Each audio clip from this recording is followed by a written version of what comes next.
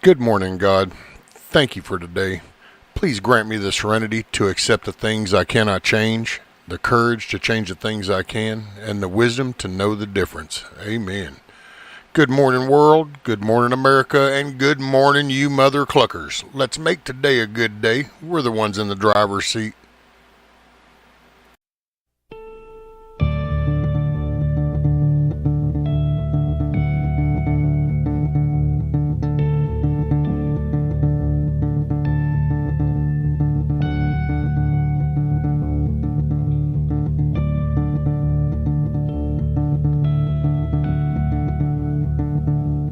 Oh, say, can you see by the dawn's early light what so proudly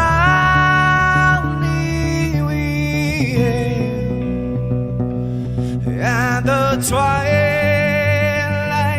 last gleaming, whose broad stripes and bright stars through the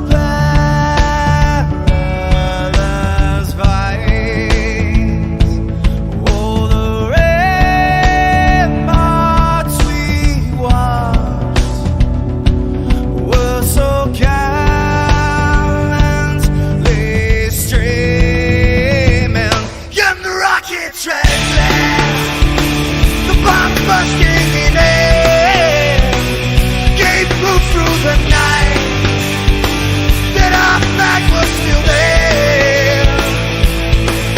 Oh, say, does that star-spangled banner yet wave for the land under the free, and the home of the brave?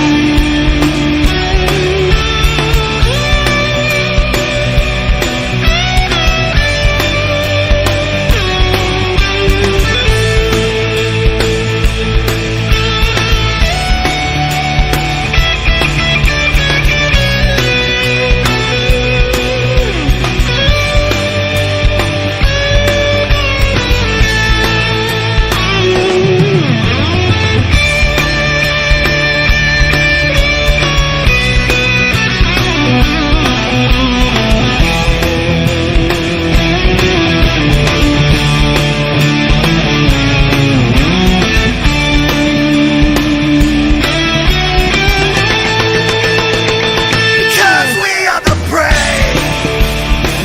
Yes, we are the brave. We'll fight to rename the name of the brave. We are the U.S. of A. For those unaware, that flag is still there. It's our future to save. It's land of the brave, the U.S. of A. Oh, say, does that star-spangled banner yet wave for the land of the free, in the home of the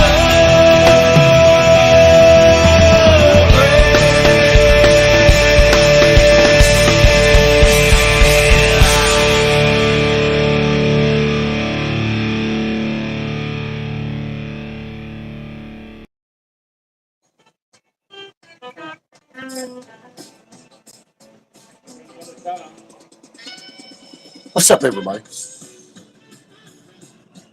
So, morning. All right, Carolina, are you in here? By the way, morning, everybody else. Pat, Pilgrim, Blackbird, Billy, Kiss Off, Eric, Huckleberry, Nomad, you're welcome, by the way, sir. Rabbit, PJ, thinking I can only scroll so much. Michael, hey, morning, everybody. Okay. So where's Carolina? Is Carolina in here? Carolina Homestead. Where are you at, Missy? Have I got something for you? Can y'all hear me okay, by the way? 5x5? Yes, no? By the way, what'd y'all think of the intro? I just played around with it. It's not final. I just was figuring it out.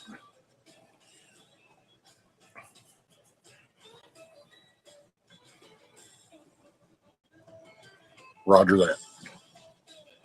See, and where's Carolina Country Homestead? Oh, shit. Okay, well, that screwed the pooch on that one. Better get this all done.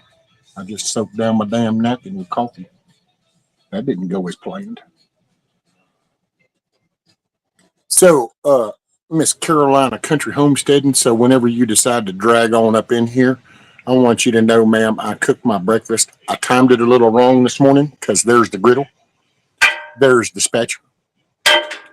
I was actually going to do it as it went online, but well, I didn't time that right because, well, I'm not no professional chef. I just eat because I get hungry. But there's my good old egg sandwich, a little toasted bun. And so, yes, real men know how to cook their own food.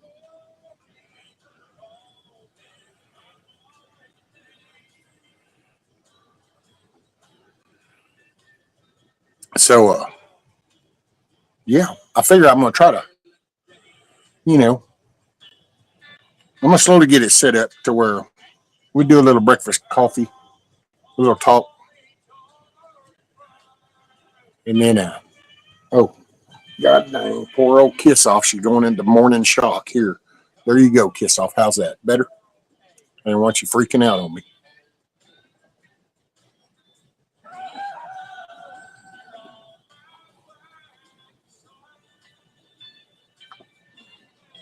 And I kind of had it going on until I spilled this cup of coffee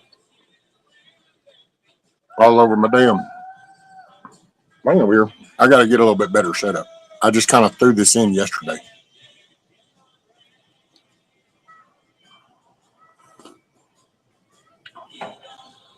So, you know what? Maybe I need to turn that down just a little bit more.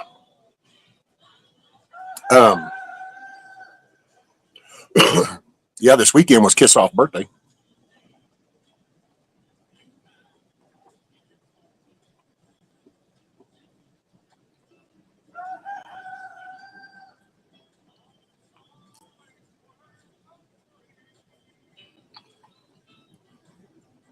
Hey, what's up, Ronnie?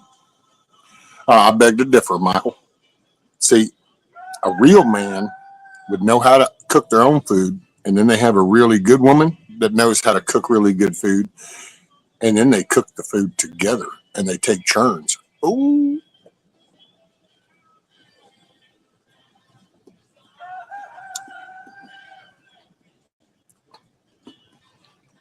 A bunch of Libras. What is that? Oh, wait, is the Libra thing, is that the astrology shit? Is that the Libra? Or is that another new thing? Is that part of the astrology thingy?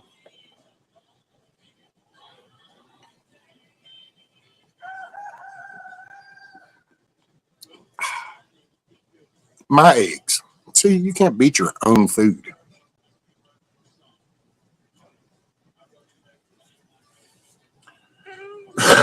So yeah, got to see little man this weekend. Not the whole weekend. There you are, Carolina. I wanted you to know, ma'am.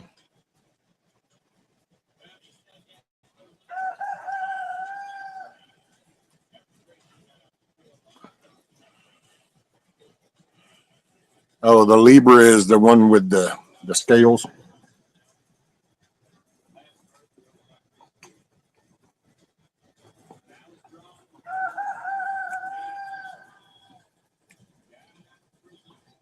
And so, see, just because of you, ma'am,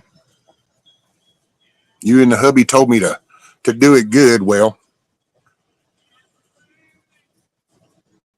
I did my dang egg sandwich. Yes, ma'am, Blackbird.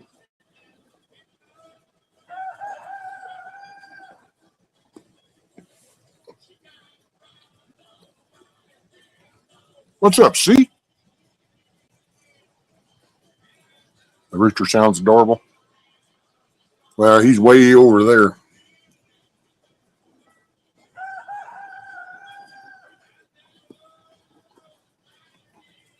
He only talks shit because he heard me outside.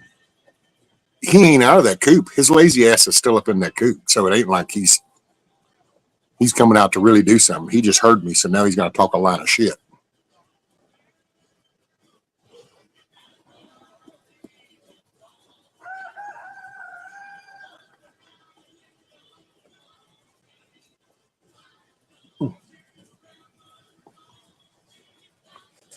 So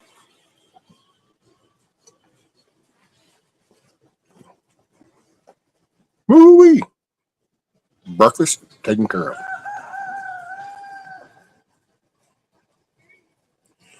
I had better intentions. I'm hoping to get the layout a little bit better to where I can actually grill the thing while I'm talking to y'all. I heated it up and I thought, well, I got to clean it up. You know, I'll get it warmed up and get it ready. And I kept looking at the time and I'm like, well, damn. So I about the time I'm hitting live, my eggs are getting done and I throw my toast on. I'm like, man, this is not going to work out.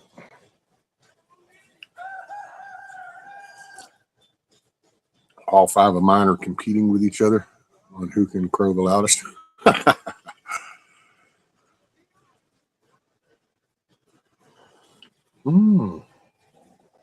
So anyway, what happened? Oh yeah, so get this. This is what happened. So sorry to leave y'all hanging Friday morning. So Thursday,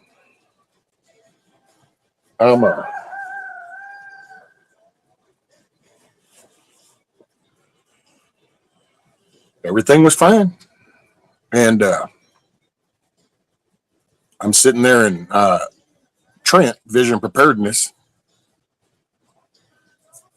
He was talking. He was doing. It's like, okay. So I'm listening. Well, then the missus, she come in and she goes, hey, I made some of this. We haven't had these in a long time. And all it is we take a piece of bread and we take some butter. And then we sprinkle a little cinnamon, sprinkle some sugar, and we would have cinnamon toast. You know, kind of homemade cinnamon toast. Well, we ain't done that in like, I don't know, forever in a day. And so she brought it in there. I'm sitting there, I'm looking at Trent, I'm listening. I eat the first piece of bread, and then my face started feeling all kinds of weird. And I'm like, man, that's kind of, huh. So I'm listening, and I eat the other toast. And then, man, I just was like, you know, I don't know. I'm tired or something. I don't feel good. I just want to go lay down. So I went in and I told her, I'm just going to lay down. She goes, oh, okay. And so I get ready. And just as I laid down and I grabbed them covers and pulled it over me, I don't know, man, all of a sudden these shiver shit starts and it's like, and I'm just shaking all night long. And that's usually very miserable for me because then that makes things move that shouldn't really be moving and shaking, but they may be moving and shaking. And I was just sweating, shaking. Oh, man, I was miserable. And so then I thought, well, okay, I probably have something contagious. So that's why I didn't see little man. What's up, Tiger?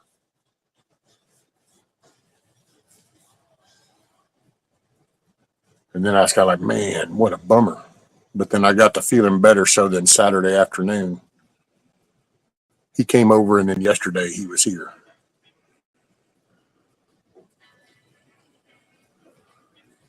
See, Scat Pack, that's what I wonder. Because I haven't used just regular, you know, that imperial granulated sugar you get at the store. I haven't used that shit in like a long time. I mean, I eat stuff that will be sweet, but that's a cooked in sugar. I've never, and even before I cut pretty much everything off, I wasn't eating regular sugar. I was eating, what do they call that? Ativa.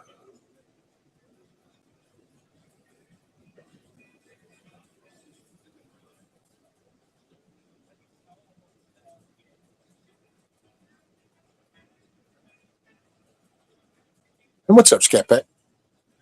See, but I don't know that I think the sugar, because the cinnamon, at first I thought, man, I'm allergic to cinnamon. Because I thought I wonder if but then it dawned on me, but people have sent me some of the Amish apple butter, the cinnamon, and I ate it and it was fine. Steva, there you go, Huckleberry. And so I don't know, man. Yeah. All I know is that was a no bueno porcaca, man. Ain't gonna pull that shit again. To be honest, it seems like some kind of diabetic shock, like the blast of processed sugar sent your body into some kind of twist. Yeah. Well, that's usually I avoid all that shit, but I didn't think about it, and she didn't think about it, and so it's like don't even really know how much got sprinkled on there. So, but I'm still here. Can't take me out that easy. What's up, Matt? Morning, sir. Morning. That's when you need a blood checker. No, no, no. See, Billy, I don't. I had to do that. I used to have to do that, and I had to poke myself all the damn time. And one day I said, you know what? I ain't taking and poking myself and having to gauge all this shit. And so I just cut that shit out. I'll just, well, that's the best thing there ever, Carolina.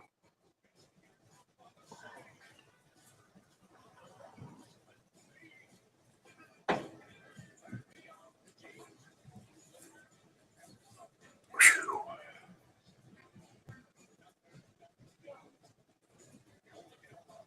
It sounds like the heathens are awake now.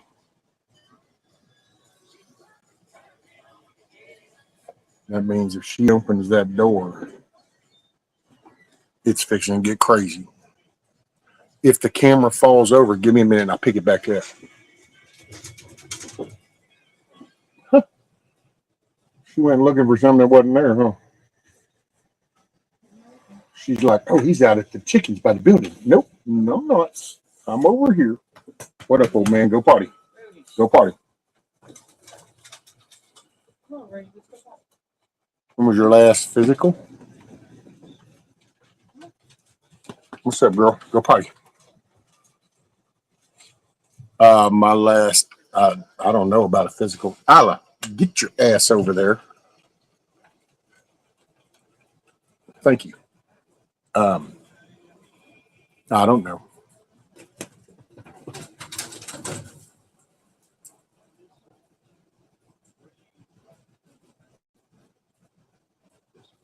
Might need to, though, if it went that high. Yeah, I just need to stop doing that. That's all.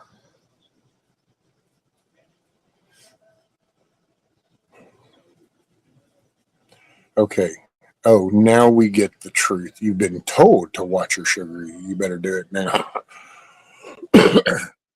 Oh, well, I've said that before. Hell, I had a stroke. I was down there. I was in a bucket and I had a stroke. Luckily, a coworker was in his bucket. And so he brought me down and I had to do the monitor thingy. I had to poke myself. And then I just was like, I'm not going to do this. So I just cut off foods. What's up, Carl?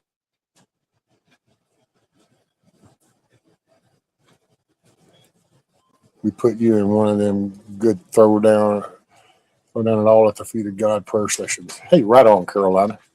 Now it's probably my saving grace. That's why you don't go to the doctor. They will just tell you something is wrong. I know. I don't need no blood work.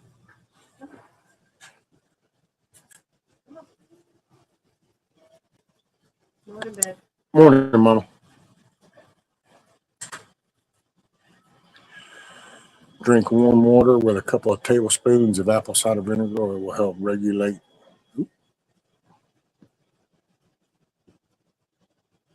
It will help regulate your blood sugars.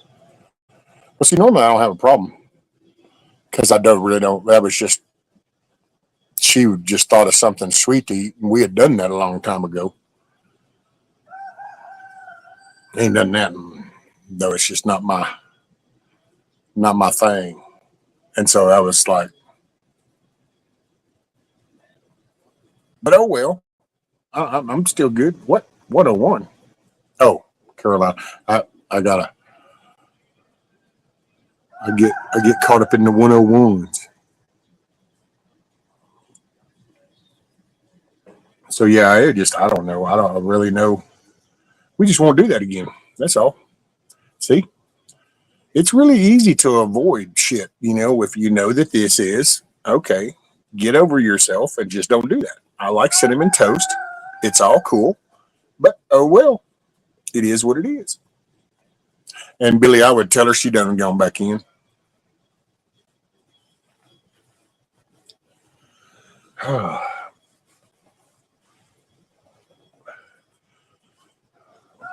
Most doctors don't know how to fix. Oh, where'd it go? Don't know how to fix things. They just hide symptoms. Exactly, Matt. Half my family had diabetes. Dusty country roads, big dusty, little dusty. What's up? If it ain't my chickens, it's yours. Good grief. Dr. Akula. We used to eat cinnamon toast and watch Saturday morning cartoons. Right, Scat? Well, that was always our go-to little dessert type thing. We would eat and then it'd be like, I don't know, we want something kind of dessert. Yeah, well, we just take toast, butter it up, sprinkle a little cinnamon sugar, bam. Throw it in the little bowl. But that's a no bueno porcaca no more. Can't be doing that. She is enough.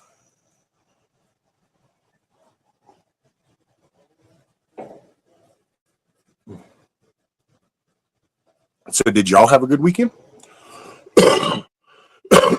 Did y'all get some stuff done? Oh, and I'm glad that worked for you, Gnostic. I figured it would whenever I watched your deal and I saw that and I thought, he's running them in parallel, so it's not going to climb much more.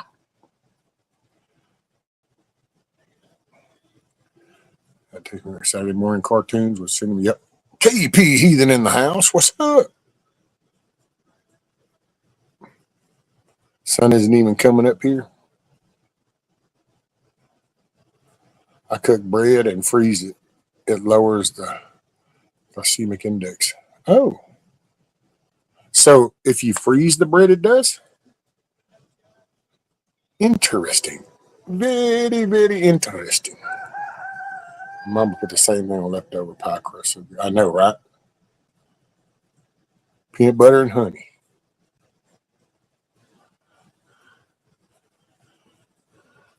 Shoot, man. That used to be the deal. But take some peanut butter, some banana, some honey, make a sandwich. And it was like, ooh, wee boy. That was the good stuff.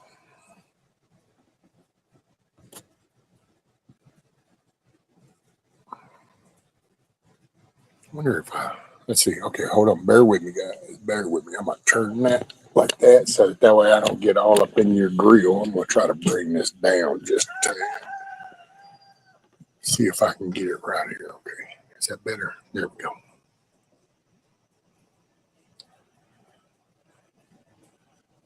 Sadly, I suffer from never read directionitis.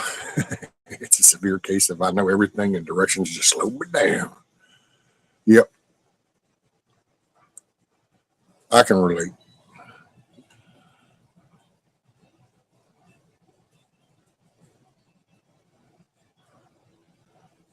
Matt is so talented. I believe he gets. I know, man.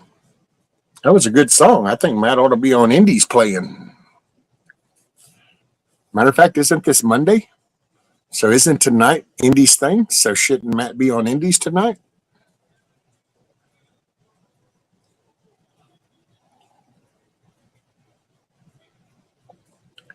That's what I'm talking about, Michael. Peanut butter, honey, and a banana sandwich.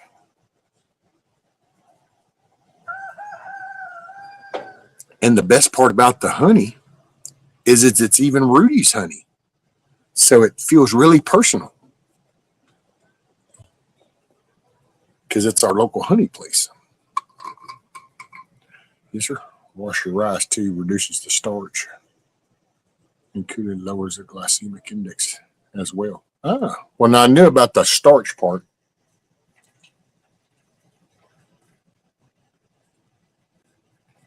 But I didn't know that about the bread, but maybe that's why I never got jacked up growing up. Well, damn, I guess old Bud's off to the doctor. Oh, he probably go down to Houston. That's why you got to leave now. He's probably got some 10 o'clock appointment. Well, it's going to take a couple hours to get down there, and it'll take him a couple hours probably to get off and angled. My favorite snack is apples and peanut butter. Yeah, that's always a good one. All right, Matt. Don't work those guys too hard. Be safe. Make it a good day, sir. Appreciate you checking in. Miss Teresa, morning, ma'am.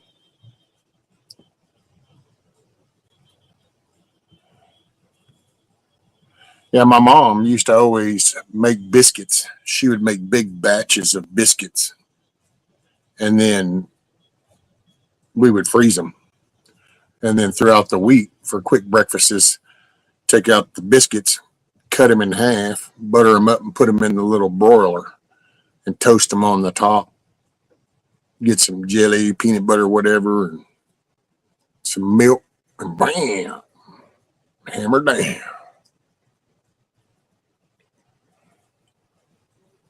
I had my kids this weekend. Middle man had a soccer game Saturday. They won. Kids played outside, helped me with the Halloween decorations. All right.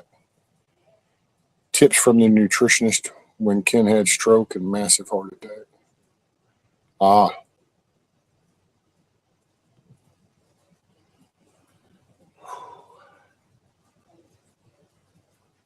just, I'm getting there.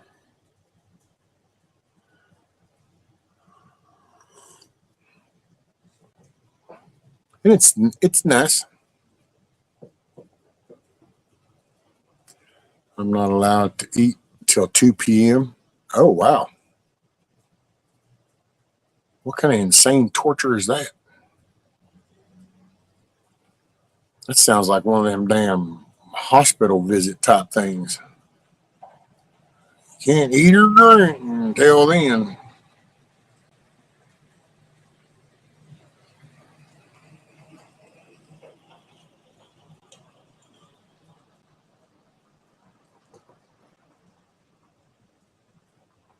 The old ways.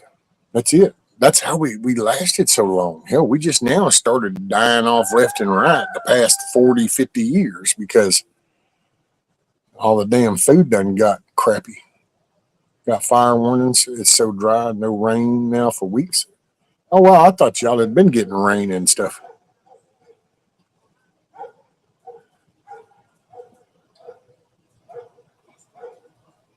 By the way, watching 4-year-old chasing a soccer ball is hilarious. Oh, yeah. Oh, okay, you're fasting. Got you. All this processed crap is what messed us up. Exactly, Carolina. You can't put junk inside your body and expect everything to operate normally. It's kind of like putting ditch water in your vehicle. Now I don't know why it just won't run. Why it's acting all weird. And, you put junk inside.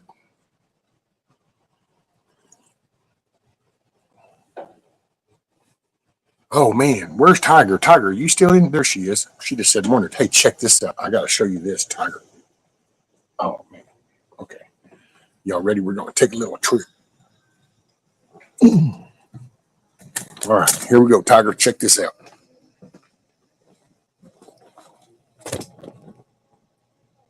Look at that. And we've done pulled some out and gave it away, but look at the size of that one. Look at the size of her. Is that not cool as shit? And for those that don't know, we lost ours during the big freeze. And Miss Tiger hooked us up. And so it, let's see, what was it, Tiger? Has it been 2 years since the meetup? Yeah, because we didn't go last year. Or wait, has it been 3 years? Yeah, Nomad, Alabama. What's up, Best Life? How are you, sir?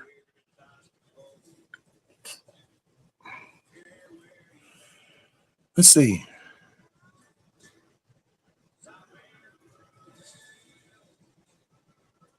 Okay, we didn't. Was it last? Or did we go 2 years? Yeah. And so that little thing, just for anybody that didn't know, Tiger gave us this little aloe vera, had little bitty roots on this little sprouts, and we came home and planted them, and we've done pulled some out. She set me up, Michael. She set me up. She teased me. She gave me this big flourish and aloe vera, and got me all stoked, thinking I'm fixing to have these big blossoms of tomatoes, and then she gave me the shit seeds. No, I'm just picking. I'm just picking.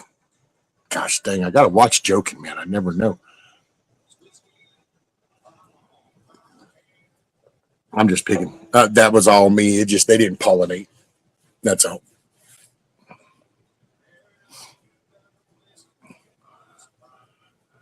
Got 18 plants from one plant. All right.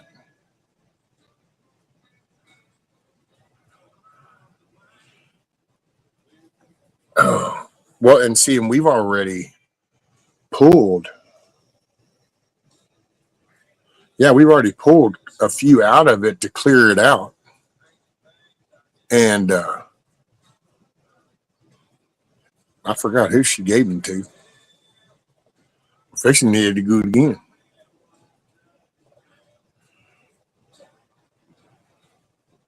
Oh, don't go there, Tiger. Look, that aloe vera is doing good. So see, when I have healthy, quality things to work with, they flourish. I'm just kidding.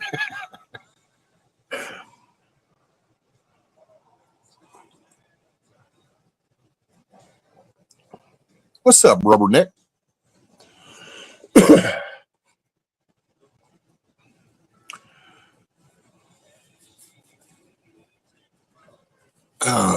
Well, I was just all too much shit going on, Tiger.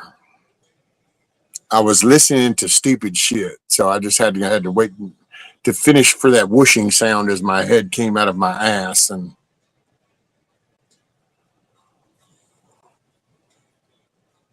but I'm there now, so it's all good.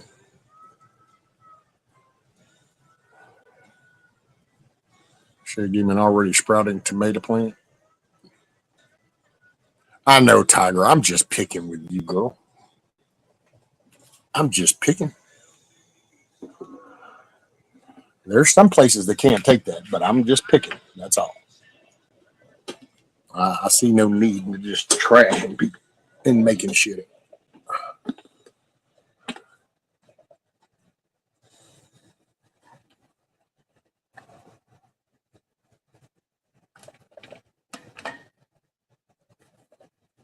I would point out that it's not like the bank robber actually admits to robbing the bank. They never meant to do anything. But I'm just saying. No, I'm just picking. No, I did. I didn't. I didn't. Shit, I didn't pay attention. But that's okay because we're gonna knock it out the park next year. We're gonna knock it plumb out the park. We're gonna end up with some kind of vegetables. And we're gonna be handing out veggies. I have every intention of rocking the good shit.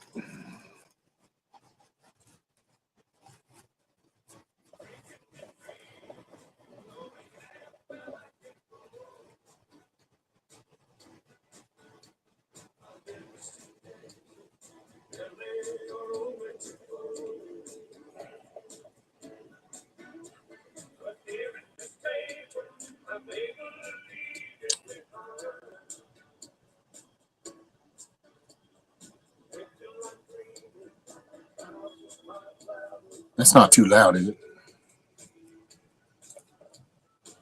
Practice makes perfect. That's it.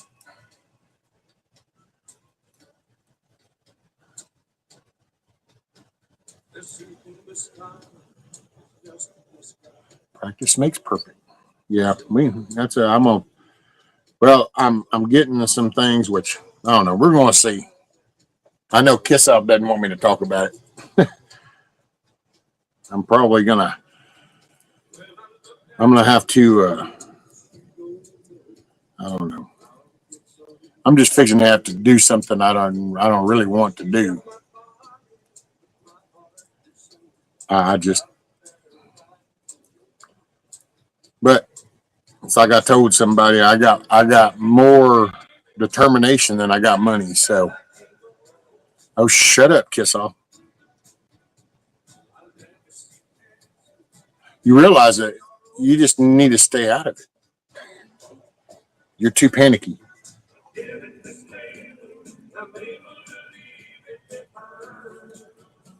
But I got my price quote and it ain't feasible. So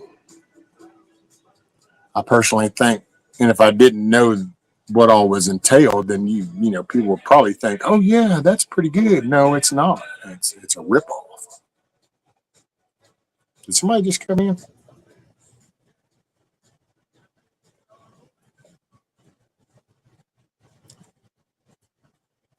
Yeah, no, I seriously picked the oldest seas I could find. Yeah, that's it. It was a conspiracy, Tiger. I'm glad you fessed up, Missy. Oh, wait, what was that about? Something about tinctures. Blackbird's going to be making tinctures. So that's the excuse to go buy Everclear. No, no, I don't. I don't drink this. I make tinctures out of it. Just don't knock on the door in about 30 minutes because I won't be able to pronounce my name. But it's okay. I'm making tinctures. I'm just picking.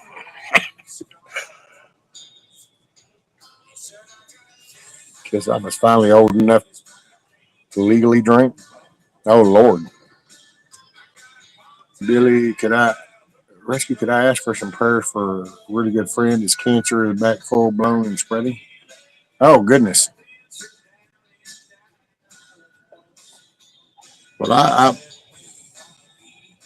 I can definitely put him in the prayers.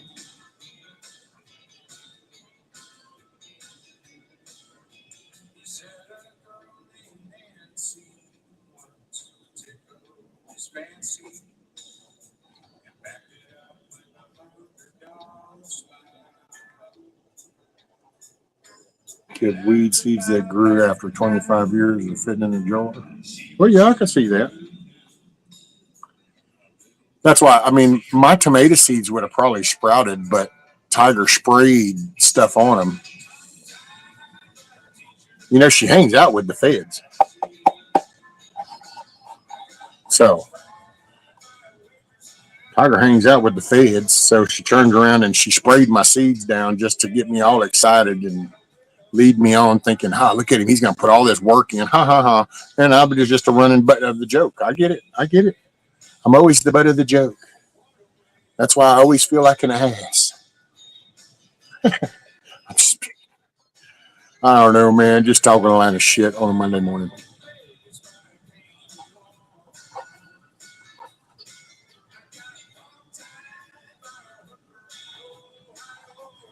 Got hog tied by a hooker in Ohio. That's almost sounded like Shed up there having a hell of a time. By the way, if y'all don't, hey, what's up, Kane Corso? Good morning.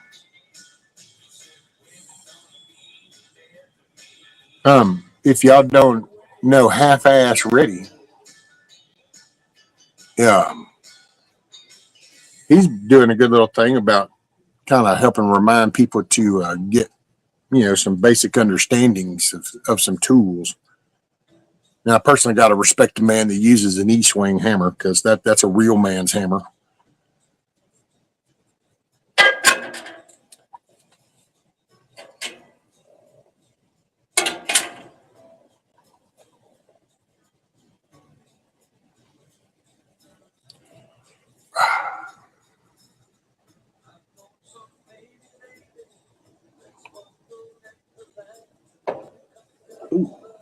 need that song.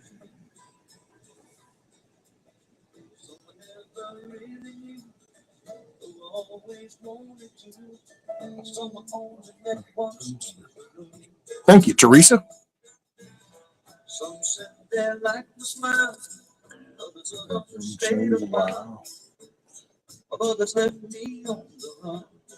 Damn, your E-swing has a broken. Oh wow.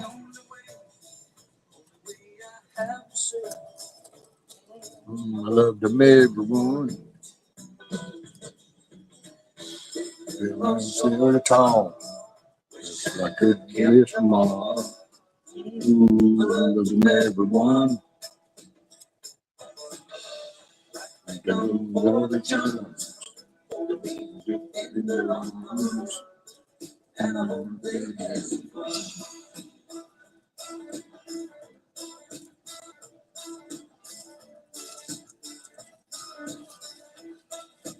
I'm not ignoring y'all. I'm just preparing.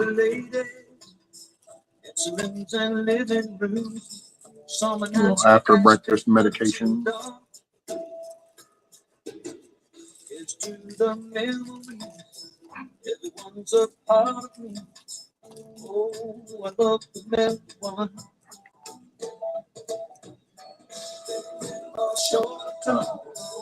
Wish I could have kept them all. Ooh, I love them everyone.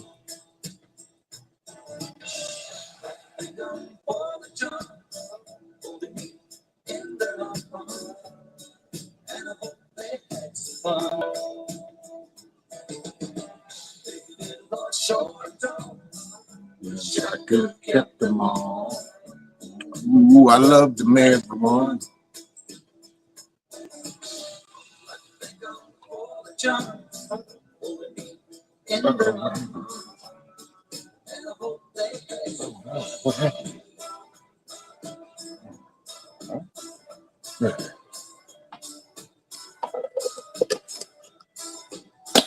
Wait, Caroline says, y'all, my shindig Saturday was a blast.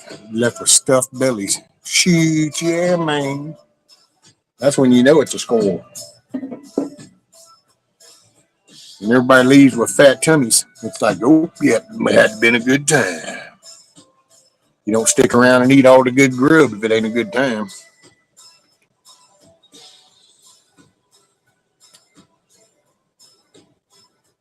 Let's see, and what was set up here? I saw something. Most of my hammers and sledges are E-swing. There you go, Rabbit. I have to use my damn phone until my new power cord for my laptop gets here. Oh, damn. Go ahead. Rescue, tell them. Well, they know I got to cut the tree. So why does YouTube keep holding messages to Rubberneck for review? I don't know.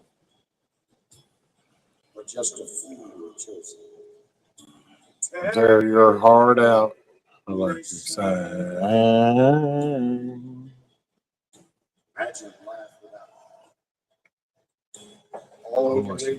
Heroes. The outlaw walk through Jesse's dream. No, there'll never be another red-headed stranger. A man in black. So, yeah. So I have a tree that's got, I mean, and I done show it all y'all. So the tree's got to come down. And I got a quote on getting somebody to come in and do it. And it's just not feasible. So, and I done heard it from everybody. Heard it from my son, my stepson.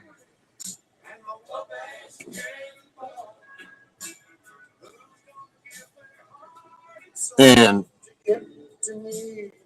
Lord, I wonder who's gonna buy their shoes.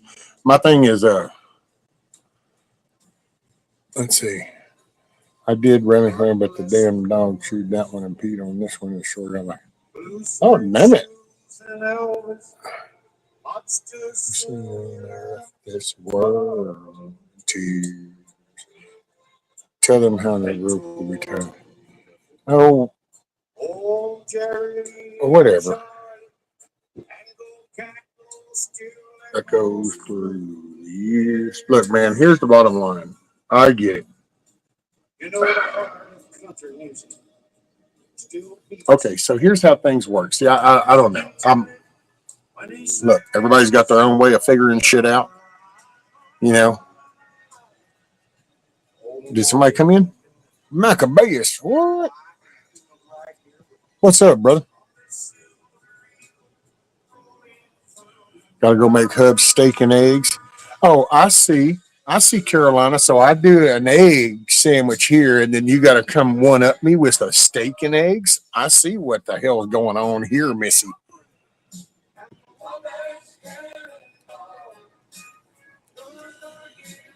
Just one up my ass. There you go. Oh yeah, Rescue. That's pretty cool. I'm cool. You glad that was awesome? You did an egg sandwich. Watch this shit. Steak and egg. Bam. And it's like, what the hell? Can't even relish in my moment for one morning.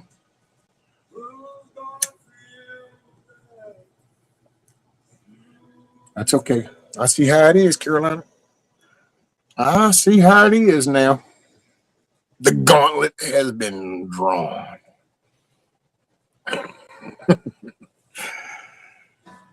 I'm just picking. Mac says, just woke up, coffee, med, cigs, and talk to God, the usual. That's it, Mac. Get the day rolling. I sit back there, and while the coffee's perking, I start my conversation. I puff a little bit, start to drink coffee, still having a conversation. Every now and then I go over to click and look at something. Here lately, I've gotten to where I don't even want to do that. I don't want to start my day off with any of that bullshit in my head.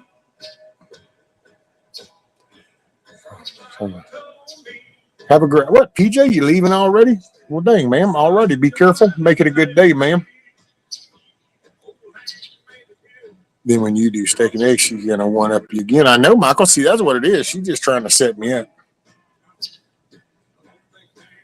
You realize nobody's paying no attention to you, so.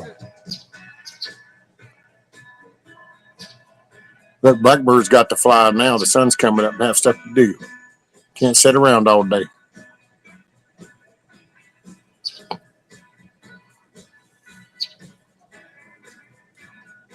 There you go. Well, you ladies, make it a good day. Mac just reminded you to take your meds. Well, it's a good thing. Mac, are you awake enough? You wanna come up?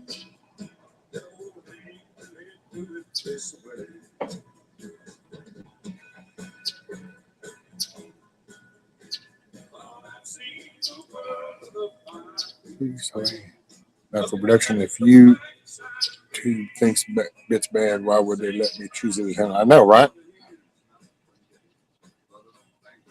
None this away. Don't think ain't none this away. Take it on.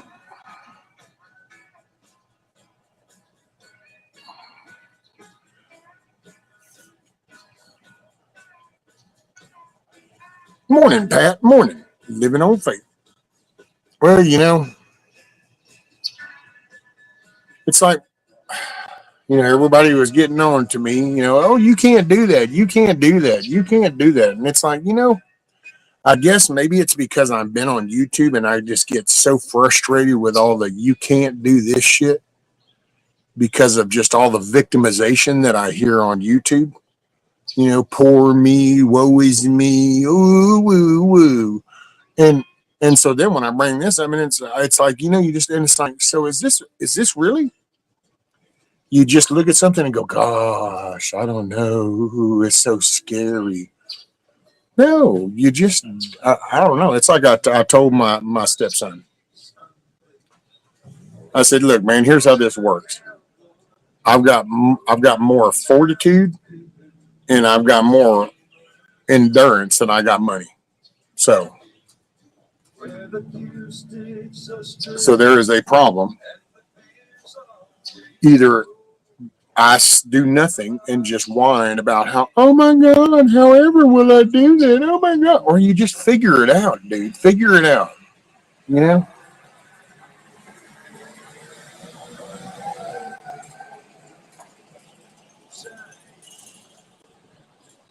I mean, it's like, I don't know. The missus, I think, gets it. She doesn't like it, but she gets it. Because, it's not a matter of, oh, this is what I want to do. Oh, this is so cool. Let me do this. You just got to do what you got to do.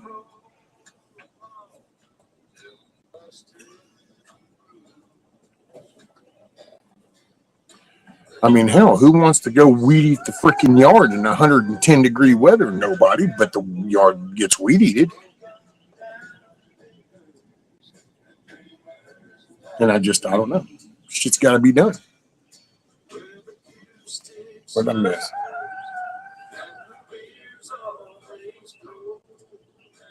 Don't worry about it, Tiger. They're just kiss off. Damn. Just patanging that damn dome light. Tiger, I'm lost also. I was going to ask the same. Don't worry about it.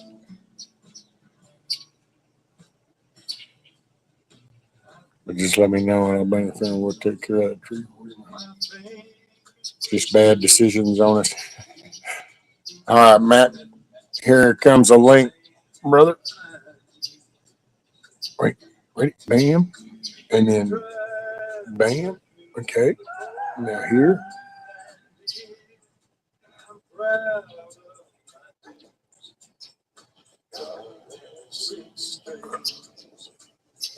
There it goes.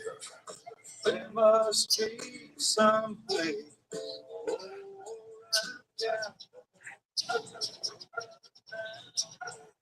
Thank you, Mike. What?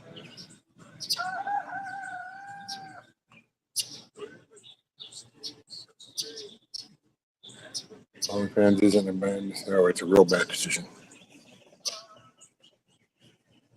Hey, if you can understand Cherokee and Ladysmith, you can damn sure figure that one out.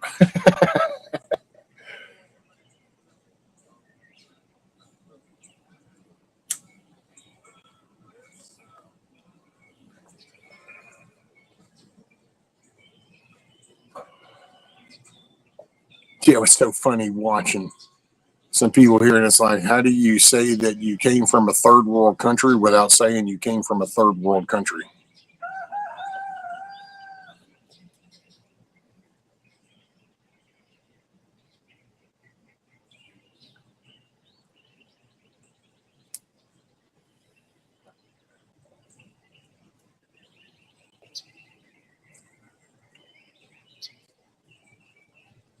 Tiger. Well, thank you, Rubberneck. Yeah, if y'all, hey, if it brings a smile or something and you want to hit the thumbs up, that's cool. I did inform y'all I'm on my stupid phone, so you have to deal with stupid spelling errors. Well, why didn't you get a smartphone? Everybody else got smartphones. Why'd you go to the stupid phone store? You should have gone to the smartphone store. Then you got a smartphone. There's Mr. Mac Attack. Ain't there yet. Give me just a minute. What's up, brother? Oh, hold on, I ain't there yet. Got you. Should you want me to take you off screen? No, you're fine. Okay. I gotta get everything set up over here. I usually sit over on the other side of the building. I gotta move everything over here so I don't get kicked off. No. And I just hit go and before I had everything set up. There you go. That's okay. All in. That's right. So what? Let's see. What is she saying now? He wants a rope tied around him. Oh, whatever. I haven't Been that way my whole life. In for a penny, in for a pound. In for a penny, in for a pound. Yeah, most people ain't that way anymore. They don't even have a fucking clue what I'm talking about.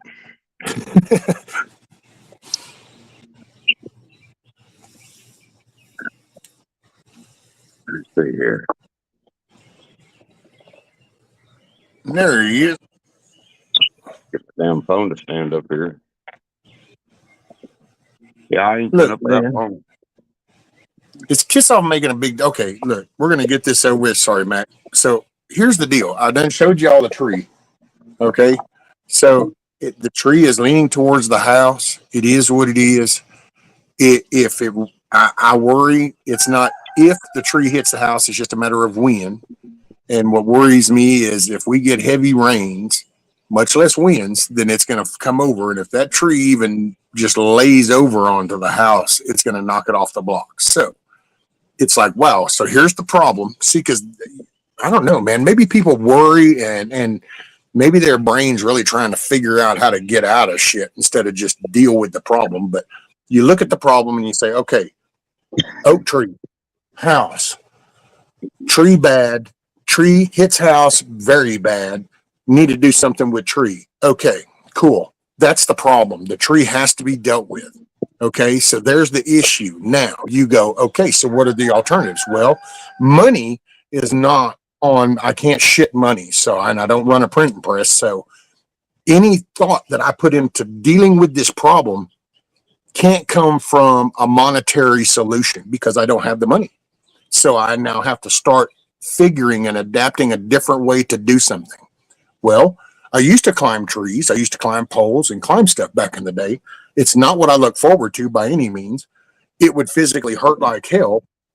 But can I suck up the pain, do maybe something, and then get this done because I can't afford to pay somebody just to come and do shit. So I don't understand why that's such a hard concept. It's like, and so a safety feature would also be to throw a rope up and kind of be my safety support and have it tied to the hitch on the car because I only weigh about 270. So the car weighs more than that. So I ain't got to worry about picking the car up. And so there you go. And I don't understand why it's such a freak out thing. Like, oh my God. It's like, what are you going to do? Is that why there are people just sitting there going, oh, I don't know what to do? My brain just doesn't go into those gears. You figure it out, dude. Figure out something. It might not be what you like, but you figure it out. Deal with it. That's just life. Yep. What's up, Blue? Yeah, I can't stand the victim mentality. You just, I mean, when you look at something, we've moved. I've moved our whole house. Double door refrigerator freezer. She's like, well, who are you? I'm not going to call no. Who am I going to call? People I know got to work. They got things to do. You just do it. And then there's people that are going to want to hire the Atlas Moving Company. There's two different trains of thought. I'm the dude that just loads the shit up and get it done. Yeah. What's up, Savage Lee? I saw you came in too. I saw something go by. You have any services you could offer someone that does tree work? Yeah. Not a whole lot anymore, Gnostic, because everything I do, I pretty much, I don't know how to say it, but so it sucks for me to do a lot of things. And so I just go ahead, and this is going to sound kind of greedy, but I just figure if I'm going to hurt doing shit, then I just kind of make sure I try to get my own shit in order, so I really don't have a good buffer zone to go expend with other people to go, hey, But I get what you're saying, and I've thought about trying. I'm going to try to sell a computer. I got that little black computer, but see, it's water cooled, so I can only sell it to somebody around local because I'm gonna have to take it to them because it's got a water pump and tubing and shit. So you can't just load that up off of the UPS. It won't arrive intact.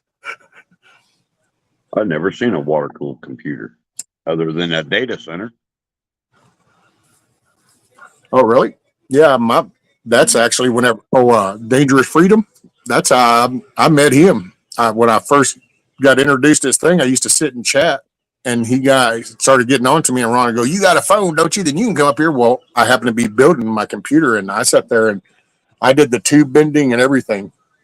But The computer that I use inside, it's all water cooled. The CPU, the video card, all of it, piped, everything.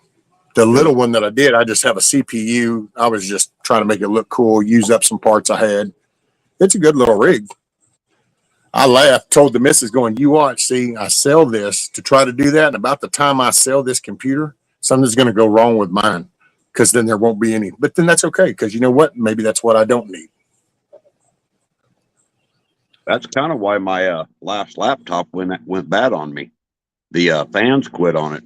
You know, I didn't have the money to get another fan. I had it was a squirrel cage fan out of a semi sleeper, you know, for truckers. And it Yeah. was the small 12-volt ones. And I'd set it up and I'd have it blowing up through the bottom.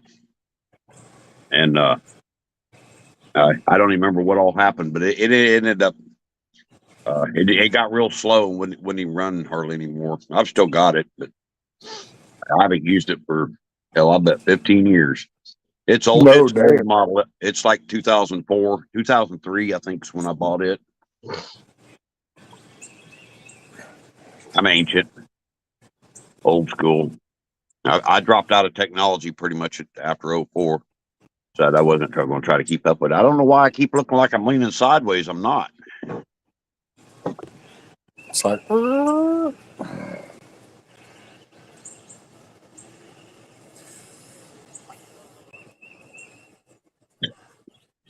I don't do near anything like I used to. I'm not really involved in anything anymore. And it's weird because this is going to sound like bad, but I just really don't care anymore. Yeah, I don't You either. know, I don't know if it's just because you just look around at where we are and it's just like, you know what? I don't really give a shit. Yeah, I don't either. I'm over a What's whole up, lot of zombie? shit in my life. I'm over a whole lot of shit in the world. That's going to be what it is. I'm praying judgment on a whole mess of shit. And in my personal life and nationwide and everything. I'm done. I'm thinking seriously about going to the Philippines, brother. Seriously. I'm an independent fundamental Baptist, and I've been friends with this church over there on Facebook for several years, probably 10 years. And it's an IFB Philippine church. It's not run by any white people. It's all Filipinos and Filipinas. And I'm thinking seriously about just selling everything, going over there. No, there have been many, many, many that have done that. I have a matter of fact, if I'm not mistaken, I think I have some adopted brother. It's kind of a long story. He was a grown man when my dad adopted him, but he did it just because Donald, he was in the service, and my dad had just met him, and he looked it up to my dad, and then he was kind of real down when he got out. He had an ex-wife, screwed him over, you know, and all that shit. So somewhere in there, and it's like, you know, well, no, you're my son, and I guess I don't know. I guess to make it seem like legit, my dad actually goes and adopts. And I'm like, he's a grown man. How do you adopt a grown man? It's like, but it's kind of just a paperwork thing. It's like a name change thing. You can just, but that's what he did. And it's actually funny with him because he's one of those people that's like, oh God, what is Donald? 6'6", 6'7"? Yeah, he's like 6'6" or 6'7", and then he marries this Filipino woman. And dude, she's like 4'2" or some shit. And Yeah. so it's like, well, hey, what's up, dog? Hey, how are you? And it's like big change. Covered by CQ. What's up, Zombie Force? And I don't mean any of this in a nasty way, but people look at sizes like that, you know, because there are a lot of little women over there, under 5 foot, a lot of them. And they'll see them with a real big guy, and you know, people's mind goes places that really shouldn't. But the fact of the matter is, Asian women, I'm not talking about Orientals, I'm talking about Asian, they're all uterus, if that makes sense. They're what? They're all uterus. Yeah. That's easiest way I can say it without getting nasty about it. Right. I got a son Well, over there. got to give them credit too, man. That's those are still hardworking people that can appreciate putting in to get out. Yep. Oh, that was some dude. I had little man yesterday, and I even thought about all y'all. Whenever I right in mid stride, I went, "Oh man, that'd be cool."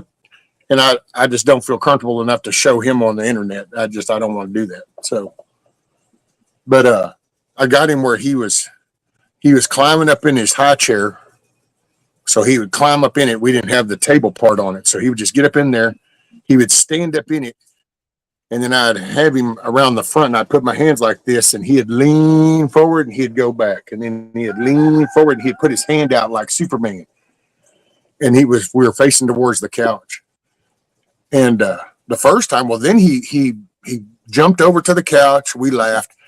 Well, then he like wanted help, and I said, "Oh no, you got to put in the work to get the fun." And so that became our saying. And dude, I had him going for the longest time where he would jump over to that couch, he'd laugh and giggle, go roll over. He would scoot off of it, and then he would start climbing up that chair. And I'd go, "That's it. You got to put in the work to have a little fun. You got to put in the work to have some fun." I just can't wait till he repeats it. "What's up, Vaughn, Eric? How are you, sir?" That man lives in a hostile area. He lives up there in Maryland territory.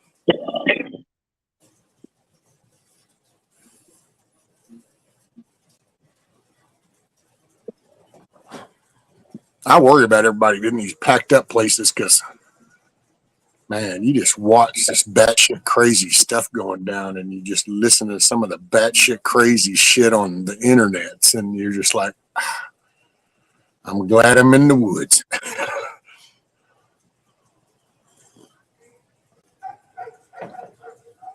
There's a Been level up of all evil night. in this country that nobody ever even talks about, and it's like most of my family. They're not rich, but they're well off. I'd say they'd fall in like the upper middle class section. And most of my immediate family are lying, manipulative shitbags. I mean, just all the way across the board. And I'm glad they're old because if there's ever a big shit hit the fan, they're going to get ate up pretty quick. Okay, that's just justice. But I'm thankful they're old because they're not going to be out there harming other people. But they will completely destroy anybody who opposes them on an earthly level with their mouth and their tongue with slander and bullshit. The what they'll do is beyond imagination. I'll just say it like that. My mother left my dad with another man. I was raised in a Christian home, hardcore independent fundamental Baptist, and my mother turned whore when I was about 12 years old. And a lot of it caused me to walk away from God. Because why would I continue down a path when you're beat into submission to believe in God, and then you see all these kind of things happen to your family? Well, and as a young person, you associate that with Yeah, God and not the human side. And so all of a sudden it's like, he just, and that's, yeah. It's funny you brought that up. I was actually part of I have conversations, and then to put it just in a weird way, hey, if you know, but so you start these conversations in your head, and you're like talking to God, and then you see something that intertwines with what you were just talking in your head to God about, and you just kind of start to go, so you're showing me. It's kind of like that. It's what happens when I'm reading in the book. yeah. I think I start off with my own plan, but I find somewhere else. Well, that happens a lot. My Jezebel mother, when she left my dad. We was living in Iowa, and went back to South Carolina. And this man from Iowa, two to 3 weeks later, ends up down there in South Carolina from Iowa. And 2 months later, they're living together, but nothing's going on. Nothing's going on. There's no sex, nothing like this. Go blow that shit up somebody else's ass. My dad divorced her because of adultery, and whether she really did or didn't, she put herself in the appearance of sin. That's what the Bible says. Okay. Anyway, she went. I'm from South Carolina, and she went all around the IBF syndicate down there with all the preachers my dad had been good friends with all these years, and lied her ass off. She went and told my oldest sister that my dad molested her when she was a little girl, and it crushed my dad. And during one, she had to come all the way back to Iowa for the divorce hearings, and my dad got her into the judge's chambers in private, and she admitted that she had lied about it all. Well, that's the kind of shit she went around telling all these other preachers my dad had been friends with all these years, and they turned on him. What's that tell you about the discernment of the body of Christ? They Oh don't even yeah, have enough smarts to tell when somebody's fucking lying to them. yeah. Well, they don't even want to. They don't want to even consider it. You know, that just shows the weakness. That's the weakness of man. Well, Dad's gone now, and I have to deal with all the repercussions from the whole fucking family. And God's either going to destroy these evil pieces of shit out of my life, or something. I ain't even gonna go to it here online. I'm mad this morning. I'm letting you know what I was talking to God about this morning. I guess Right. I gotta get some more coffee. Max wanting some accountability. I can relate. I can relate to that.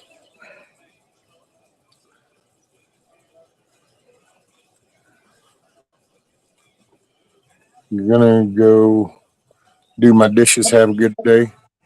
Hey, kiss off. Make it a good day, man. Just kicking me to the curb. I see how you are. Happy said I'd do that too. Rescue. You get sidetracked.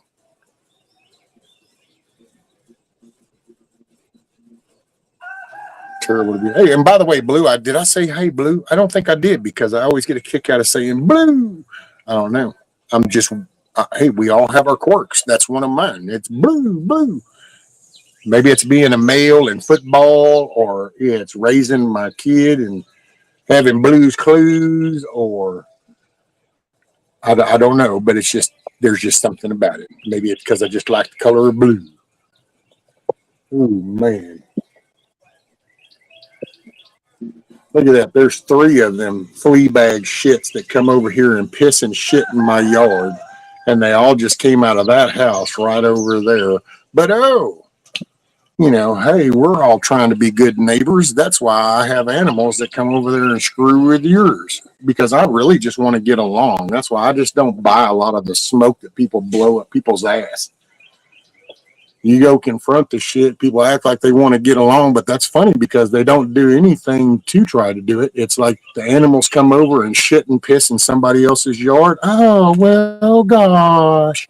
Well, then how are you really trying to get along? How are you trying to be neighborly? Yeah. You know, how Yeah. is that neighborly when you bring an animal and then it goes and starts messing with somebody else's in their yard? After 40 years, I've had to put up a fence that I never had to have for 40 years. But because these damn inconsiderate, well, there's no, it's, you know what? If you could hold justice yourself, then that shit would stop. But then they get to go whine to somebody, and everybody caters to feelings. And I don't care about your feelings. I put in the work and cleared this. We've lived here, used to enjoy the deer coming through. It was fine. The other people that did the same thing back in the day, they got it, and everybody got to work. Now you end up with these people that either like these are from third world shit, so you're tired of shitting in the dirt, so now you got to come stay in a shack over here because the cartel fed you, I guess. And then we got some that freeze down here in Houston out of that Houston shithole. And they come up here and they bring their city mentality, like, well, gosh, where's the street guy? Where's the curbs? Like, for sure. And it's like, man, go away. Just go away. Sorry. There we go. See, yeah, I got my own little trigger spots, man. I got to watch them hair triggers. That's like a 0.5 milligram pressure needed to set off. There is no statute of limitations on molestation and shit like that. And there has been some of that's went on in this family, but it wasn't my dad. And it's the 2 little brothers that mom took with her. The oldest one, he's 19 months younger than me. He's the family half-wit. and there's multiple children that he's messed with. Two of them have been a niece and nephew of my oldest sister. And I've asked her many times, why the hell didn't you just call the law? And the reason I believe it is because the niece is in her 30s now and still swears something down as true. It happened on two different occasions and it just got covered up. Well, I got news for all these shitbag motherfuckers that want to fuck with me, especially while I got cancer. We're going to go to federal court. Probably that's where all this shit's heading. I ain't a snitch or nothing like that, but I'm going to hang some fucking raggedy ass fucking white trash fucking niggers. I'm going to hang them out to fucking dry. And I don't mean that in a racial sense. I mean it in just what it fucking is.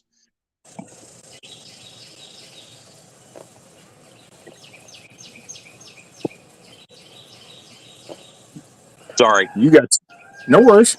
You got that. Yep. I totally can get it.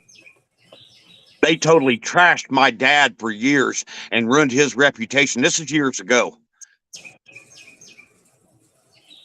And they're still doing the same fucking shit. Well, there is justice to be had.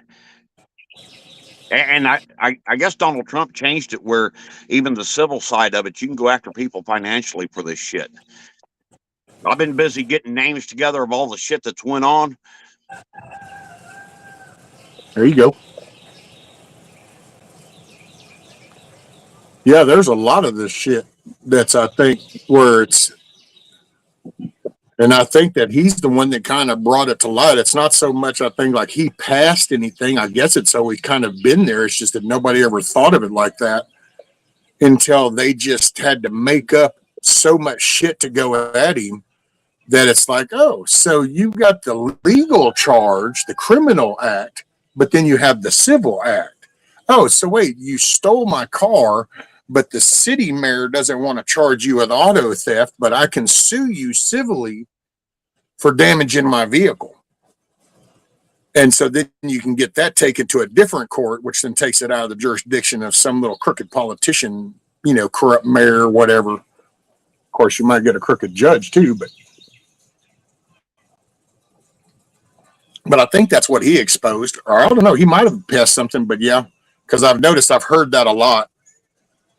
That it's like, well, they do the rape thing, how he supposedly was convicted of rape. And I was like, no, he wasn't. He was sued civilly. There was, you know, it's criminally, there was no charge. So I think that's what it is. But yeah, sue him. Which I guess if somebody will come forward, yeah, the niece, they ought to file charges. But see, you know what? Well, and it's on the internet, so probably shouldn't say that out to the world. But when things get filed, sometimes if people were to probably put a little bit of research or look into maybe what kind of judges in that particular county, then maybe you would find a more comfortable county to live in, that when somebody goes forward, they feel like they've got more backup than somebody against them. I don't know if that kind of makes sense, but, you know, it depends on where it's filed, you know, and you find a more friendly area. Yeah. Well, we're working on it. The niece has already agreed to come forward with what happened to her. And there's a whole slew of people that this little fucking pervert has messed with, and I'm going to get to the bottom of it. It's funny how people will accuse other people of doing the shit that they're doing because of their own conscience. Well, yeah, there you go. That's a good way of, yeah. What's up, Child's Play? June? I've had my ass literally beat black and blue rescue from head to fucking toe in the name of God when I was a child. And then this kind of evil shit went on in my fucking family all these years. God is real. The Bible is real. And anybody wants to start running your mouth, you just go right ahead. I'll just tune you out because you're full of shit. God is real. And I've realized it through the years. I had to come full circle on it all.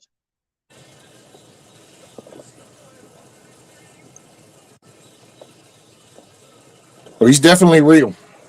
I mean, that's I've over the years and everything going through what I've gone through. I just leave it up to to each their own. It's like I'm a Job kind of person. So, and that doesn't always fit with a lot of people that do have a spiritual belief. What did I do? Oh, that's why. I'm sorry. I got side squirrel moment in a way. I just noticed my shoelace is dragging the ground, and I'm like, how? What the hell? And I guess somehow my dumb ass forgot to hit my little side hooks on my top, on my ankle parts. So then instead of that part of that all they started dangling. So I'm like, what the hell? I'm so this is gonna sound, I'm look, man. I'm when I say this to any of y'all, I'm not. This has nothing to do with your perspective. I'm not. It's not. I'm just here's what's in my head. I'll just share it. Take with it what you want. This life down here to me is like the Job moment, and Job is a damn good story, and there's a lot of meaning there, and it's a because everybody gets caught up in this is the worldly shit. So the Joel Osteen and the big 3-piece suit and the Lincoln Navigator, all this is all man shit. Yep. If you go look at Job, this and consider Job back in the day would have been one of these wealthy people. He would have been running elbows with the Elon Musk and the Donald Trumps and all these wealthy people because that dude, if you were to go read about what he had and take that time frame, that dude was wealthy as shit, dude. This dude had, what was it, like 13,000 camels or some shit and having that amount of livestock. Yeah. Anyway, if you look at that, to me, I just get this is my little short blip of a life existence in this flesh sack, and it's my time to humble myself and to show my humility and my humbleness to God that there is a creator, and to acknowledge that, because I think that has been what's been at play for so long is to downplay that whole existence, because that was the whole fallen angel to begin with, has been it's been counter. So I see it as that. Does that mean I have to let another person down here physical? No, I don't see it that way. So people read into that wrong. No, I think there's a time, and if I'm gonna, to put it in a blunt way, if I'm going to slap somebody upside the head, then I want to be righteous when I do it. And it just doesn't need to be out of some emotional anger response. Because if you do that, then that's no different than the other person that did whatever the hell it is that they did that pissed you off out of their emotional mental state. So you need to be righteous in what you do. And I just think that Job is a damn good example, because that dude went through it all. And the whole intent, because the whole point was to take your faith off God, and the devil's telling God, going, oh yeah, well, do this, because then he will. Oh, he'll call you out if you let this happen. Okay, we'll see. And so to me, what that is that's God's love so strong, and he knew the connection with Job, and it was give it your shot. It's kind of like somebody coming up to you going, your son doesn't give a shit about you. Your son will flip on you in a heartbeat. And if you think about it in a human mentality, for the most part, most people go, bullshit, dude. My kid look at you and don't even know who the hell you are. Well, it won't take long, though. If you give me enough money, resource, I guarantee I can pull your kid away from you. Is your kid into Pokemon? Well, I can flood his ass with every damn Pokemon thing in the market. You don't think that lures him away? Is your kid into phones, cars, boats, fishing, hunting? What is it? Because then you can turn around and you can pull. Well, that's what the devil does, I think. And I think that it's because this isn't really, I don't know, there's going to be tough times. And to think that there's not, I just don't think, because, man, you just look in the book. And you never once, when he told him to get out, you need to get out there. You need to leave, hey, you need to take them. You need to do. There was no coddling along the way. There was no, Well, I'm gonna make this a comfortable ride. No, just get your ass over there. I said, get out. You're gonna go stay out there for 40 years. You know, you're gonna figure it out. No, I'm not building you a Luby's and a Starbucks and a Walmart. You're gonna go figure it out. Just go out there. You go. Bye. And it's a testing of faith. And I guess it just sounds so raw given today's terminology and the way things are viewed that just is hard to kind of conceive. But I think that's the point of all this fancy stuff, all the colorful, electronic, lighted, bling bling, and it's all the shiny stuff. It's like white bass running in the lake. Nobody ever thinks about it. You just look at their lake and you go, man, that's a pretty looking lake. And you don't realize how gullible the fish are in there because, you've been trying to catch this large striped bass and you ain't caught that 10-pounder the past 4 months. You've been out there every morning hitting every under stuff. But it's amazing because then you can go over here and grab the ignorant ass white bass and you just throw whatever shiny into the water.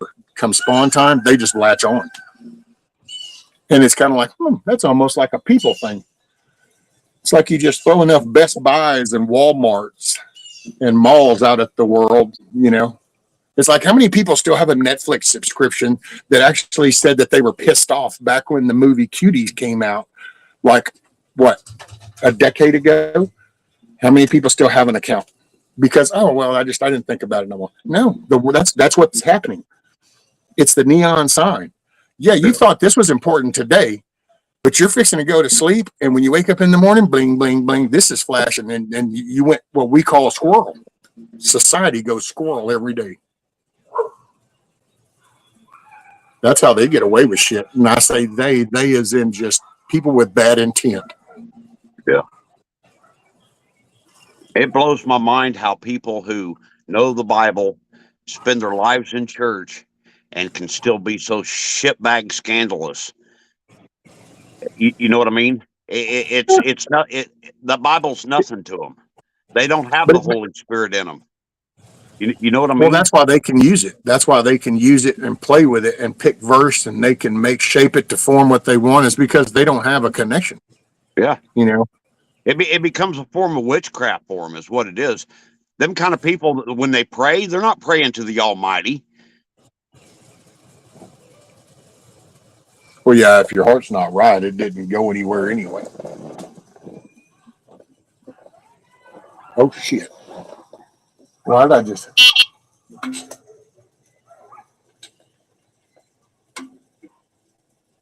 Yeah?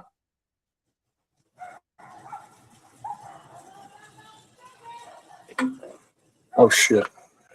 Hey, give me a minute. I don't know what she just said, but she has a tone in her voice.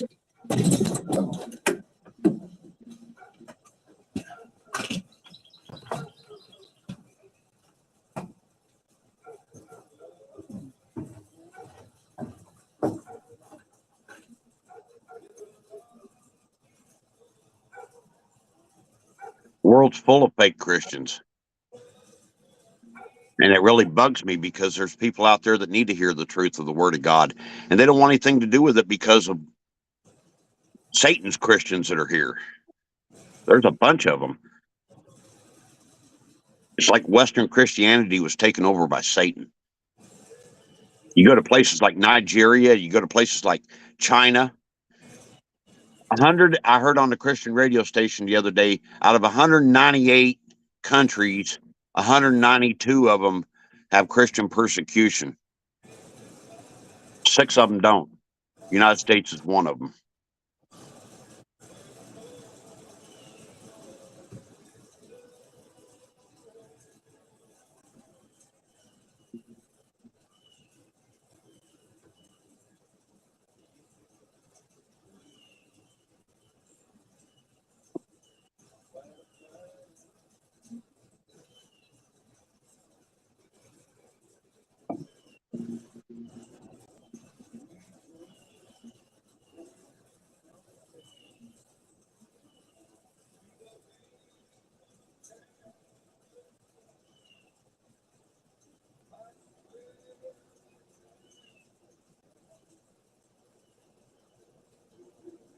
Yeah, exactly, Tuck.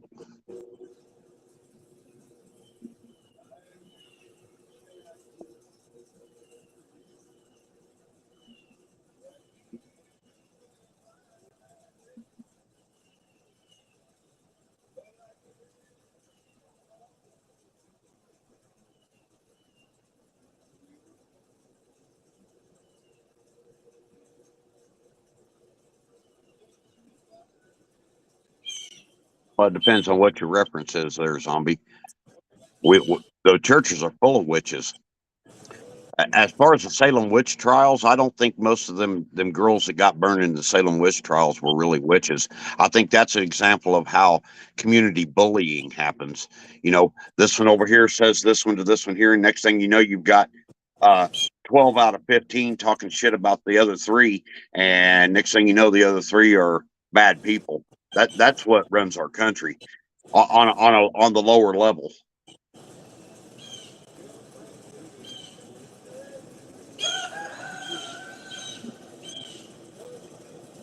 I think the Salem witch trials were a good example of fake Christianity. Yeah, mob rule.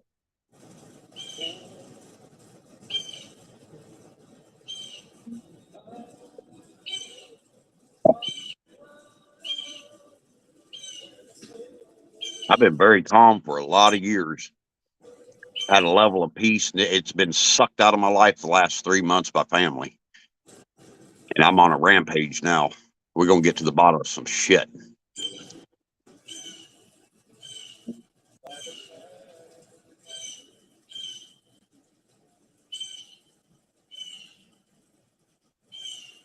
I hear you, Rabbit.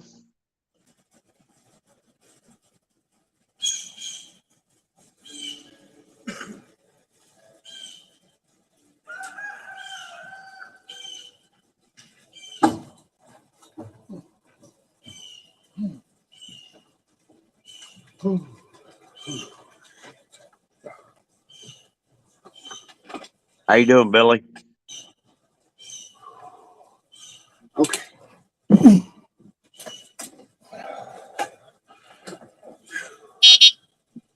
Okay, we're good. I thought it was one of them damn dogs running through the yard, but no, she was tripping because of Alamo, the rooster. He was flexing on her a little bit. And I just told her, I said, well, you got to stop acting like you're scared of him because he picks up on that and hell. I said, you just need to bop him with that cut and call it a day. Oh, shit. And I'm sorry to bail on you, Matt. That's all right. Thank you for letting me vent. I feel better than I did half hour ago. I was about ready to go Yosemite Sam a half hour ago. I feel better. There you go. Yeah, I was waiting for gunshots too. I seen him grab some motivation on his way. I was like, hell yeah. Stay safe. I was prepared because I couldn't quite make it out through the carport. So all I could figure was that one of them damn dogs was over there and Otto was over there. And then it's I'm not playing around no more. It's a 50 cal ball that's fixing to you can come dig it out of the skull.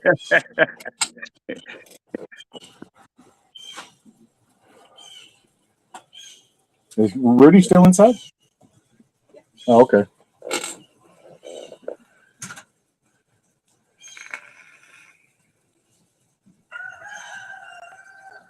The broom. I guess I need to get her like some little switch thing. I might try to whittle down a little something like a little 3 or 4 foot long little paddle type thing. And she can just whack his ass. That's what I say. It's just like, watch. I'll give him credit. He's kind of spoiled because he hasn't been manhandled like old BB got handled. Because homeboy's spurs are about 2 inches, 2.25 long now. So it's time to de-spur his ass. So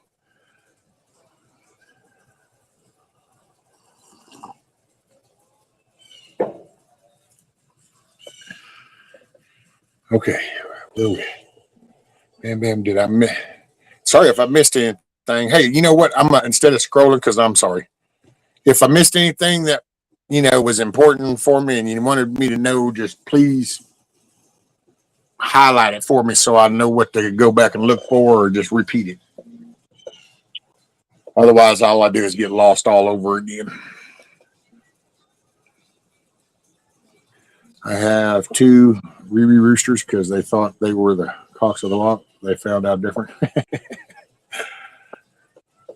Alamo's been always good. I also told her, I don't know, because like it just happens every now and then that he gives her some little chest flex type shit, on her. And so I wonder if some of it isn't, well, I mean, she doesn't do the young woman stuff anymore, but that doesn't mean females still don't still, maybe it's kind of like the pheromone thing, it's like I told her people do that with dogs, I ain't screwing no dog. And then it's like that dog sits there and just kind of does that low. It's like, I don't know. I think the dog's calling you a bald-faced liar because it can kind of pick through all that bullshit you're sitting, and it picks up that fear. And I wonder if there's something like with a female, because there are only two genders, in case there were some confusion for anybody that were to listen to this in the future. There are only two, and men can't be women. So I don't know if there's something with the whole female process, and since they go through all the other, do they put out something? And because it's not consistent, like she could go out there all next week and he would be just fine. And so I wonder, you just never know what the trigger part is.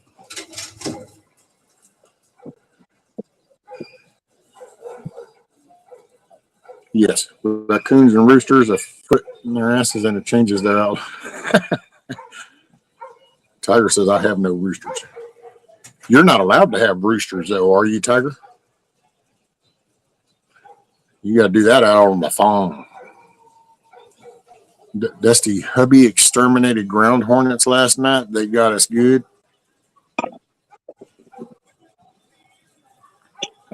Yeah. Ground hornets is what got me up out there, and it took a couple of different trips of gas with a mason jar at night.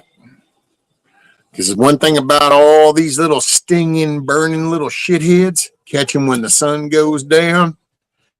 That's their internal clock just puts them into null mode. You can walk up to red wasp at night and take a pair of needle nose pliers and pick them one at a time off the nest. Crush their little head. Crack. Throw it down. Crack. Throw it down. Crack. Throw it down. Because it's just the way they're wired.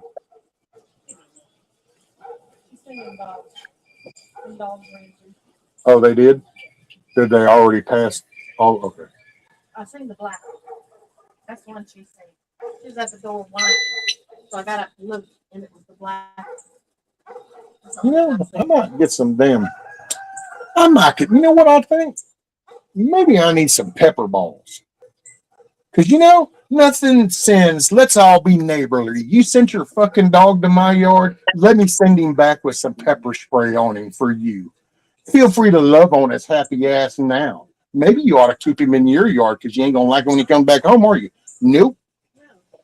Especially, I'd love to get me some of them skunk smelling pepper balls. There. There you go. Take your ass on home now. Mm-hmm. I'll be able to know exactly where you came from here in just momentarily. One of the things it's on my dog. It's like, yeah. I've done a lot of different stuff when I had dog problems in the past, and I built a large live catch, kind of like a have a heart type thing. You know what I'm talking about? The what? Say the last. I built a large live catch, kind of like a have a heart. You know the catch. have a heart traps. And okay, that's what got me. Was the last. I was like, wait, heart? Wait. Yeah, that's the door one, isn't it? Yeah, Got that angle door and the little pad here, and you raise it, and when they trigger it, it shuts it behind them. Yeah, you can do the same thing with a drop straight down door. But I took care of a few dog problems that way because there's not always a good shot where I live at.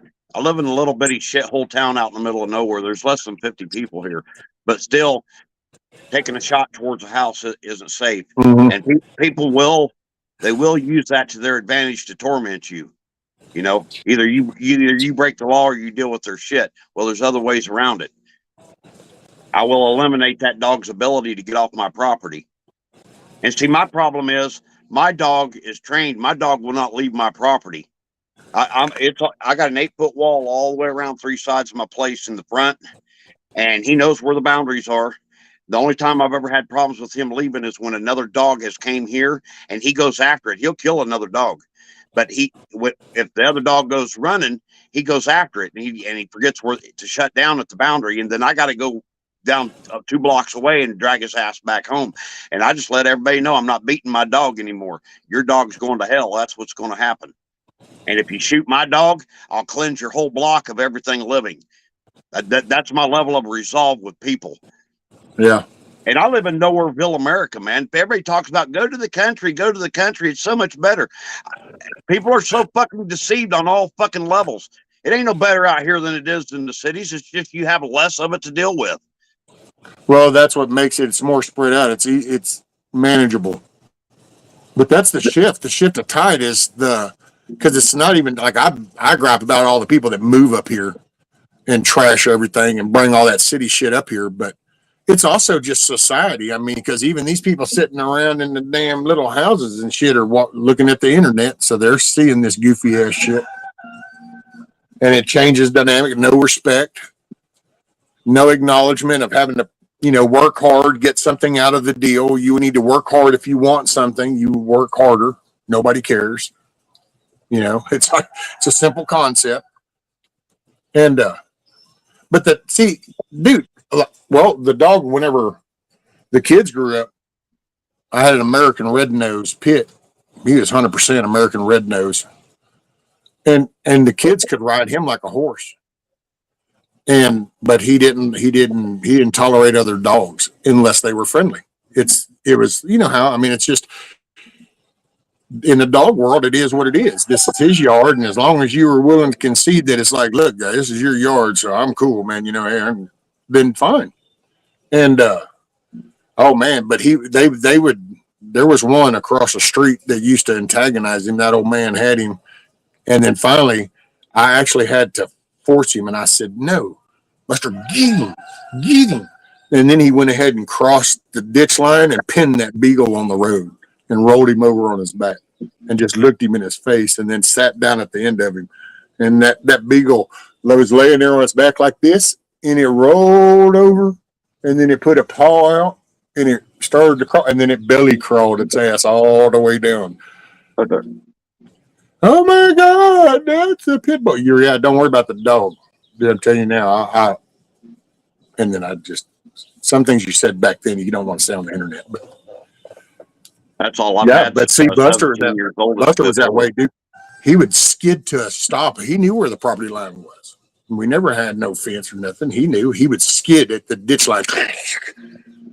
And like when that dog finally came in and was taking a shit, and he took out, so it ran out. Well, it stopped at the road because he knew it'd stop at the ditch, and I had to force him. No, you need to go send this message.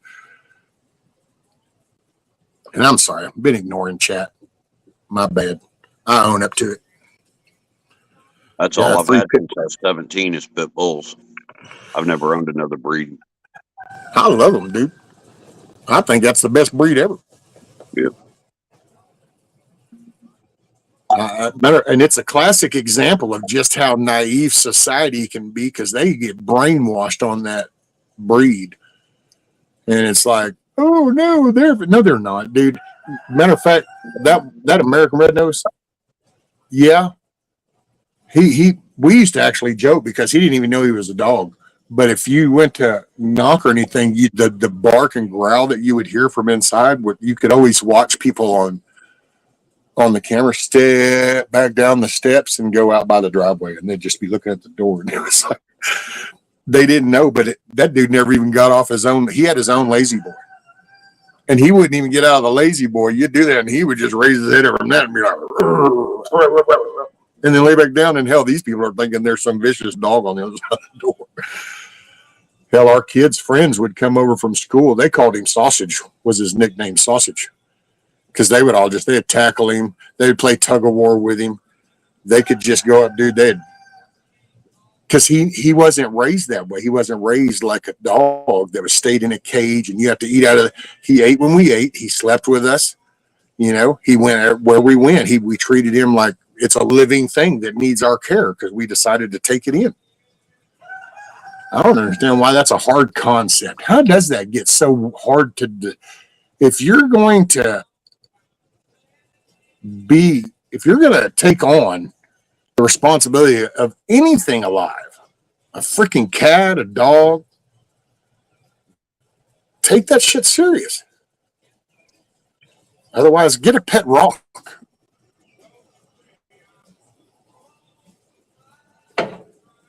Maybe that's why they invented pet rocks. Somebody said, "Oh, these dumbasses don't need things that are really alive. Just give them a pet rock."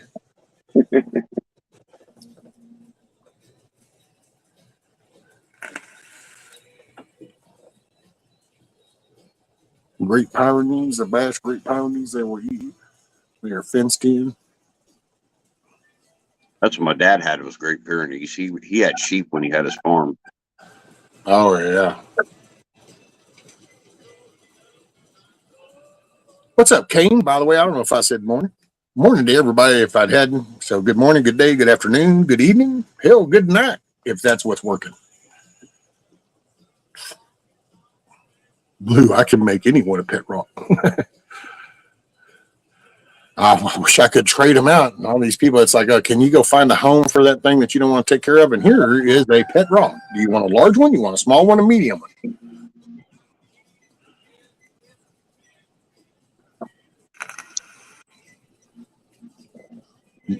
We get deliveries. They always say, don't let your dog out. Oh, that was a funny thing. The guy that came to give me a quote on cutting the tree and stuff, he stopped outside that thing, and Isla was barking at first. Oh, a truck just stops and the guy gets out, so she's barking. I go up to the gate. He asked me if I, who I am, and I said, yeah. So we're talking about tree. I said, yeah, that tree. It said it's been popped, and so I know it's gonna fall. And I said, what I'm worried about is there's so much on an incline with the soil, a good saturating rain, and if that strike has also burned up some of the roots on this side, then it doesn't have anything to grab and hold, and it's just going to lean on over to the house. Oh, okay. I said, well, you want to come in and look at it? This dude actually had the balls, dude. That cracked me up, the audacity. I'm like, no. He goes, well, yeah, if are you going to lock her up? And pointed down at Isla. And I'm like, no, I'm not going to lock my dog up. Got her yard. Well, yeah, but is she going to bite? Not now. Not, I'm opening the gate. And it's like, oh. So I don't know if that dude's just scared of dogs or what, but I thought that was all right. So so who are you? You want me to lock my dog up? My dog lives here.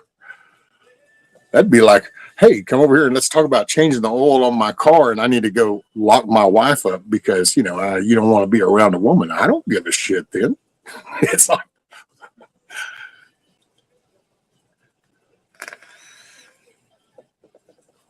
what is that? Some of the best people I've ever met were dogs, honest, loyal, fun to be around, easygoing, Can't hardly find those qualities in people, no matter how. No wonder I spend so much time with them. Right, Savage? Man, that's, the thing about, that's why they say man's best friend. Because, you take a dog in, a dog will love you unconditionally. Good days, bad days, that dog loves you every day. All it wants is your love back. That's all it does. It just, would you look at me, touch me once or twice, pet me? Yeah, okay, cool. And yet people will abuse the shit out of them. That they just show how ugly people are.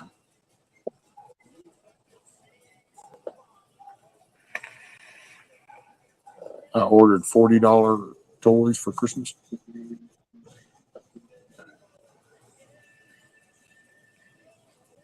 More than I love most. Hey, I try to people, but people ruin it.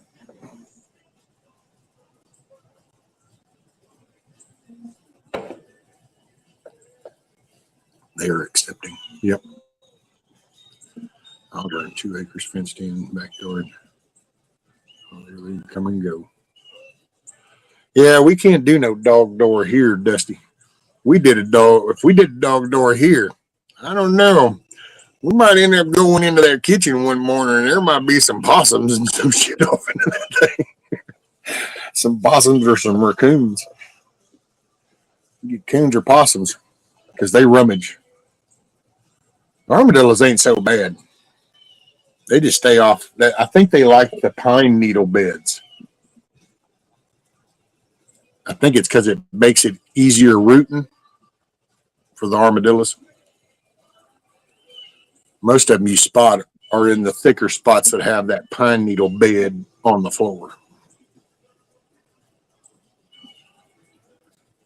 Last time I was asked to put away my dogs, I responded, "They live here. You don't. What is your purpose?" That's it, Sassy. That's what I'm talking about.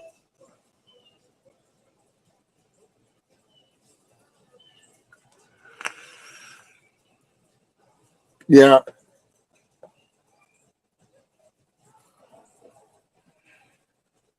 I don't know how that's going to come to be. I'm trying to come up with some things, so we'll see how it goes. What's up, Devil Dog?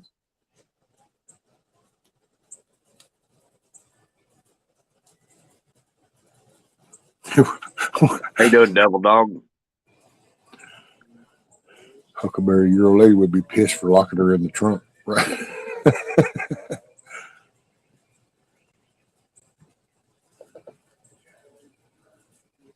Can't wait for feeding apples. Expensive buying them. Grumpy Acres.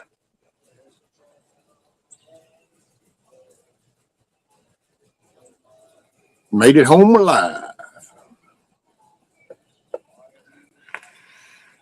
So how was it, Grumpy? Yeah, Grumpy and his wife did that. Oh shit.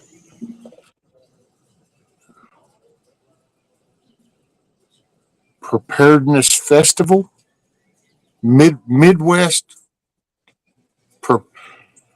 Midwest Preparedness Festival, I think is what it is.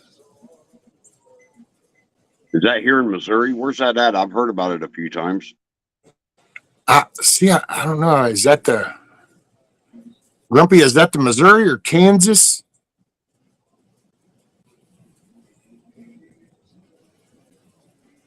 SFR. So it's SFR. Self-Reliance. There we go. Was nice. Self-Reliance Festival. He does the other one too. Tennessee. Okay, so that was the one in Tennessee. It's the Midwest one that's over that way, your way. So the Self-Reliance was over towards the east on the Tennessee side.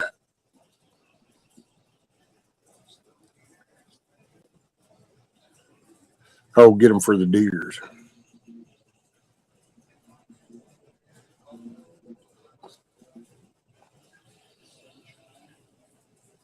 Hell yeah. There is one called the Midwest, whatever. Yeah. Well, I think they do that one too. Because I know, well, I think they might be fixing to be taking a break, but that's what they were doing was like the circuit of them. Because they do freeze dried foods and stuff. So they like Miss Yoda, she does that freeze dried. She's a cooking lady. She's one of them cooks. She's always fixing stuff.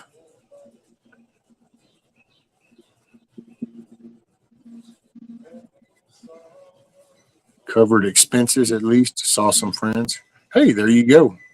At least it wasn't. At least it wasn't on the negative. You know, even if it just equals out, then it was a good thing.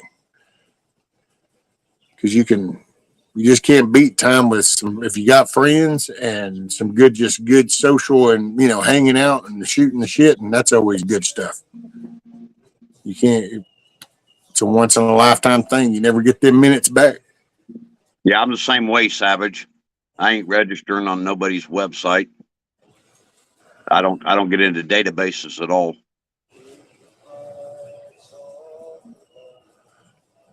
I wish to stay as anonymous as possible. That's why I don't partake in them prepper shows. They want you to come on out, register on her.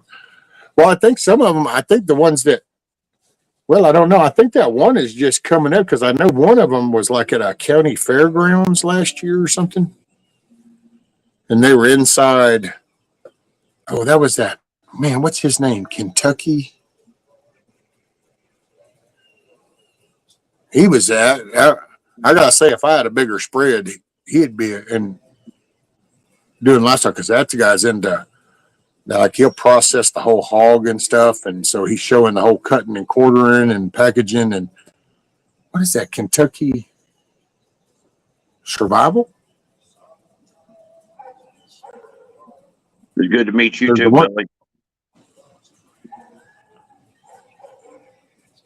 Kentucky Sustainable. There you go. Yeah, because isn't that the one Grumpy, the gray bearded guy? I think you've been on with him, haven't you? He has that white pine kind of background. There you go. Pilgrim said it, so that must be it. So yeah, Kentucky Sustainable. Those I think you can just go, but yeah.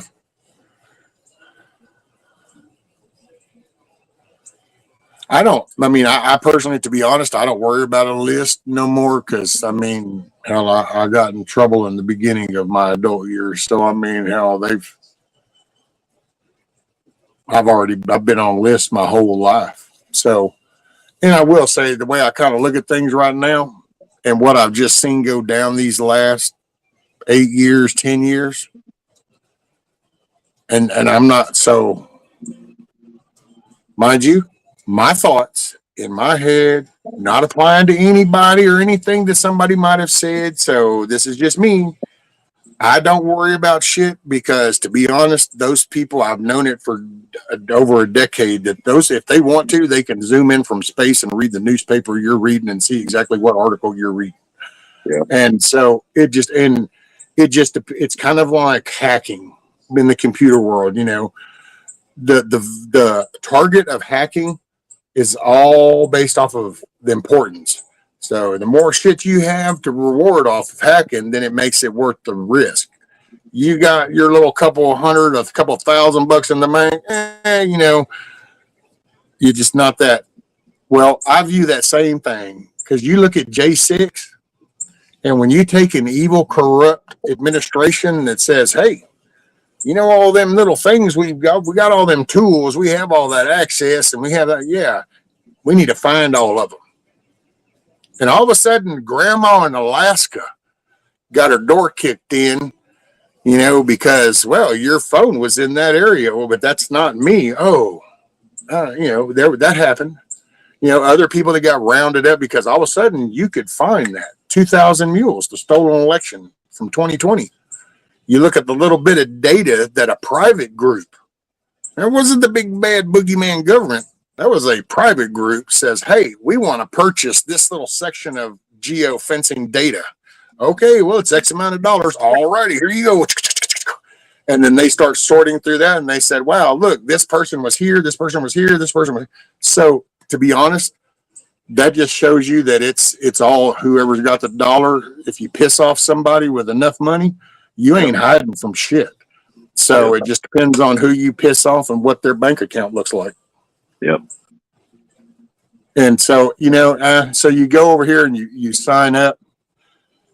I mean, I guess now if it's something in your area, you know, and you are, because I've noticed with these Antifa little retards and, you know, shit. So I get it. If you don't want to be targeted and, you know, you want to be more cautious on that level. But when it comes to, I don't worry about nobody looking at me. I don't really, matter of fact, to be honest, I don't give a shit. I call anybody about, if I start to get a weird feeling about anything, it would be about, wouldn't want nobody jacking with her on her way to work or something. But as far as showing up out there, show up, dude. I mean, do you, boo? There's only one way in and one way out of here. So, I mean, whatever. And it's mutual combat state. Did you make breakfast? Yeah, did make a sandwich. Ooh. All right, I got to go. All right, Mama. Morning, everybody. That's Maccabeus. He lives in Missouri. Oh, okay. How you doing? Get me some traveling means, and I'm going to go visit him. Oh, okay. All right, I got to go. All right, Mama, be careful. You okay with doing the gate, or you want me to come do the gate? Okay. Isla. No, we're staying up here. Just stay here. No, she can stay right here. Is Rudy inside?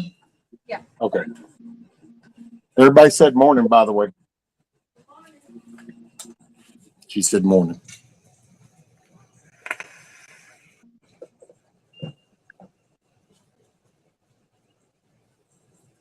Been on their list since the 80s. Yeah. Oh, Grumpy says what? They either don't care about you or you're already on a list. Well,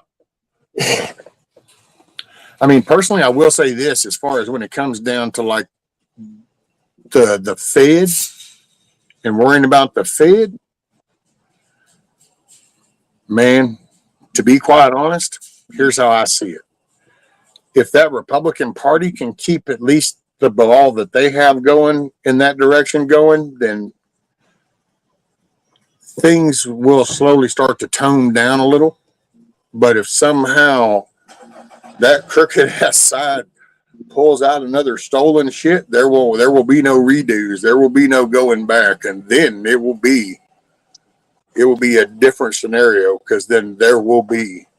I personally say that what's going to happen is they're fixing to replace those deportation centers with the people that have been out here flying American flags.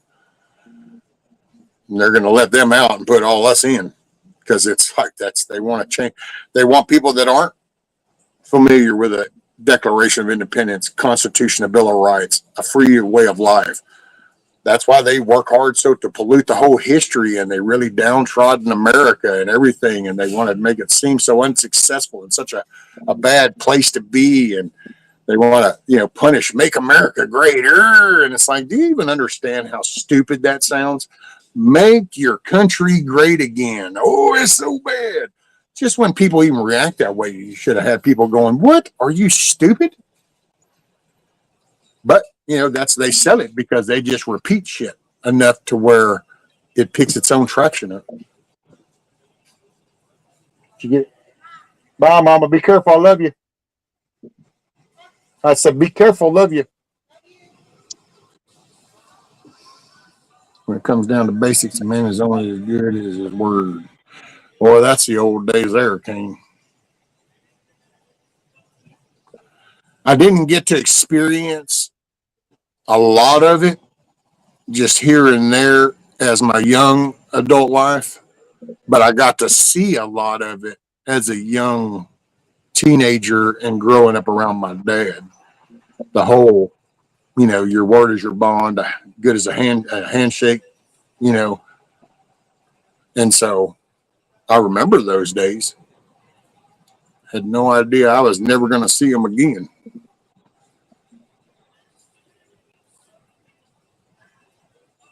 Drove back across South Missouri, extra hour drive time to not go through St. Louis was worth it. I bet. Grumpy. What's up, Tuck? Me stopping by. And at first I had nothing to lose but honor.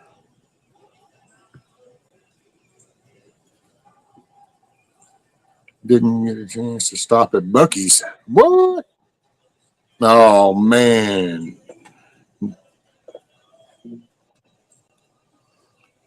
Did you pass by it? Did you just did you have to watch it go by?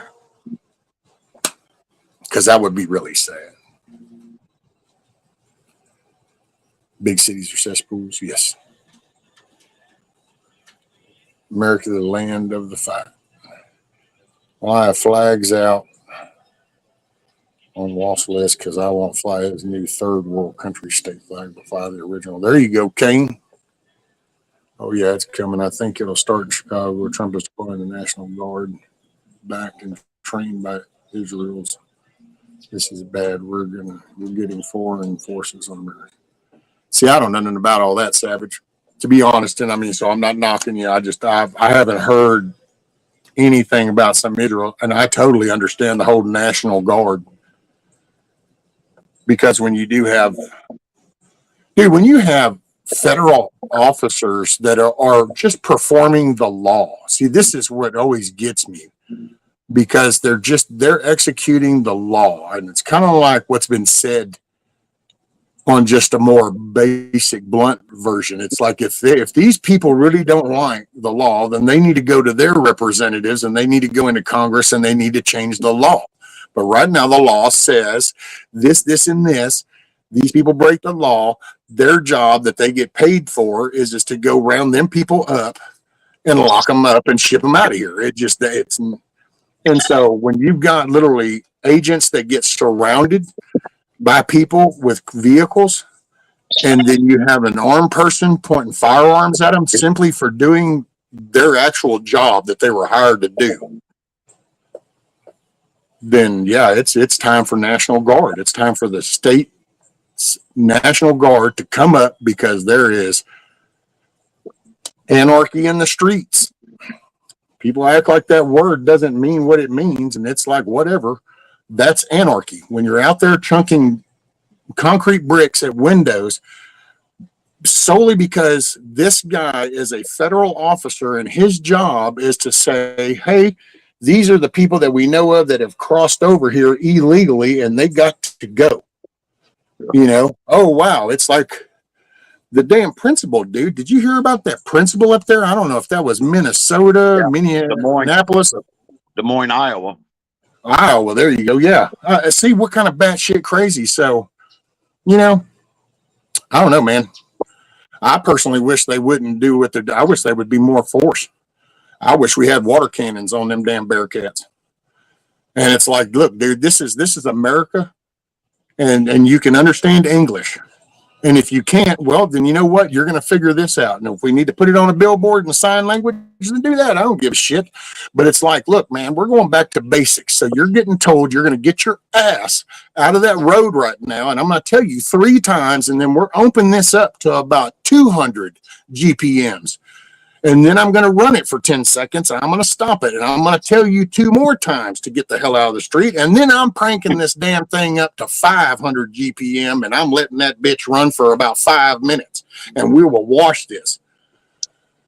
And it's just, man, roll this shit. And it's like, this is not, but see, this whole mixing of the words, the downplaying of America and its values, this whole division that they've done across a society in this country is just, it's disgusting, dude. It's like anarchy is a solution. Anarchy is lawlessness. There's lawful and lawlessness. You got anarchy and chaos. You got lawful and order. So these are just, it's a yin and a yang. It is what it is. Self-explanatory.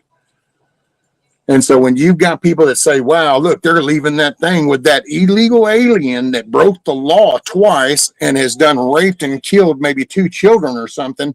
Look, they're going to haul him down to that airport.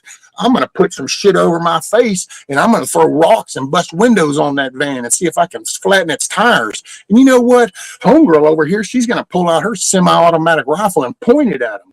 You know what? It's let the bodies hit the floor. Let the bodies hit the floor. It's to send a message. It's bullshit, dude.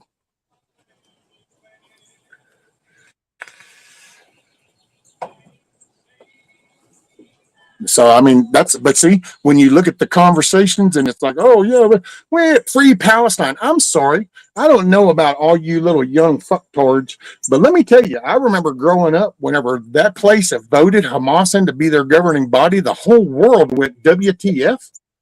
That's a terrorist organization. No, they're not going to be like that. So that was back then. I've grown up since the Iron Dome has been there watching rockets go into Israel. That's no shock and all because of just now.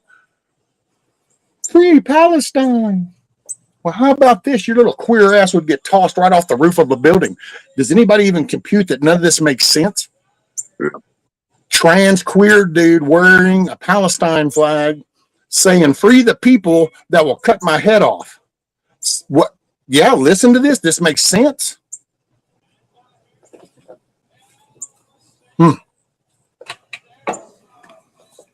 A true anarchist just wants no governing body ruling over them.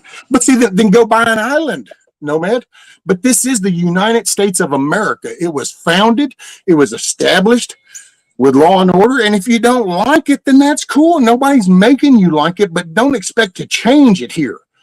250 years ago, we kicked the tyrannical in thing. Now we've sat back on our laws and we've let our country start down a ball of dumbass road. We can get that back, but we agreed to kick them and create our own self-governing. That's why we established America. So if people don't like what America stands for, then fuck, there's other countries, there's islands out there probably that aren't even nobody is living on. Why change this one?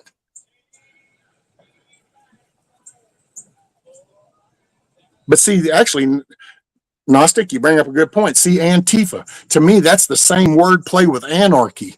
No, anarchy's not chaos. Oh, I know. It's just like Antifa is really anti-fascist, right? It's because that's the society we're in right now. They've done that with so much. This is America. We were founded.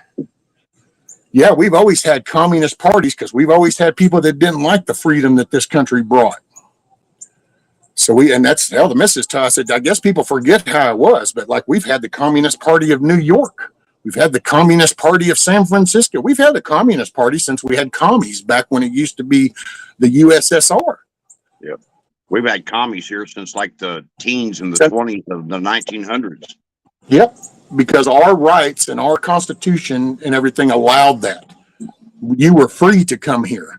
And now what we've done is we have allowed people to become so mind-jacked that now they want to use our own rights and Constitution to take our country from us. And it's like, no.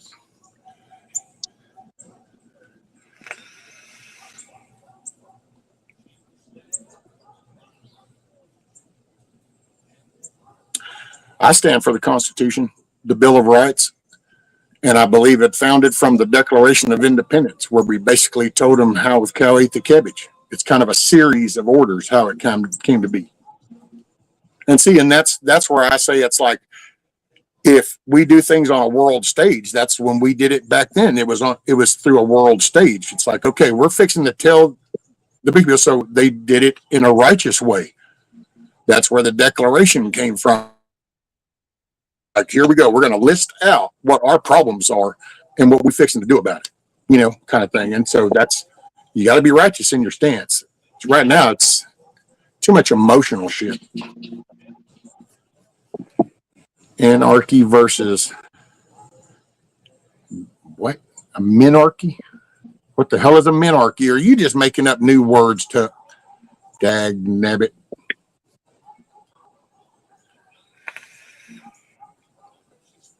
Wouldn't it be a great country if everyone held fast to the Constitution? Hell, Kane, wouldn't it be great if people could just understand we had a Constitution and had read it at least a couple of times? No, part of the problem is it's not just government. We, the people, doesn't respect the Bill of Rights in each other's lives. We don't. It's like we was talking about list a while ago. Okay, all right. You said you was on a list because you got in trouble years ago, right? Oh yeah. And okay, so most of these big get-togethers and stuff, they want you to register. They want to check you out and everything. And let's say you had done something 30 years ago that you wasn't proud of, and you ended up on a list. You ended up in trouble. You done your time, and you decided to show up on one of these things, and you're carrying your favorite pistol, that's not legal. And most of these fuckers would be one of the first ones to turn you in. That's why I don't want on the list, because people are snitches, and it doesn't matter if you're on the right or the left. People are fucking snitches, just plain and simple. Bunch of bootlickers. I ain't saying everybody. No.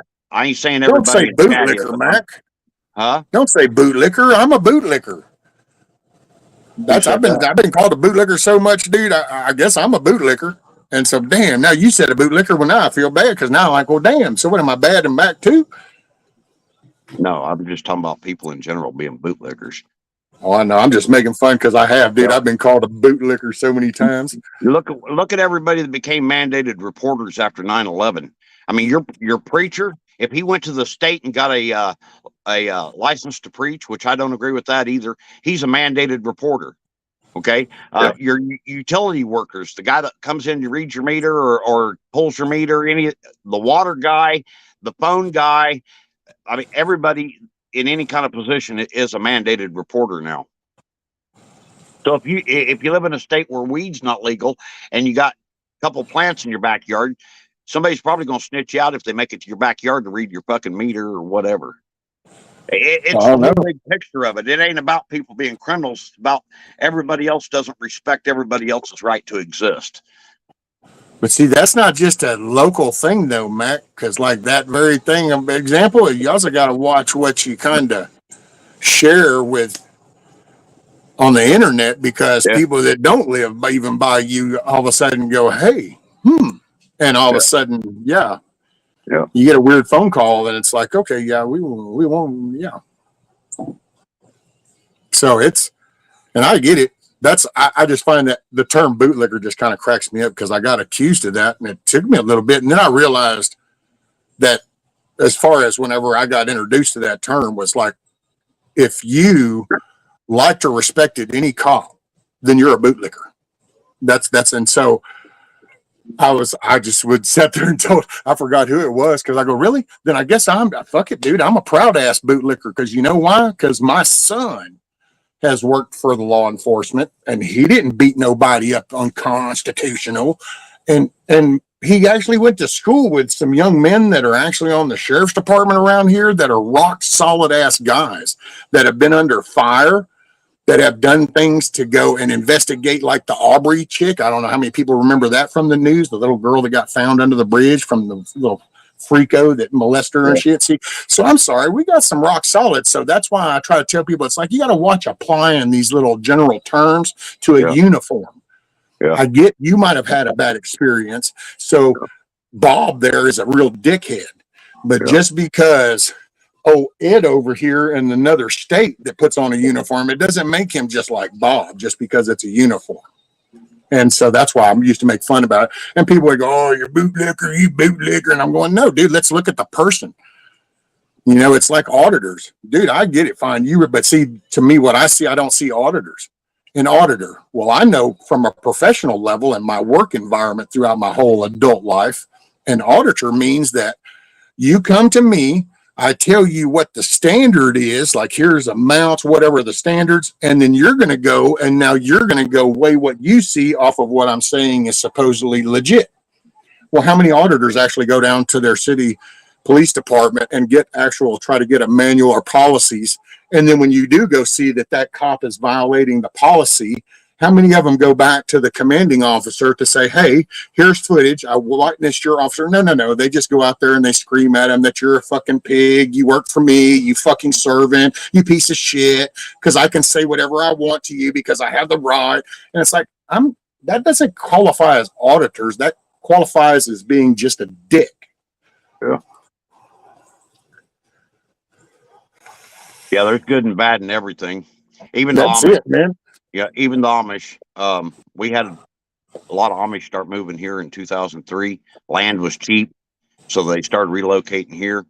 And I would estimate 7 or 6 out of 10 are scandalous and crooked, and they'll screw you over for the buck. You know, so Yep, there's good and bad in everything. it is.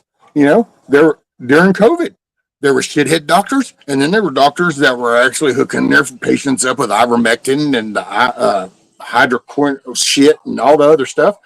So just like there's good electric guys, there's good road guys, there's good grocery cashiers. Hell, there's good Starbucks baristas probably. I mean, hell, Little Metal Spawn, I bet you she's probably a good barista. Hi, Rayanne. Hey, Rand. Of course I'm late. Nah, you're right where you need to be when you needed to be there.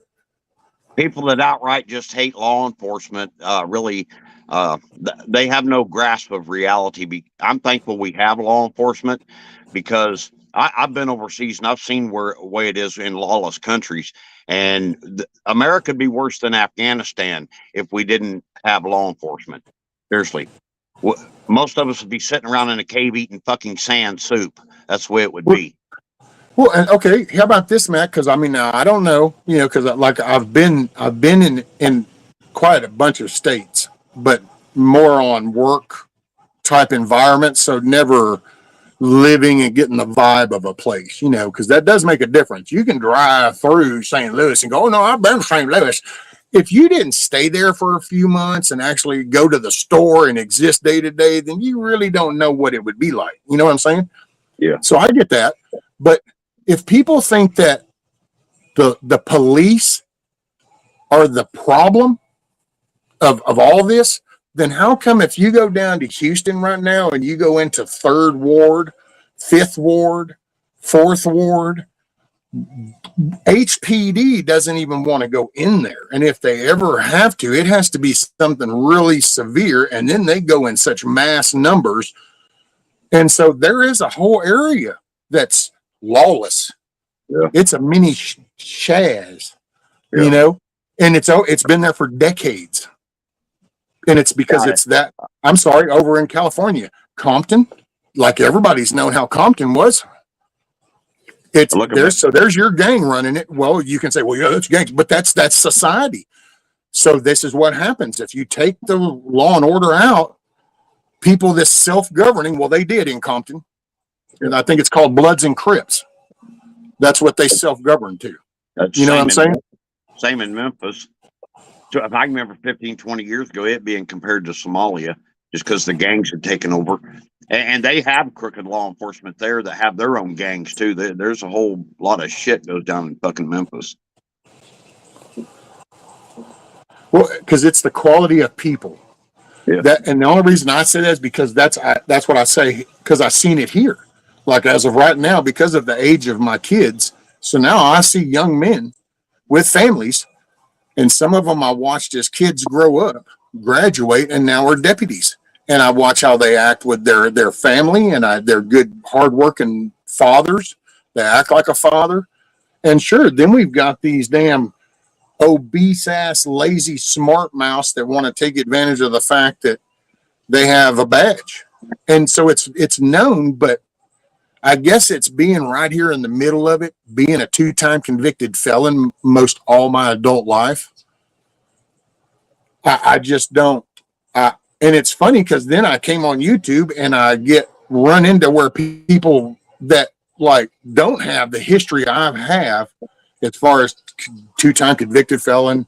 I literally have had to earn my way around this place by actions from being looked at as just a damn dopehead criminal.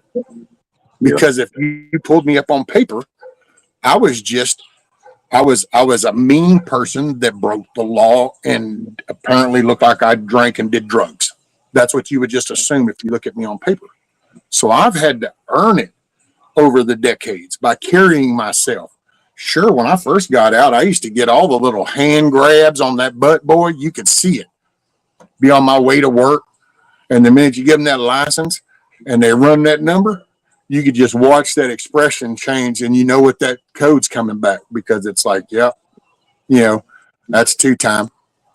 And it's like, and then you watch the hand go from out here in the front on the belly, sitting, on a pouch or something, and all of a sudden, as that comes back, that right hand slides back to the butt of that thing and sits there and going, well, I'm just, okay, here's your license. And I'm like, man, really? And I used to just kind of chuckle, and I'd go, I understand. And they would just look at me funny. And over the years, now I don't get treated that way. Now I just, they know that I have gone to jail here and I've raised hell. Hell, I spent the night in jail out my store, and for 2 years, I went down to that city hall down there and raised hell. And they finally that's when I found out that, what was it? Disorderly conduct. It just it goes away, apparently, in Texas after 2 years. So you get arrested this date, in 2 years, it just goes away. And it's like, that sounds cool, but I raised hell because I said, no, you don't understand how this works. And I got no problem telling anybody this. I owned up to my shit. You didn't spend tax dollars trying to prosecute me. When you caught me, I said, well, shit, man, I guess you did your job better than I did mine. You caught me. Okay. And you sent me off, and I picked my fucking cotton, and I beat the ground, and I drove my little tractors, and I did all the little work you wanted me to do, and I got out. And then I turned around, and I said, wow, this ain't going to work. The second time that happened, okay, it's me. It's a me thing. So I changed me. Well, now they know, and I'll tell them I got no problem. I said, I did wrong, but you just put me on a concrete floor for no reason whatsoever. And you know what's ironic? Because I look back now, it was the precursor to the BLM Antifa riots. Because right before that fired off with all the racial bullshit, that's what happened in front of my store. It wasn't so much, it would have looked racial, but it really wasn't. It was that the town that they came from, their high school always butts heads with ours, and there's fights at the football field and shit. And well, these were some of them that came to my store, and I met them out in the parking lot and was like, look, y'all just need to go. And then next thing I know, I got popped, and well, I'm sorry, but if you put hands on me, I'll put hands on. So then the shit hit the fan.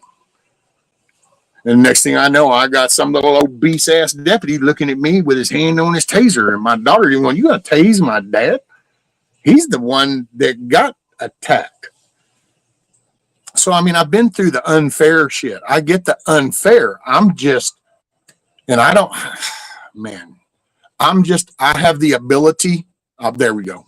I have the ability to separate people for their actions and not categorize people, because once again, I've stated this numerous times. I have in-laws that have made my marriage shit, made the relationship with my children shit. And you know why? Because they're judgmental pieces of shit who liked me.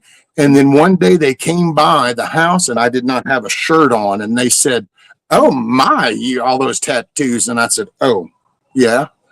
Oh, where did you get those? Well, some of them I got in the army and some I got in prison.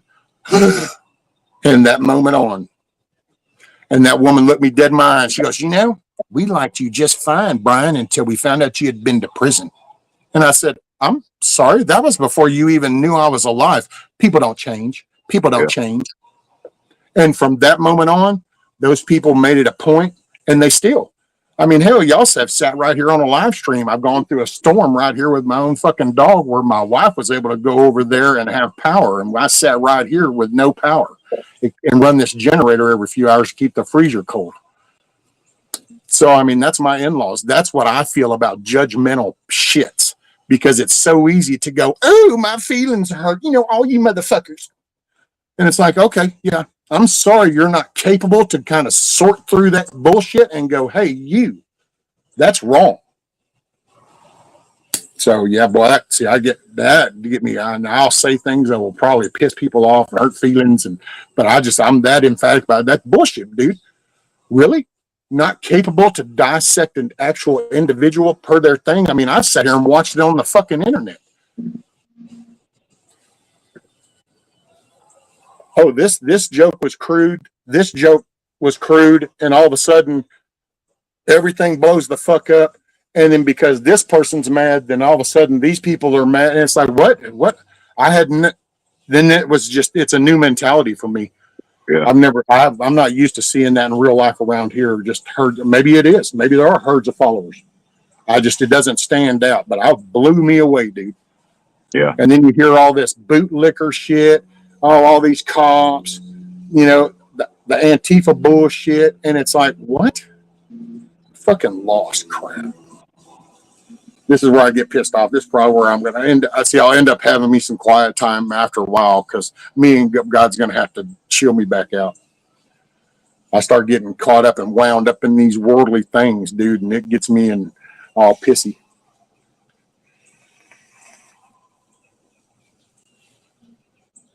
The world is a pissy place. And I'm sorry, guys. What now?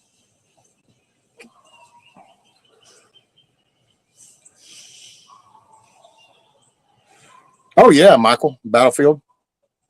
Hell, he was a deacon in a Baptist church. The thing we have to watch out for, as far as law enforcement, if you look at the United Kingdom, they've been flooded with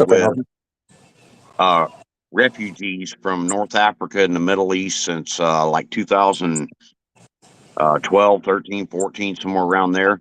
And now the refugees, the invaders, have more rights than the natives do. And they can't even post stuff online. Little things that we take for granted. And the cops will come arrest you for a crime for saying something online against the government. And that's what we got to watch out for, because it's the cops over there are protecting the refugees that are raping, they're grooming little kids, and the government and the cops over there are working against the people. And that's what's going to come here if we get the wrong party in office. I mean, and it can go either way with the left or the right, really. And that's the kind of things that I watch out for. I don't like fascists and I don't like communists. Well, that's just it, and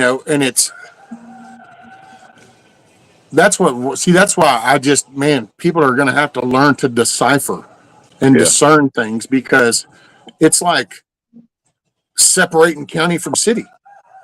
It's like the city police. Okay, city police are controlled by mayors or the city council. I mean, you can look up whoever does their hiring.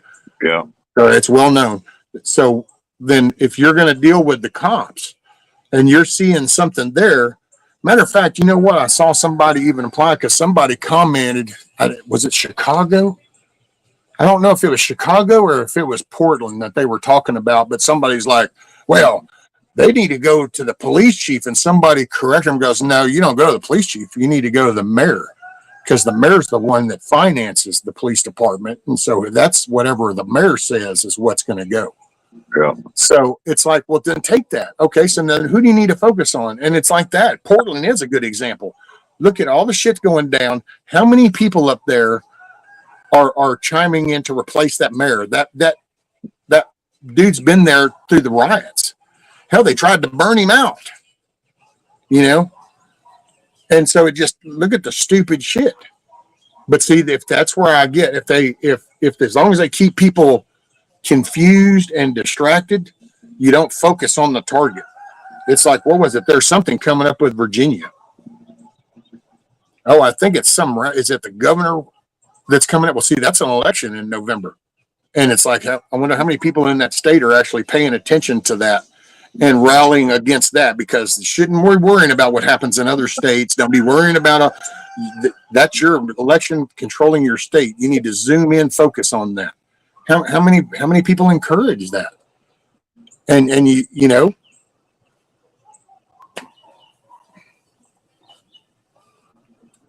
there's a topic for conversation. Nothing wrong with being judgmental.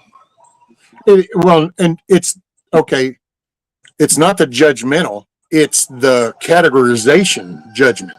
It's to say that everybody wears a maroon shirt is this way. Everybody that does this is that way. Well, that doesn't apply. Just because you might have been a criminal doesn't mean you're always a criminal. You can be a drunk and not always be a drunk. You can be a dopehead and not always be a dopehead.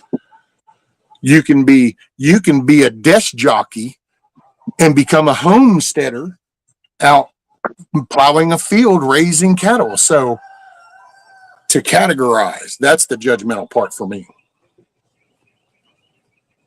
Cops are nothing more than the teeth of the politicians. I guess, dude.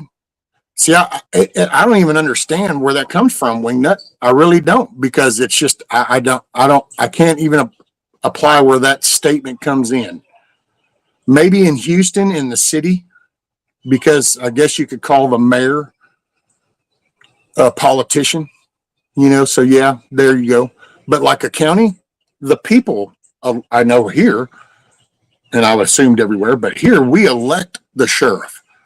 So like, he's what the people in that county have said, hey, we like you, what you're going to do. So if people aren't liking but see, maybe that's why there's always an intentional downplay to cop, when there's really a county and there's city. There's an elected law enforcement and there's a non-elected law enforcement.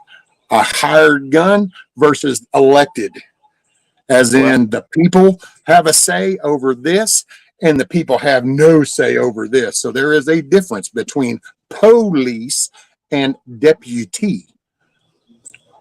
And so I think a deputy, I know, because we went through it. And see, once again, it's just a real life experience that I went through right here. When we first came up here, there used to be this crooked ass sheriff. Kids sold dope. Everybody knew it. He was on the take. If you were getting in trouble, you could just pay him some cash. He would make it go away. Even if you were caught stealing something, he would just make it go away if you just paid him. Everybody in the county got to knowing about it, talking about it. It became that morning conversation over coffee going, dude, we got to do something about Billy Ray. This is too far. And guess what? All of a sudden, bam, the county said, this is it. No. And they elected somebody else in and said, we're not doing that no more. He's crooked. We're changing. So we the people. And I think that's why there's a direct intent to remove that thought process that the people and their vote matter. Why do you try to steal something that doesn't matter? Why steal a vote if it doesn't matter? Why do you have to cook the books if it doesn't matter? So that's what matters. Your voice, your vote does matter. People collectively getting together in that area can all of a sudden elect a different representative that goes up into the Senate. Into the House, because they represent that district. And if that district ever got together, they could say, hey, we don't want Jasmine Crockett talking for us. And so all of a sudden Jasmine Crockett would be gone. You know what I'm saying? It's you got to just zoom out and you start to see it's really that. Now then you start to see how so easy it is. Just throw these things out there in the YouTubes, in the social media world, and it causes division. Hell, dude, look at how many people from the UK spend time over in social media over here talking how shitty this country is, where their country is getting taken over. Yeah. Wow, are those people just lost and they've been caught up in the whirlwind to come over and bitch about America while their shit's getting taken, or are they controlled opposition intentionally coming over here? Because right now with the digital media, anything's on the table.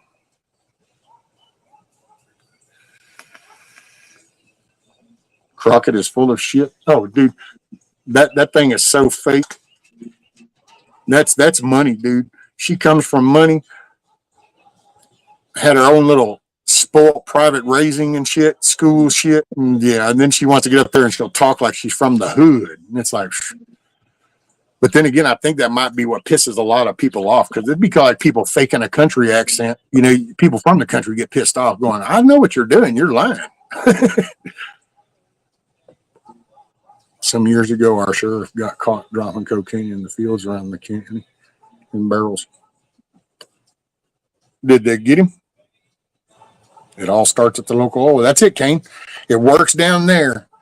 And the more the local gets cleaned up, all of a sudden you see the results up in the federal level, because this is what's sending that up there.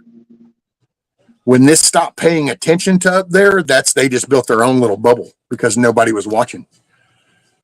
It's kind of like having kids in the house. You got 8 kids in the house, but the parents never go in that house. They stay over in the trailer over there. They have no idea what the condition of the house is anymore. When these people get voted in and people realize they're crooked and vote them out, the damage is already done. Well, that's because you've got to start raising better people. Me and my son had this talk this weekend with little man, and I told him, because he hangs out in these groups. He's got his own little groups, and of course, y'all know I always lose track of all this little alphabet shit with this generation crap, because I don't know, man. I just grew up when you were an elder. I respected my elders. You're a younger person. I don't have to really respect you. I can get what do, and so it was just different. This whole Gen Z, millennial. What do you got? You got millennial. Oh, you got the boomer, millennial, Gen Z, then Gen X or something. I don't know. Anyway, we were talking about, because that's the little social things he's hanging around is how it's our fault. Everything is our fault. Work to do. All right, Billy, make it a good one.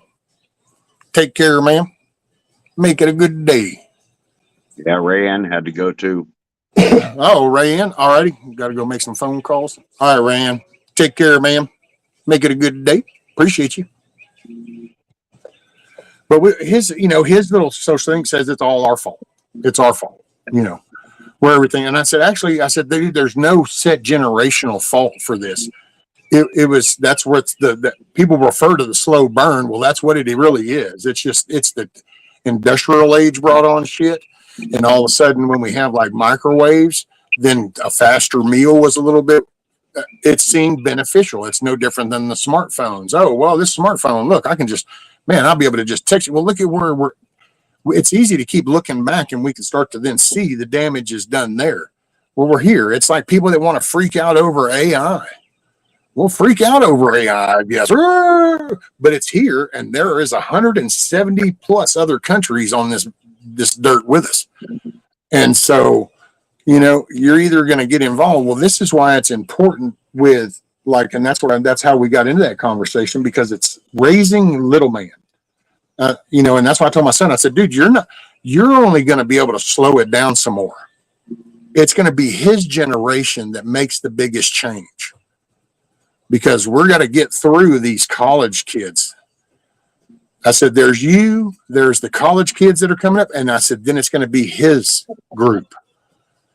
So wherever we land there, I said, you're not going to fix it in your generation. I'm not going to be able to fix it before I go. But what we've got to do is teach him thinking for himself, right and wrong, teach him the basic history, and no offense to anybody, but, and like we brought up the flat earth thing. I said, you steer him away. He can figure that out later. It's going back to the basics, the little spinning globe, red, green, blue. Here's your numbers. Here's your alphabet. Here's writing. And then now learn how to do things, learn how things work. Because then you're not so easily confused and distracted if you understand how things work. So go out here and do stuff. And that's what I want to raise him. I hope I get kept here long enough that I can teach him. I want to teach him like building a trailer, climbing the tree, building a fort, working on the car, working on the mower, how things kind of work, why you can, look at that. And it's like a gas combustion engine. Okay, gas, it's atomized and then it's pressurized with the piston and then it's ignited and that pressure pushes it. Some of that shit is just, once you understand basics, a lot of things start to make sense, and other things you can just start to, and I think that's what we need more of, is more mechanical, more hands-on. What's up, Coffee First? Good morning, ma'am. Easy Intel. Morning. Did y'all bring the Hawaiian pizza with you? That's it, man. Canadian bacon, pepperoni, and pineapple on thin crust.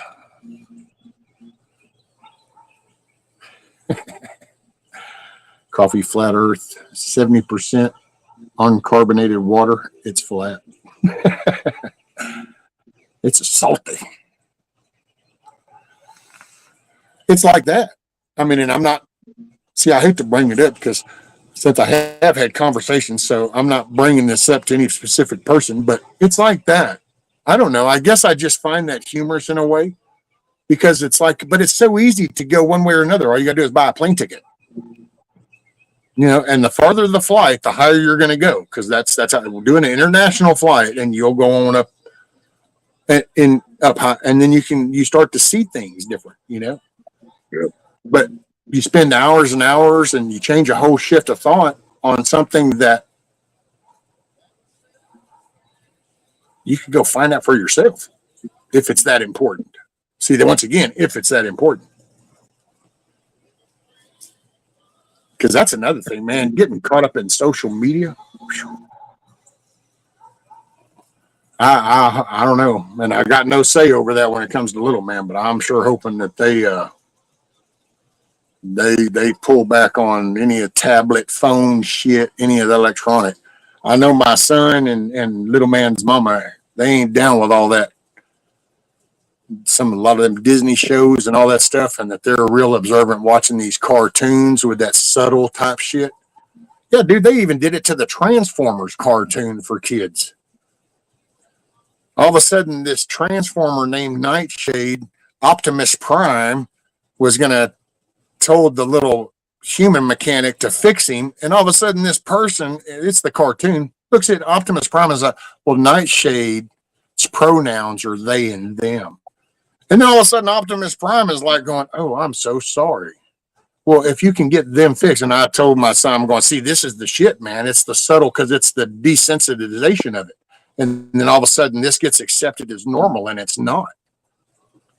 He said he had a friend's wife ask him going about the trans thing and ask him about it and going, well, what would you do if you saw a trans person like in Walmart and you with little man and he asked?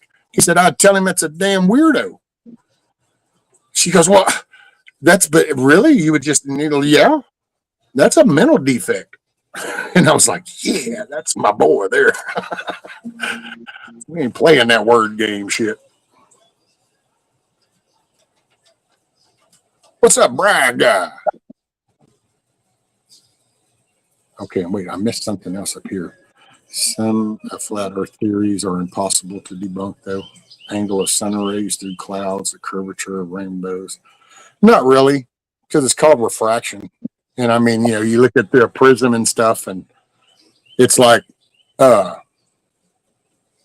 you can get the light source doing it right through here because it can hit a certain angle on a piece of metal, which then will reflect a real bright beam this way, where the shadow would be going in this way from the bigger light source. So it's like, and see, I say that being around like in refineries with all the metal being offshore, it's refraction. But then again, I mean, I also base off of my whole round thing because I've been out in the Gulf of Mexico, now the Gulf of America there, I'll concede, fine, whatever. But 230 miles, dude. And it's like there's nothing, and you can literally watch the ship do that. And it's not because it got invisible from distance, it's because it went over the curvature, and you actually can watch the mast of those big boats just slowly disappear. Yeah. And people, oh, you can't really your eyes, and there's all, and I get it, whatever. So here's how it works offshore. So outside the topic of flat earth and all that goofy shit, the way you monitor certain gauges and stuff and certain satellite stations is you have a helideck, and it has these cool big ass long 1.5 foot binoculars that are designed to shoot out a few miles, because it's cheaper to have you go stand on that helideck and zoom in and slowly focus in, and you can spend 30 minutes trying to zoom in on that gauge and you get the reading than it is to take that helicopter, land on that helipad, and fly your ass over that 5 miles over to that satellite platform. So there's a lot of observation gets done, and like I said, you literally watch. And it's funny because where you're at, you can watch them workboats come, and you can watch them almost progress all the way to you from the shore. Yeah. But if you watch any boat that leaves you out of that gulf, and as it leaves that gulf and gets out of view, it sinks out of sight. It doesn't disappear. It doesn't fade into nothing. It disappears. And it's because there it is. And then you fly, you just get on a 130 and hop over to Germany, and it's like obvious that there's some round shit going down. Easy Intel brought up a pretty good point. Where do we go? Why are the tropical of Cancer line and the Tropic of Capricorn lines the same distance if Earth was flat? See, now, I mean, you're out of my realm, Easy. Is that the astrology stuff? The Cancer and Capricorn? I think it was Nomad said something about it earlier. I know that there's like Taurus is a bull, and I think the Aries ram, and well, Gnostic brought up the Libra, but that's the scale thing. Oh, Pisces, isn't that the fishies? And then there you go. The Gulf of Florida. You have the coast over there to deal with it.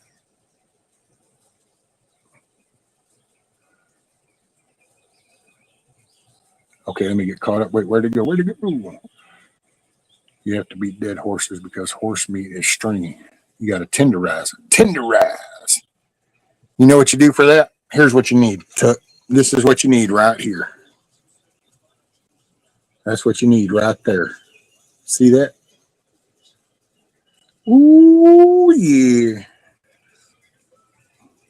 Bon temps roulé. That's a good shit. Put that in, sprinkle that in the eggs. Sprinkle it on just about everything.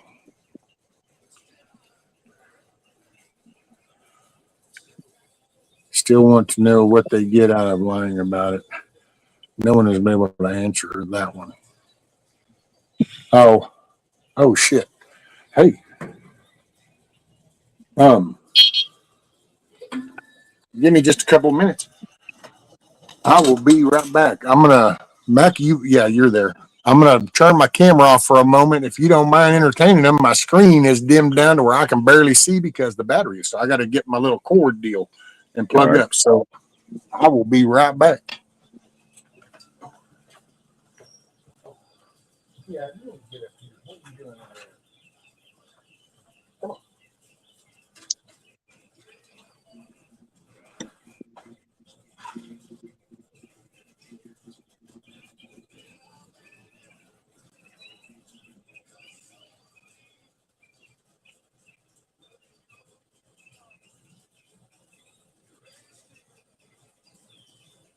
So what do y'all want to talk about?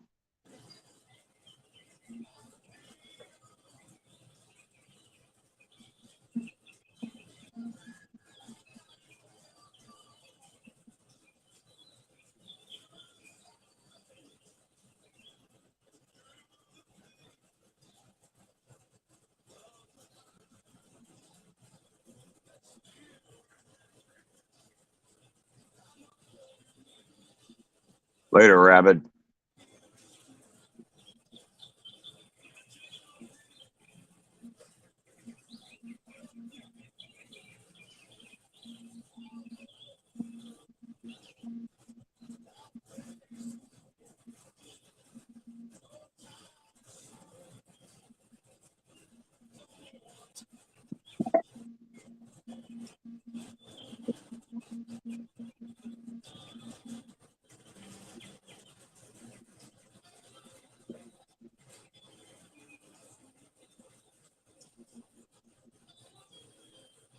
No, I buy milk in a regular old jug from the store.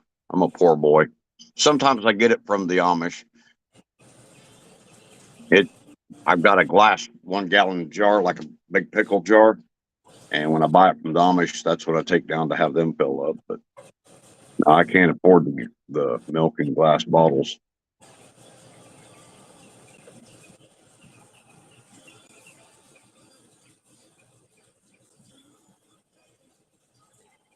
I love milk though.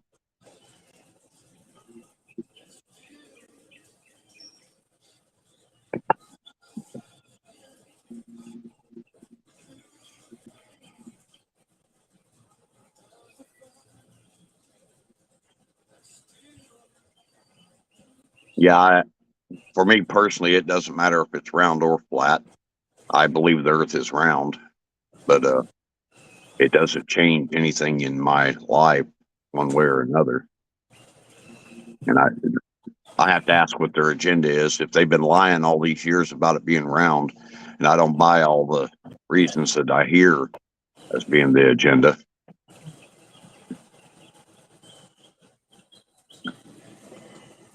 Well, then why all the other countries? Yeah, Every that's what other I was country, thinking. I was you sitting here know. thinking the same thing. I mean, that's what kind of gets me. And then we're on the verge of nuclear war and shit with some of these countries, but somehow they're willing to keep that story. It's like Yeah, I you would like think that. cheese too. Yeah, I like cheese. Hey, there we go. Good old oops for the win. It doesn't change my life one bit, whether it's round or flat. The way I see it. Well, that's at the end of the day, that's what kind of got me, I guess, when I first heard about it and stuff. And then you start hearing, I guess, the 2025 word is called passion. When you start hearing the intensity behind it, you just kind of go, wow, 60 years, dude, I never even knew that was a thing. You know? And then all of a sudden is a thing. And meanwhile, the rest of the country's going to shit. And it's like, well, I don't know. Do you think maybe the attention was focused on the wrong shit? You know,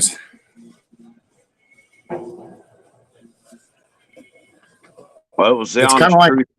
It was the honest truth in that one live stream that we was on with the flat Earth, and I haven't watched hardly shit online about it.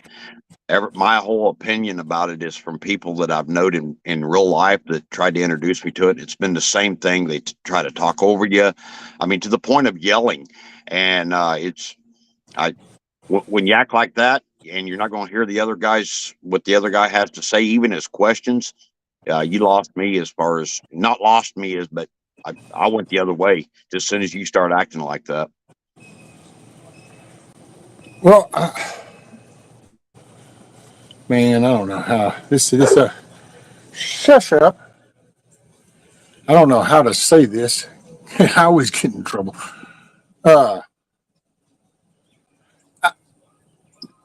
If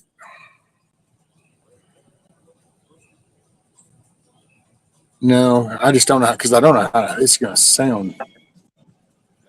Like you got somebody that has some experience and stuff, and then you go to have a conversation. People are so quick to discard any experiences you Yeah. have had. Yeah. And it's like no, and then you kind of go, well, okay, so they haven't actually put in boots on the ground work, for what they're saying, but somebody else has said this and they agree. And somehow in this digital, I'll say like this digital world, it erases your real boots on the ground, hands-on work. It's like, wait, how does that work? Yeah. But that's because we found out. Now the missus was she cracked up yesterday because we found out our oldest, my stepson, that he goes, I don't know, I'm 50-50. And I went, you're 50-50 that you think it's flat? Really? And he goes, yeah, I'm just not sure, man. It's if you see, and I go, okay, you're seeing shit on the internet, so it's digital. It can be made to say whatever somebody wanted it to say. My God, look at what the media did with the whole Charlottesville kid in cages. Hell, kids in cages. The very cages Obama built, somehow they were able to convince everybody that Trump did it. But wait, that can't happen when it comes to the space isn't real or the earth's flat. No. You can't be talked into nothing there. Just everybody could be talked into that. Millions were talked into taking a jab. But no. You can't be, and so it's discernment, man. And sometimes if it's that important, then why not put in the work and just go find out?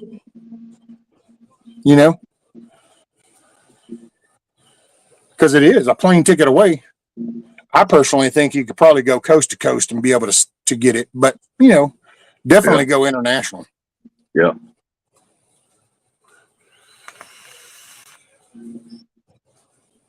If they could give me a legit reason, I may listen to the rest of the argument.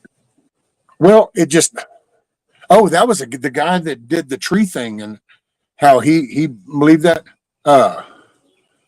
He even told me and that was funny too because he was younger and he goes, well, I mean, when you went to school, they had flat maps. I said, no, they didn't. There was a sphere on the desk. Yeah. That was tilted in an angle, and you could spin it, and you would put your finger on it, and you could look at all the different countries. And oh, really? And I went, yeah. And so, then I heard that, and I thought, wait a minute, why would you think that? Why wouldn't you just ask? Well, hey, when you were growing, why are you? Oh, because this is what's put out. And so all of a sudden, it cracks me up. Well, and making a flat map only makes sense.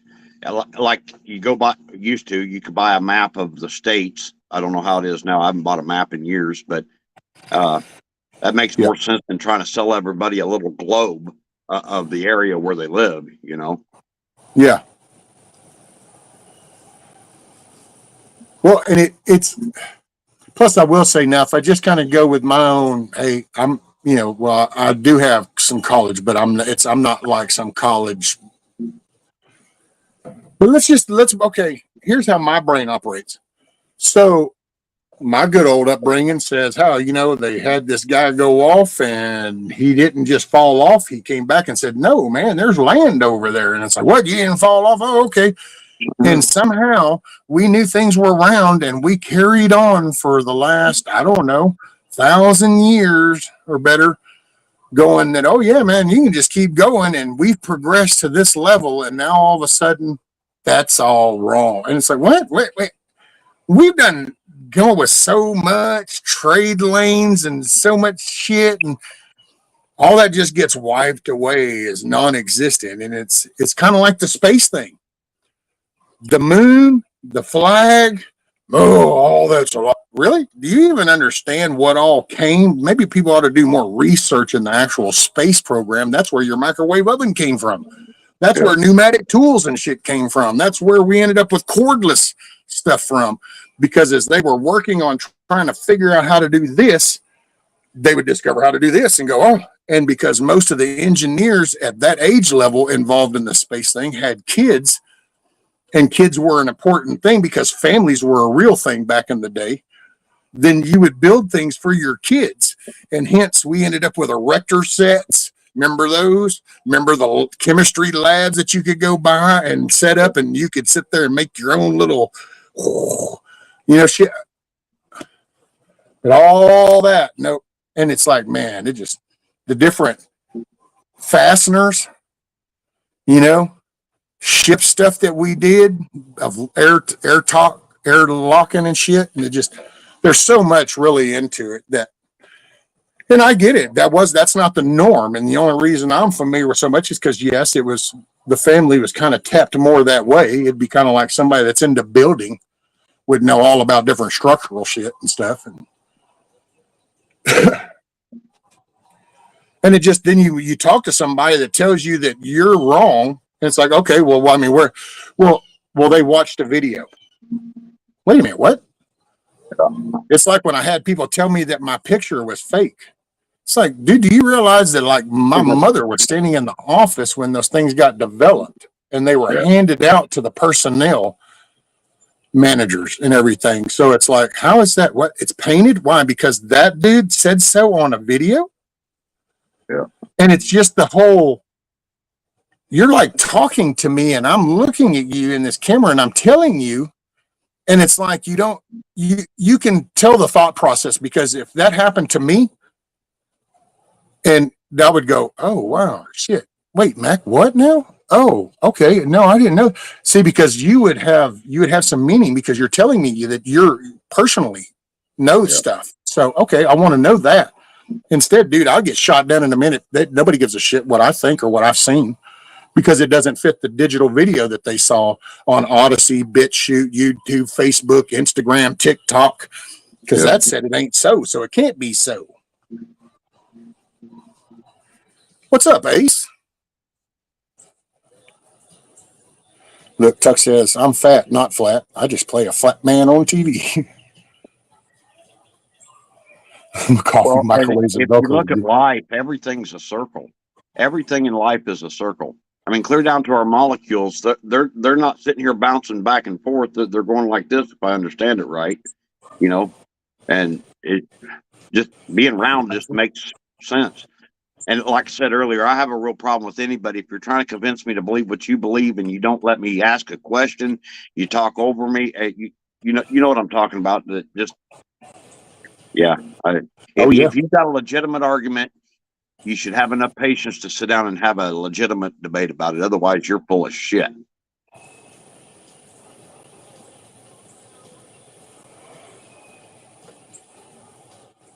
Oh, I get you, Savage, but I think if you look into that, it's a crossing of stuff. I mean, I get it. It's probably on the Navy too. It's just I think you just have to look into the research and development that we were doing on thruster engines and all kinds of stuff, dude. It's all that was new grounds, and we were in a race because, well, there was this fear that these big old bad evil Ruskies would get up there and then they could do us evil bad stuff, and we didn't want the big bad Ruskies getting us.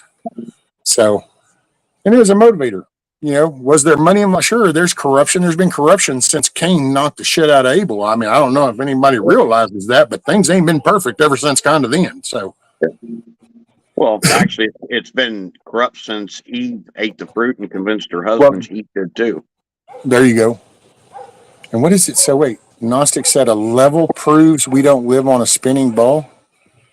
I beg to differ, sir, but a level just is showing you the level point between 2 points. So if you could do a hose open over a hill, well, actually you'd have to go around it, because if you went up, you'd be changing it, because then it'd have to go up and over. But if you went around that mountain, you could hold the hose up and it would show you the level. And if you could zoom out, then you would notice that, wow, that's the same level as that side of the mountain. That doesn't mean that matter of fact, you know what? I'll do that.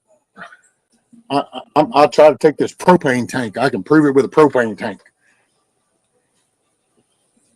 And prove how the level means jack shit when it comes to the earth. No offense when I said it that way, but because I can literally take this propane tank, lay it on its side, and I can take that clear tubing out there. And if I lay it on the deck right here, I can sit there and fill it with water, and I can raise that to the top of that side of that propane tank where it levels at the top, or I can lower those two and it'll be below it. But that water is going to self-level in that container. Just like the ocean kind of self-levels inside this container. On gravity, I mean, people deny gravity, and that's just a mind blower that you can deny gravity. What else would cause it? Is a divine principle that man, what? And level is a divine principle that man cannot affect. Yeah, I mean, I guess you can put that in some kind of word salad way. Hell, I mean, they try to tell people a man can be a woman, so I guess anything's possible nowadays. But Water's and always see, and then again, to the it's point of also a least faith in resistance. God. What, Max? Sorry. Water's always going to flow to the point of least resistance, and gravity keeps it on the ball while it's spinning this way and doing all of its stuff around the solar system. It's just I do know that there is a bunch of science. I never got into all that science, but because I just never felt the need to think. I mean, I could see shit. It's like, the curve, you see it go out in the Gulf, and it's like that. To be honest, well, see, I hate to do that because I'm not trying to. Okay, I'm not trying to pick on you, Gnostic, but since we were talking about the level, and that goes in with the flat Earth thing, so what is it like? We're having the conversation, and I'm telling you that I stood out on a platform out in the Gulf of Mexico and could see those ships go over the curvature. Why is that not true? Is it because I'm just not saying something you agree with, and so all of a sudden I'm disproven that way? Or is there a counter? Because if you haven't been out in the Gulf of Mexico, then how can you tell me that what I saw isn't true? How does that work? They want to discredit Jesus Christ, and I can tell you from personal experience, I've seen miracles in my life that only came from prayer and the intervention of the Almighty. And so if I was believing wrong, if Jesus Christ, because most flat earthers believe Jesus Christ is a lie, and if Jesus Christ is a lie, then God would not be answering prayers for me if I was believing in a satanic, anything separate from God is satanic. It's like the Jews over there worshiping a wall. they're not worshiping the God of Abraham, Isaac, and Jacob. The Bible says that any spirit that doesn't acknowledge that Jesus Christ was God in the flesh and came here and died for our sins is of the spirit of Antichrist. So even Christians get all wrapped up with supporting Israel, and I'm not anti-Israel. I believe they have the right to exist, but they're not worshiping the God of Abraham, Isaac, and Jacob. They may say so, they may appear so, but in the spiritual realm of what the Word of God says, they're worshiping the spirit of Antichrist. And that's one of the final dividing things right there. When people start denouncing Jesus Christ through the flat earth, I'm pretty much out of the conversation there. Hey, Coffee, make it a good day, man. Appreciate you. And who was that? Phil came in, I think. What's up, Phil? I would say something real quick because since Mac was brought up Jesus, and I know that there was a comment that has been made, and I would rather just not, keep not you, Mac, but there was, if you don't believe in Jesus, that's you. I just would appreciate it if you could respect my belief and then not do reference Jesus in a trashy way. Yeah. And I had seen that comment, but it just wasn't on my channel. Sir, that's something else that is really hypocritical and irritating is the way people they can preach what they want to preach no matter what it is, and you mention Jesus and you're suddenly shoving it down their throat. Well, really? I just listened to 10 minutes of you spewing what you believed about something. So was you not shoving it down my throat? People it kind are of gets very me. hypocritical and they're haters when it comes to Jesus Christ. The Bible says this is going to happen. Gets me when you bring up God. All of a sudden, I always found it funny because I bring up God and then I got attached to the Catholic Church. And I'm like, man, I ain't never been Catholic, so I don't know where that comes from. But yeah, it shows the echo-ness. But I do want to go back. So, I mean, in all honesty, though, let me see. He might have answered me. So because I am kind of curious. It's like, I mean, and that's a legitimate question. I ain't trying to pick a fight or nothing per se, but if I say that I stood, well, it's like right now. If I sit here and I go, oh well, no, I just saw that bird go over there. Then like really, where does it come from for somebody that has never been where I was or saw what I saw, for them to tell me I'm wrong? Doesn't that seem weird? It's kind of like the guy with the vax stuff, and I just wanted to know. It's like, okay, well, if we had this medicine, and then all of a sudden this virus comes out and they make this medicine bad. No, you can't get it. You can't get it. And then all of a sudden, after we get through all that, now all of a sudden you can go back to getting it. Doesn't that just in that behavior itself seem weird? Well, it's kind of like if I tell you I'm standing out on a helideck that's, I don't know, 7,500 feet off the deck of Gulf of Mexico. And I'm looking out across the horizon and I'm looking at satellite platforms getting meter readings that's 2.5 miles away. So I'm reading gauges that are 4 inches around, 2.5 miles away to get numbers off of. And then I'm watching boats, cruise liners, big boats, work boats, cargo containers. And I watch some going this way and watch them fade out of distance at range. And then I watch the ones going this way literally disappear under like this. I take that experience, and yet I got people that have never been where I was tell me that that's not true. And then what about I got in a C-130? Yeah. Now, damn, I forgot what that plane was. Anyway, from Fort Dixon, flew over for a weekend to Germany. And so it's like what I saw out that window. It's like, oh, no, you didn't see. And that's the part that gets me. If all I did was come and repeat somebody else's scientific stuff, and then somebody else came back saying, that's not true, rescue, here's this scientific stuff. Okay, well, my dictionary says this. Well, my dictionary says this. Okay, well, we can just agree to disagree. But when somebody literally goes, I saw that. No, you didn't.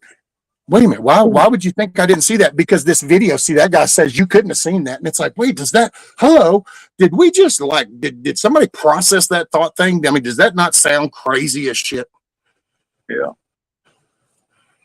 What do you mean my limited visual perspective? No, man, see, that's word salad, dude. Sorry, brother. I'm telling you, it's like, watch this.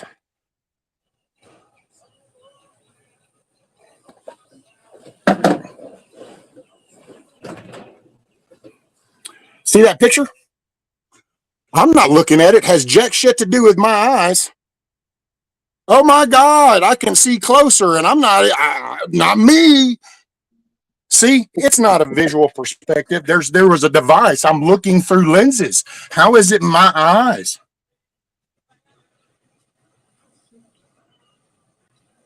Sorry, I didn't mean to snap at you, so I'm sorry, brother, but see, it's like that. What my visual? I'm looking through binoculars. I can literally see gauge numbers. 1427. Okay, 1427. Yeah. Hold on. Oh shit, man. Yeah, 1585. All right, 1585. Oh well, check that shit out. There goes that mask cargo thing. Yeah, they're disappearing. Oh no, that's your eyeballs.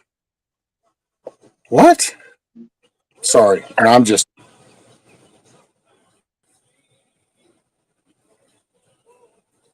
A square Earth. Yeah. It's frustrating because there's no. I mean, it's like, damn, dude, you're really going to attack somebody's credibility without ever putting boots on the ground effort to disprove it. It's search the internet and see that says you're wrong there. I don't have to do nothing. I don't have to go offshore. I don't have to go get on a cruise liner. I don't have to fly on a plane to tell you any of that. Wait, what? I just, and that's annoying. That really, it's almost disrespectful. And if I thought it was probably intentional, it would probably make me upset. And who knows? Maybe I'm misreading, but it is intentional.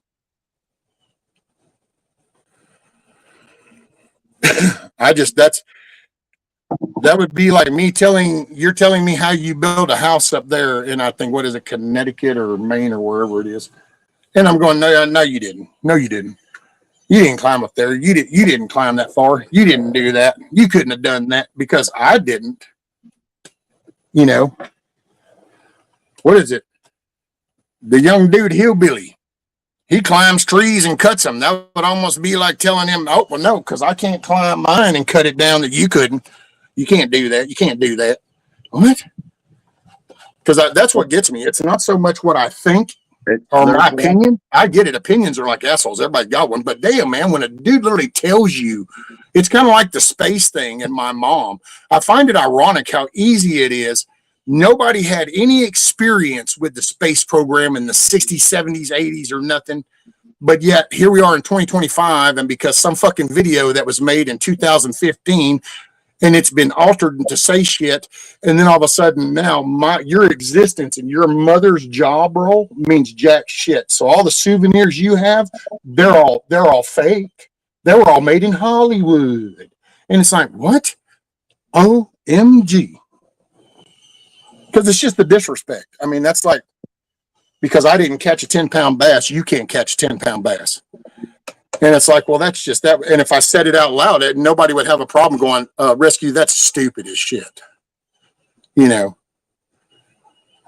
yet that's what happens. What NASA says you have to be.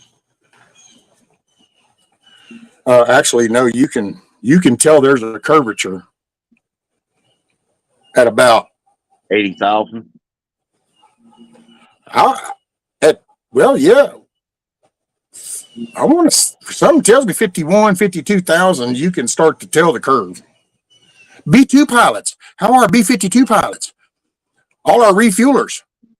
We have stealth planes that run damn near in the stratosphere.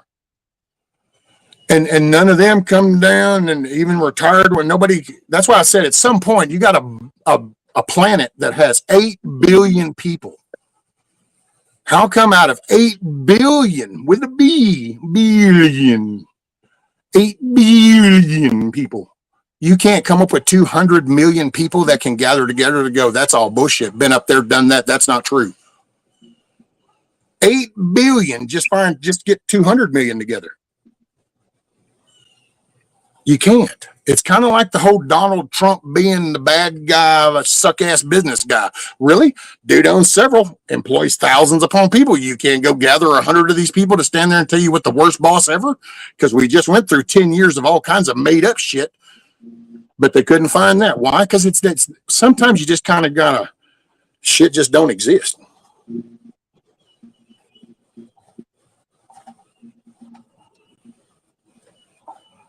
I thought the Bugs Bunny cartoon settled it all years ago when Bugs Bunny was arguing with the people, and he said the earth it is round. Good enough for me. Yep. Well, Superman proved it was real because, hell, remember there was some tragic event and he had to go up there and fly reverse around the world so we could spin it backwards so we could go back and fix it. Yeah. If he had done that and we were flat, we'd all just been slung off.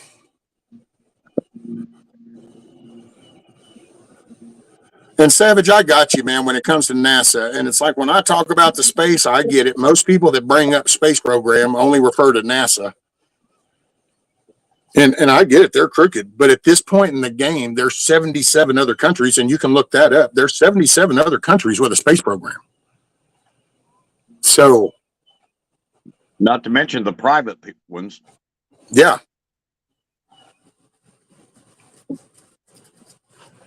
I mean, it's almost when you get locked in so hard, see, it's like there's nothing. And Gnostic knows it because I even asked him, it's like, so what if I went up? And it's like, well, if you did. And so it's like, so then there's really no other way to prove. So no matter what anybody shows or says, the only way would be for somebody that somebody would directly know to go. And it's like, see, that's just not even reasonable judgment standards. That's not using a very discerned way of thinking. I mean, when it's like nothing else is going to matter unless it's somebody I know and they can go all the way up into space and then show it now. Okay. And it's like, well, that's pretty irrational, but then that's all right. I just asked that to just see, because I was kind of curious. I thought the dudes that did the little Arctic thing, I thought did a good job, but then I found out that, oh no, see, but you're only going to see what you want to see when it comes down to literally, you got to have a person you physically know go up into space to show the curvature for it to become real. That's just, to me, it's not a realistic requirement. Not whenever nobody went up there to show you that it was flat. So now somebody got to go up there to show you it's round. All somebody had to do is show you a video, and because you're pissed off at the government and you know that they lie and they're crooked, then everything's got to be a lie and crooked. Because I personally think that's where all that shit comes from. I think there becomes a distrust with the government, and then it reaches a level to where you question everything. It's kind of like a cheating spouse. Once you catch the spouse cheating, you start second guessing every trip to the convenience store, every trip to work, every trip somewhere, because, well, probably this. And then next thing you know, you're really overreacting. And it's not that the cheating was a good thing on their part, but now you just get to where you accuse them of every move they make. And I think that's what happened with that. I think you just end up with such a crooked ass government in a digital age, and next thing you know, mass confusion.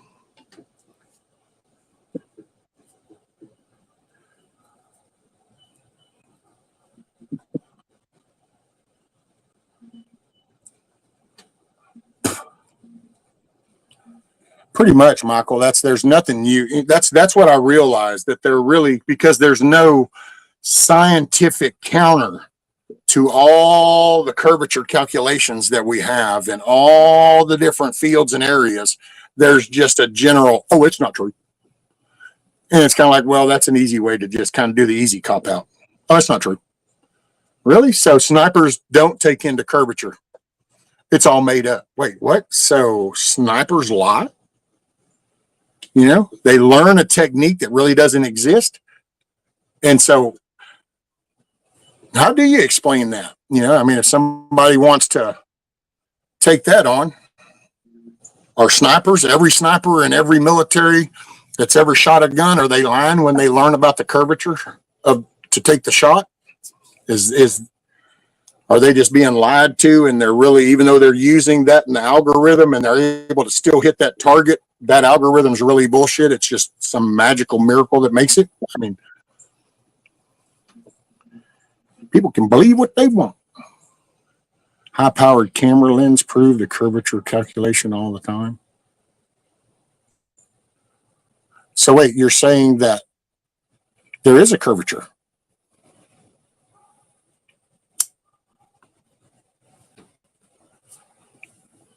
I just find it ironic to argue over some stuff and to really be so locked in, but do no work to find out. It's kind of like getting up there and talking all about guns, but never shot one. You know what I'm saying?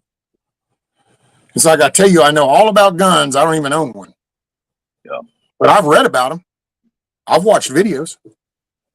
It's kind of like I know all about football. Oh, did you play football? No, but I watch it on Sunday. Oh,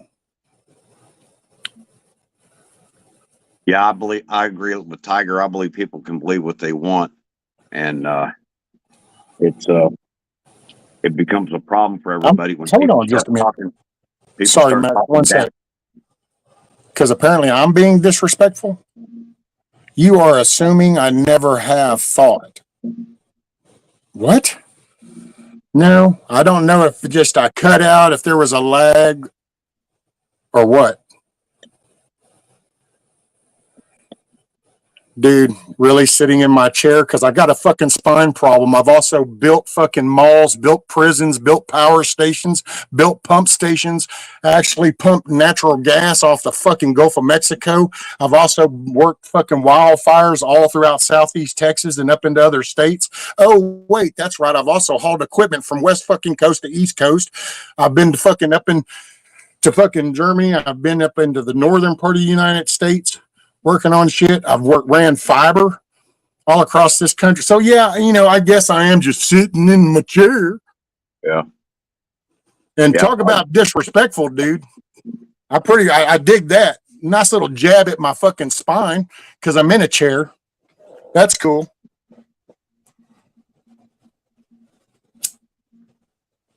Oh, and by the way, I'm assuming that you typed that while you were up on a ladder driving fucking nails in your carpentry profession, right? Oh, heaven forbid you were sitting on your ass when you typed that shit in, didn't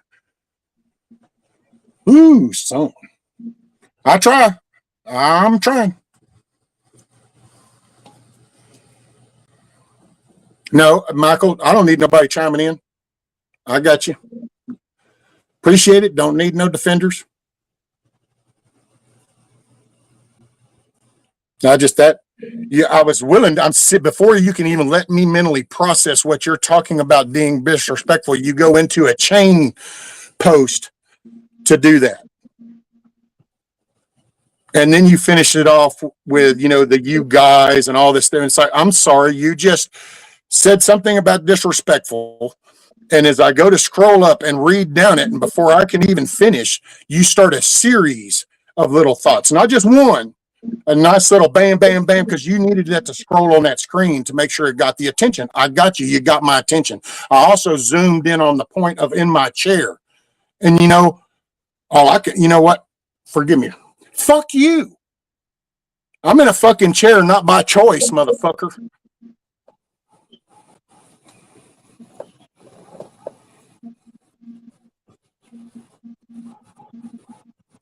Yeah. I'm 54 and I've worked hard my whole life. I've got a whole wide variety of shit in my resume. As far as being a carpenter, I actually built data centers 10 years ago, but you know, I have physical things that I'm dealing with, and I don't sit in my chair all the time. Never have. I built this 3-story building all by myself. I never have been a sitter. Most of the years I wasn't even online arguing with people on a regular, you know, work schedule, Monday through Friday. Didn't have time to be on the internet arguing with people about shit.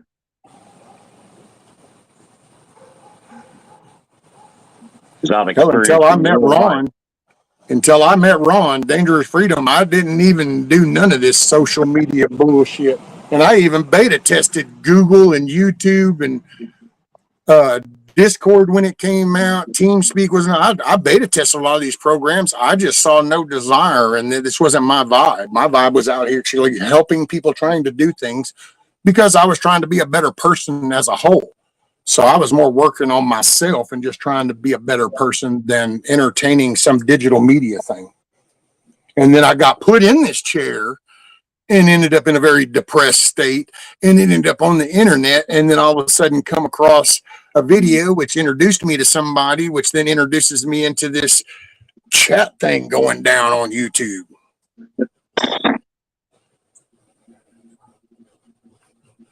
That's why my digital communication skills suck. I'm just used to real world conversation, real world shit.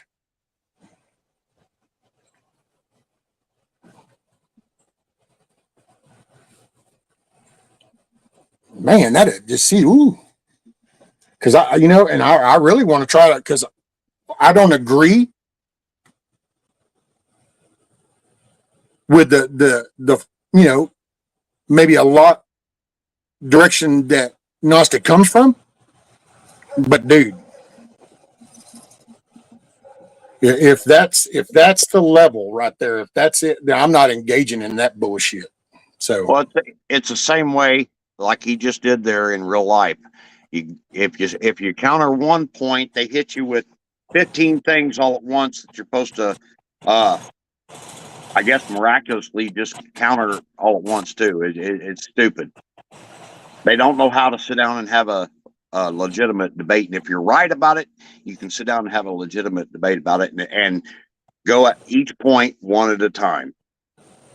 Anything beyond that, bullshit. It's propaganda, and it's trying to control a conversation. It's brainwashing. That's the same tactics the fucking communists use. The Antifas. That's the way they do out there on the street.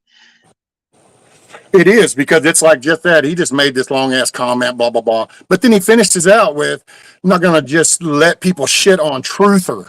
Oh, so you're like the only motherfucker that talks truth. In your younger years, I was doing shit before you were even thought of. I was doing shit that you're telling me doesn't fucking matter. You didn't even fucking exist when I did some shit. And you're telling me none of that matters. And then you insult it by just that label, truther. That just saying that you're drawing the line, because you're basically saying, well, I'm a truther. Well, then wait a minute, what's the so wait a minute, you're saying I'm a liar. Because what's the opposite of the truther? If you're the truther and if I don't agree, then that makes me a liar. So that's who's doing the insulting, dude. It's the fucking word. I'm sorry. Does anybody else got a different? What is the opposite of truth? Lie. So if I'm telling you that I'm a truther and you say you don't agree with me, are you a liar? But oh, wait, we can play the words because we can make shit whatever we want. We can make an insurrection because you came down with a flag to protest the fucking stolen election. We're going to call that insurrection and just run with it. Yeah, let's just do that. Make up words. Go ahead. Antifa. We're fighting fascists. No, you're not. You are the fascist. But that's okay. See, and it just, no. The opposite of truth is a lie, and if that's not how it's meant, then maybe you ought to choose a different word, because I'm going to take things by plain, simple definition. Amen. So when you come in going, well, I'm a truther. Okay, then so anybody that doesn't agree with you would be a liar. Amen, savage.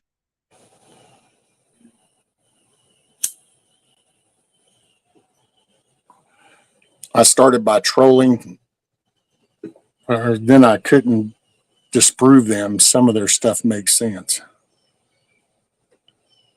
See, not to me, because you can't address the whole going around the damn globe. They just want to tell you go around it this way, not the other. Truthers have had this label since 9/11. Ooh, 2001. Wow, that's such a long time ago. Oh, wait, my kids were already born by then. Oh, that's right. But still, that was such a long time ago. I know, it's been 24 years. Wow. That is a long time. That's almost a quarter of my life. Intense. I don't know when it came to be. All I know is that when a person comes in and they're like, I'm a truther, then you're pretty much laying a gauntlet down going, and if you don't agree with me, you're a liar. Yeah. And if people don't want to accept that, that's not my problem. I'm not letting people manipulate my definitions. Right's right, wrong's wrong, up is up, down is down, and that's it. A man is a man and a woman is a woman. One ain't going to be the other. Gender's not fluid. See how all that works in? It's the same word salad. It all just trickles. It's like a pachinko game. Wherever you drop it in, it just bounces and finds a category to drop into.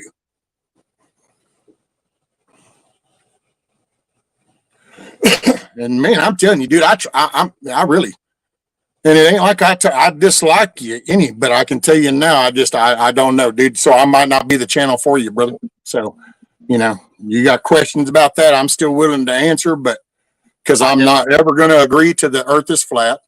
I don't even give a shit, really, because I personally think unless somebody tells me they put in boots on the ground work to go prove this shit, like be part of that little whatever escapade was that went up there and filmed all that. I love people. The people that disprove that, did they actually go up there to disprove it? Or did they just sit in their chair on their computer and go click, click, click, click? And yet I get called a chair sitter. I have a spine problem. If I didn't have the spine problem, you would have never even met me because I would have never been on this. The only reason I'm even on this tube is because of a fucking spine problem, because that's why I wasn't here for the first 50 fucking years of my life.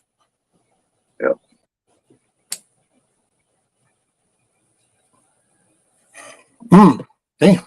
I got some penance to do later, buddy. I ain't gonna have to. I done let all kinds of emotions come up in. I actually, when he was on the other channel a couple of weeks ago, I went and subbed to him immediately because he of who recommended him. And after listening to about 10 minutes of the shit show and the condensation and the arrogance and the talking over just the insults, and I went back over and unsubbed. I was like, you ain't my kind of people. It ain't because of what you believe. It's about your whole tactic. You act like a shit ass. I don't have people like that in my life. And you said we'd probably get along on the job, and probably not. That'd be like the whole thing would be like me saying I'm a better carpenter than you because I built data centers, and I don't know what you built, but it'd be just like that. Me just assuming that I'm better than you because I built data centers. Exactly. It don't make sense. That's what I guess is really gets me, and that's because that is new. This isn't. That's like you don't find people just walking up here just totally disrespecting somebody, with anything they've done. That's just not. That's not the norm. But yet here, your knowledge. Round. Not to interrupt you, but he said, "LOL, kettle." A kettle's actually round. This is true. You want to see one? There's one right there. It's in between them two posts hanging. It's a good old washing kettle. I've got one like that. Rescue. Yep. Oh, wait. That would mean that. No way. You mean I know how to do shit outside? I guess I haven't always been in the chair. And I'm sorry. That was very sarcastic of me. And just as I finished that, my brain was going off saying, no, don't do that. That's just being sarcastic. And I am. That was being sarcastic. So I do apologize because I don't. There's no point doing the tit for tat thing. I'm not down with that. That's but I can tell you, how about this? This is where I'm going to leave it. Once again, had this discussion with a guy that was basically intimidating a female on YouTube. And I told him, if a person tells you that they feel a way over what you're saying, the way you're saying it, if I tell you to me that you come in here saying you're a truther, and that means that's the truth, what you say is the truth, then I assume that means that if I don't agree, I'm a liar. Well, I'm sorry. Let's check your maturity level. So now that you have that information, what's your response? Is your response to go, fuck you, I don't give shit, I'm a truther? then that means you're disrespectful and you don't care if you do have a mutual conversation with me. If you go, well, shit, I didn't mean it that way, I could change that term. I believe this. See, now we could have a conversation. But to me, that's not what ever happens. It's the insultive, polite little insultive stuff. It's like, I've been on another panel before and had, oh, well, you haven't researched enough. If you knew how to research a little bit more, well, I'm sorry, that's telling a motherfucker that they're stupid in a polite way. So you can dress a pig up with lipstick and it's still a pig. Yeah. A truther is someone on the quest for truth. Well, then that is, I'm going to tell you just my 2 cents on the matter. That's an agitating term, because I don't consider myself some truther, but I'm always looking for the truth in anything, whether it's how to do something. I want to know the right and the truthful way to do it. If I want to know about an event that happened, I want the truth of the event. I don't want to lie.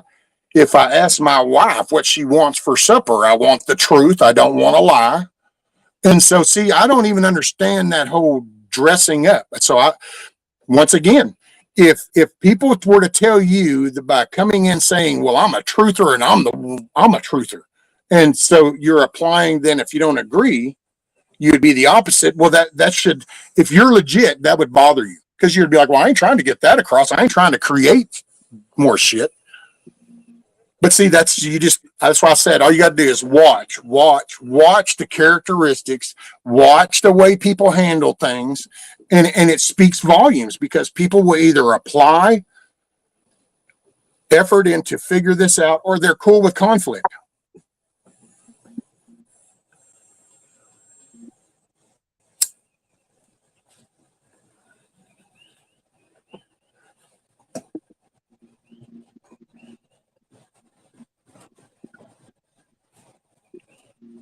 £50. Good night. 50 pounds of popcorn. Wait, was that popcorn or just corn? So that's like deer corn? No, she said 50 pounds of popcorn. Used to call ourselves woke till the liberals stole it. This is probably about the moment when I figure out something else to say, because boy, did that just speak volumes. I don't remember ever calling myself woke, but we used to say we was awake or aware. Well, that's what I always thought that was. I thought that the whole trans, queer for Palestine, all that was the woke kind of shit. All the racial, the equity, DEI, I thought that was woke. And then if you became aware of what was going on, then you were awake. Well, it's the same mentality. Woke, truther. They're absolutely right no matter what, and they prove it in their argument, because they won't sit down and have a one-on-one conversation that's fair and balanced. It's them always trying to talk over you and condescend. The whole thing I've already been through. Yeah. And I don't associate with people like that. Right. I don't waste my time. It's not worth my time. I don't need you in my life, period.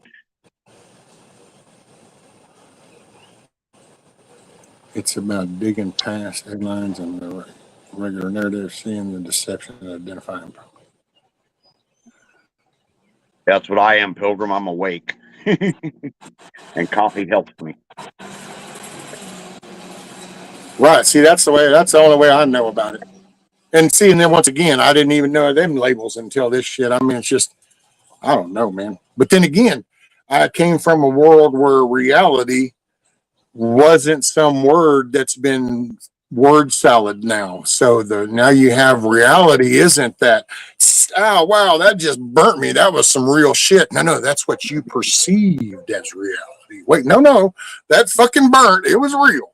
It's, it's like the theory of gravity. Well, see, it's just a theory. Yeah, but I'm going to tell you now, when you fall from that roof and hit that right there, that shit's for real. Yeah. It's like, that's called gravity. Yeah. And it's like, so what is the point to counter it? Like, and that's where I think it's an intentional, whether it's by the individuals, I think way back, I think that was one of those, You just cause division. Because man, we've succeeded in so much shit. I mean, we changed the world, and it's not for the better either, but we changed it. Easy intel. What about the hard intel? We want look, we got easy intel. Now we got show intel. Where is the hard intel? We want the hard facts. And where's the cold intel? How you doing, G-Mall? Show. Oh, shit. Hell, I didn't know if G-Mom Merkel had ever come back. I thought I might have finally pissed her off to where she got so mad. Turd searching is not going to improve.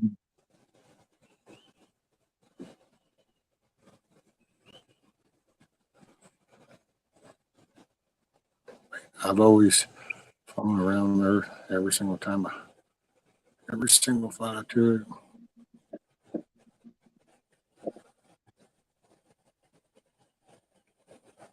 Savage. I know, right? The gays for Palestine. It gets me, man, when you watch these protesters out there. But and so really, does anybody following along with the digital stuff like that? Doesn't seem strange, these little pockets of people. I'm not trying to be insultive, even though this is probably going to sound that way, but I just it's like little pockets of lost souls.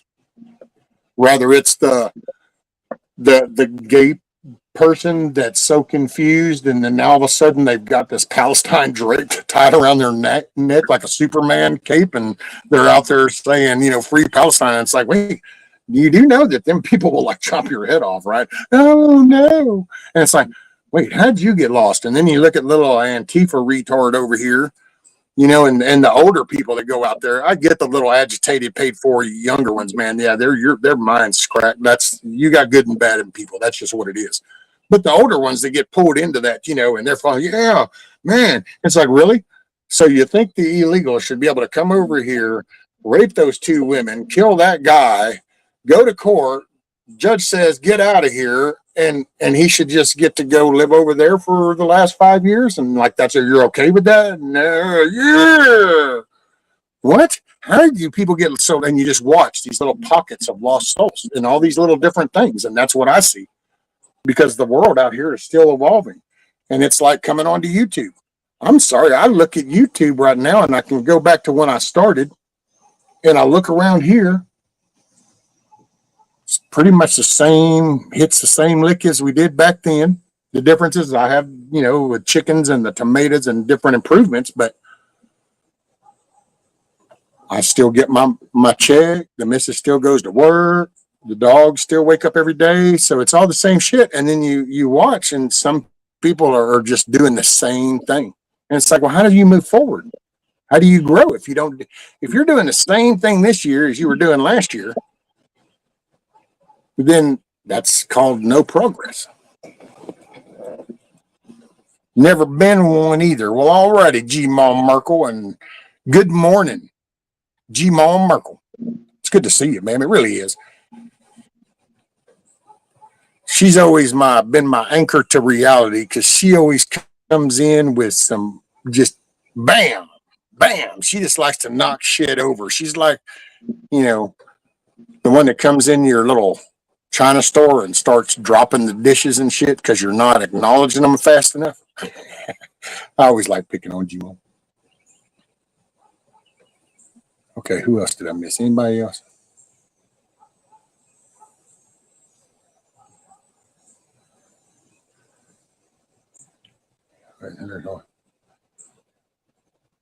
Actually, Intel, I just scrolled up to see that about the protest in Portland. Actually, to me, I think that is so disgusting.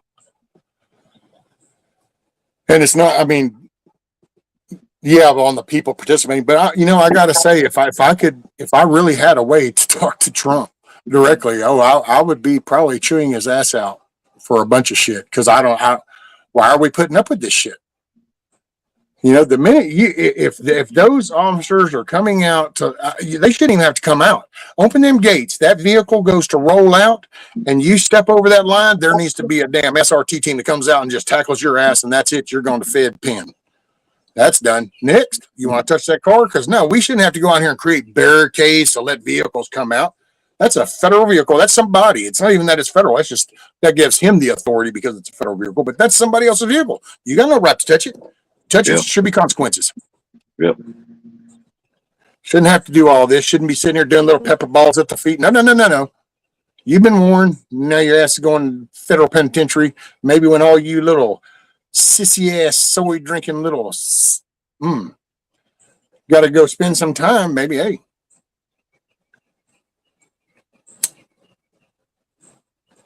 But I find it so disgusting on the leeway that they're allowed. It's like those people outside the Chicago one and all the throwings of rocks on the winds. What?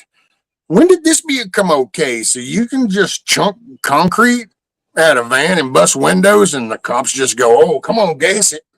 What? No.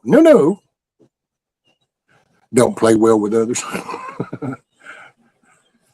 I run into the same kind of mentality in like religion with churches and people that call themselves Christians. Okay, I'm not a pre-tribulationalist, one that believes that Jesus is coming back before the last 7 years of tribulation, and I can prove it biblically. But I'm willing to hear somebody else's thoughts on it. But every time I have sat down with a preacher or anybody and pulled more scripture out proving what I believe, when they can't best me in the argument, that all the insults start coming out, how I'm deceived, I have no discernment, I don't have the Holy Spirit, oh well, you smoke cigarettes. And almost every time, 99% of the time, the ones that say it about this, bring up the cigarettes, have a belly that's like this, and they've not seen their pathetic little pink winky since they was 12 years old. Okay, the Bible doesn't say anything about cigarettes, but it does speak about gluttony. And usually when I bring that up, they shut the hell up. But it's the same thing as like with flat earth or anything. Some people do not have the ability to sit down and have a legitimate conversation without, when they know they're losing, they'll either start talking over you, start insulting you. It's because they're not grounded. And truthers are always seeking for the truth. That means they're not grounded in anything. They don't have solid beliefs inside of them of what's what. They're easily swayed. They're tossed around by every wind and doctrine because they're constantly seeking. I have no problem with seeking for truth, but be grounded in something. And when you're grounded in something, you don't have to get all nasty and abusive and insultive. And I'm not a guy that gets offended by words at all, but I do get offended by people's bad behavior with words. Yeah. Jima Merkel, was that towards me or was that somebody in chat? She said, I want to ask a real question. Would you come back to this shit show? No, Tiger, I do not believe it. I believe that there is going to be a rapture. I don't believe in the timing that's commonly taught in Western Christianity. I don't believe it's before the last years of the Great Tribulation. I believe it's at the last trumpet. That's what Jesus said. And the last trumpet can't happen before the last seven are sounded during the tribulation. There's plenty of other scripture. If you go and read the parable of the tares and the wheat, the tares are actually taken out first.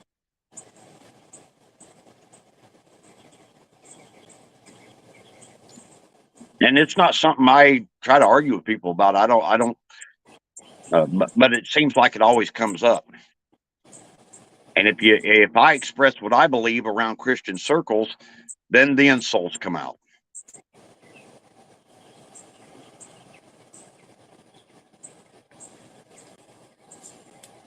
Well, I will say it kind of does trip me out because I always thought that it's like if I message you and say, hey, Mac, you want to get up on a panel and I don't know, you got that one winch for your elevator and I got this other winch and I think mine's stronger. You know what I'm saying? But I mean, if you go into, oh, well, yeah, okay, well, but aren't you going into a debate or conversation even but isn't it out of inquisitiveness? Yeah. Or are you going into convert? Maybe that becomes the problem, is entering into something under false pretenses, or even unknowingly false pretenses. But it's like, if I go into a thing And I'm thinking, okay, well, we're going to have a talk about the flat earth, but you come in and it's like, there is no debate. It's you talk me down. Well, then that seems more like I came in for a debate and you came in for a conversion.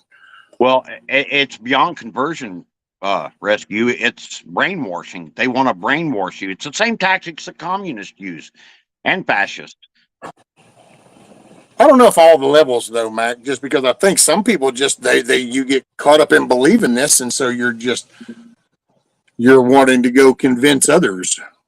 And I will say that I think the more you kind of convince people, it'll make you feel more validated, because that's what you, I think most people, that's especially with the internet stuff there, it's seeking validation. Yeah, Matt invited me back. Oh yeah, first off, see, no, not going to use me to go trying to do channel to channel type shit. Mad runs his channel the way Mad wants to. That's Mad's channel. I'm totally okay with that. So don't try to. I don't. Matter of fact, anybody else will tell you in here. I don't. We don't do other channels. That's why I What? didn't say. That's why I didn't say Mad Shad's name earlier. I wasn't Right. trying to drag Matt in. You know. Right. That's, and I just saw that without of nowhere. He said that. So I just want to point out, going, this has nothing to do with Shad's channel. Shad does his channel. I enjoy it. I even knew it that night. Hell, like I said then, you thought you were getting ganged up, and I know from my perspective and what other people had said, most people were just curious because, like Max said, all the time, that's how the conversations go. There is no discussion of back and forth. And I got to say, I've never heard one person believing in the flat earth stuff ever concede a point to any, no matter if you go watch all these little, you never hear any concession. So it's all in.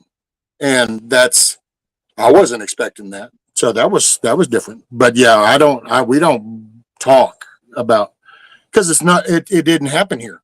It ain't here. This is here. This is the conversation. No, you can reference like Mac did. Mac will reference. And you got to do the name drop. Because first off, it wouldn't make a shit like what that statement even means, because that man runs his channel. That's his shit. So the implication means nothing. Yeah. Whether he did or didn't, that's okay. I run this one. This is my little corner in the internet world. It's kind of like Rabid, and I spoke with Rabid earlier this year at the meetup, and I'm sorry. He believes different. He believes different than me, but me and Rabbit get along fine. We're not sitting there trying to browbeat and condescend and all this, nonsense, insult, and because we don't believe the same. In fact, that we find commonness in what we have in common, and I don't know if that makes sense, but it makes sense to me. Me and Rabbit met at the other Missouri meetup, and he's always in here, and he knows we don't agree. We just can agree to then disagree. And plus, it's like mainly our only disagreement is on a faith, on a spiritual level type. And that's really an individual thing anyway.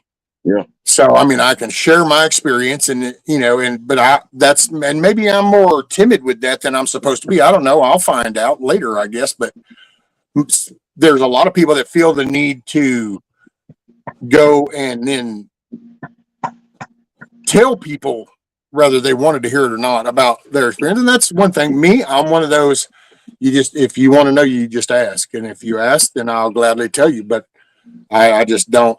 That's why I laugh when people want to debate your belief. There's no debating, man. I mean, I got mine, you got yours. Do you, boo? Years ago, I had a Jehovah's Witness woman come by my house, and I love to talk about the Bible. And we sat and had some really great conversations. Probably 5 times she came by, and she asked me if she could come by and bring a friend and have Bible study. And I was like, yeah, come on by.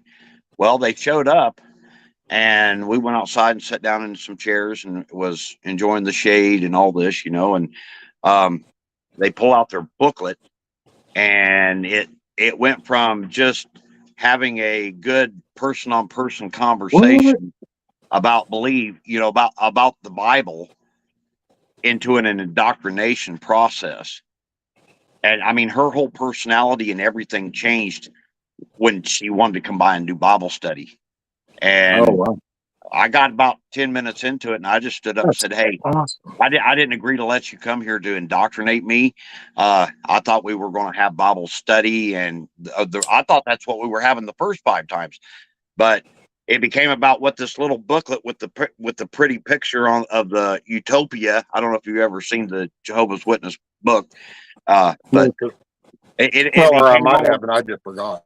yeah, it became all about that, and it just completely turned me off because she wasn't willing to hear anything except for what that little book said. Oh, yeah. The real her came out, and I told That's her, "Don't." awesome, Tuck. Good luck, brother. Make it a good day, buddy. He's going to go get him a bike. He said he might be getting a bicycle today. Big step in the rehab. Hell yeah. Old Tuck's going to become mobile. Her parents put an electric gate on the driveway to keep her away. Okay, now I'm heading to town. Wish the humans luck. All right, Rabbit. Be safe. Keep your head on a swivel. Make it a good day.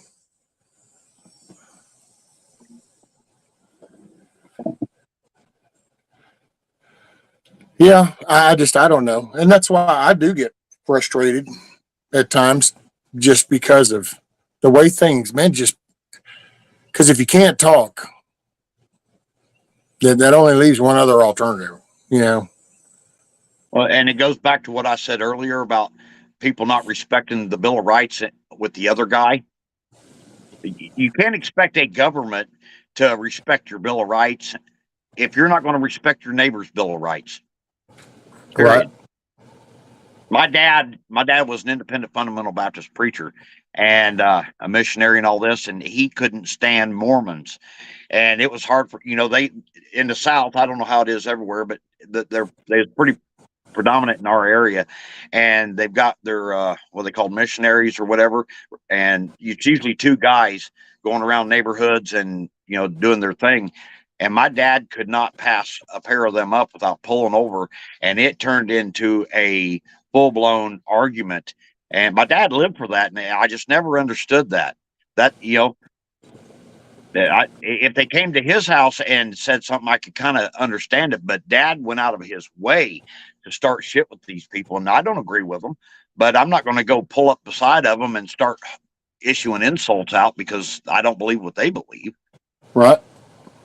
Well, it's like, well, we get I guess that is the Jehovah Witnesses. They'll come by. I just don't really engage with them. The dogs usually keep them at bay, and whenever they it's because isn't that the white shirts, black pants? Yeah. Okay. Because they just come and I just wave and going, oh no, we're good. Thanks. And they go, oh, no, that's fine. Okay. That's it. I don't feel like no need to try to tell them that any different of what they think. Do you, boo? Yeah. God will work.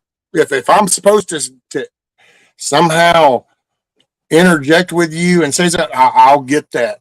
What I would consider the Spirit's going to come through me to push me to do that. And that's going to be God deciding to wake you up. Otherwise, it might be down the road. It might be on the next door you knock on. Who knows? That's why I don't think I'm called to be a preacher. That's not. Some people probably are, and I do believe that. Everybody's got a role. Gma Merkel. Did you read her comment? Why do they come in, Gmo? Is that what you're saying? She's saying don't answer the door naked and invite them in. They must come in. Some of them stopped by to pray for her and on her porch, and she had to call the sheriff to remove them. And by the way, morning, Echo. And then Tony said, Risky, I'm almost done with my harvest. Got 3 more. Oh, that's right, man. Homeboy done had so much he was harvesting. He was sitting there and was wore out and was just going to go ahead and wait on the others because he was done. His hands were exhausted from the ones he already had. And I'm like, damn, yeah, some of us ain't got that problem. So I gotta grab some pain meds. I'll be right back, bro. Roger that. I keep a 160-pound dog in the yard. You better really need to come to my house. He's a mean bastard. Right?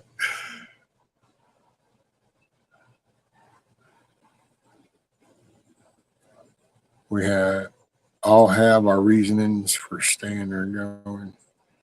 I'm just so grateful I finally figured out I could believe in Jesus without being Catholic or any specific religion. Roger that, ma'am.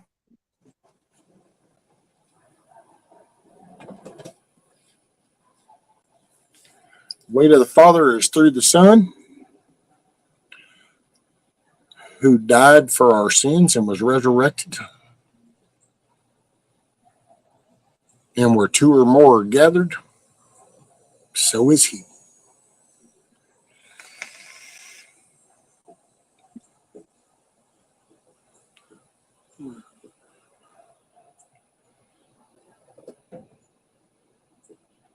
And that almost sounds like a Men in Black episode, Gnostic. Isn't that what happened in Men in Black or something when at the end or something they opened the locker and down in there were the other people and then somebody picked the globe up that had the people and they shook it and we all of a sudden had the blizzard and everything.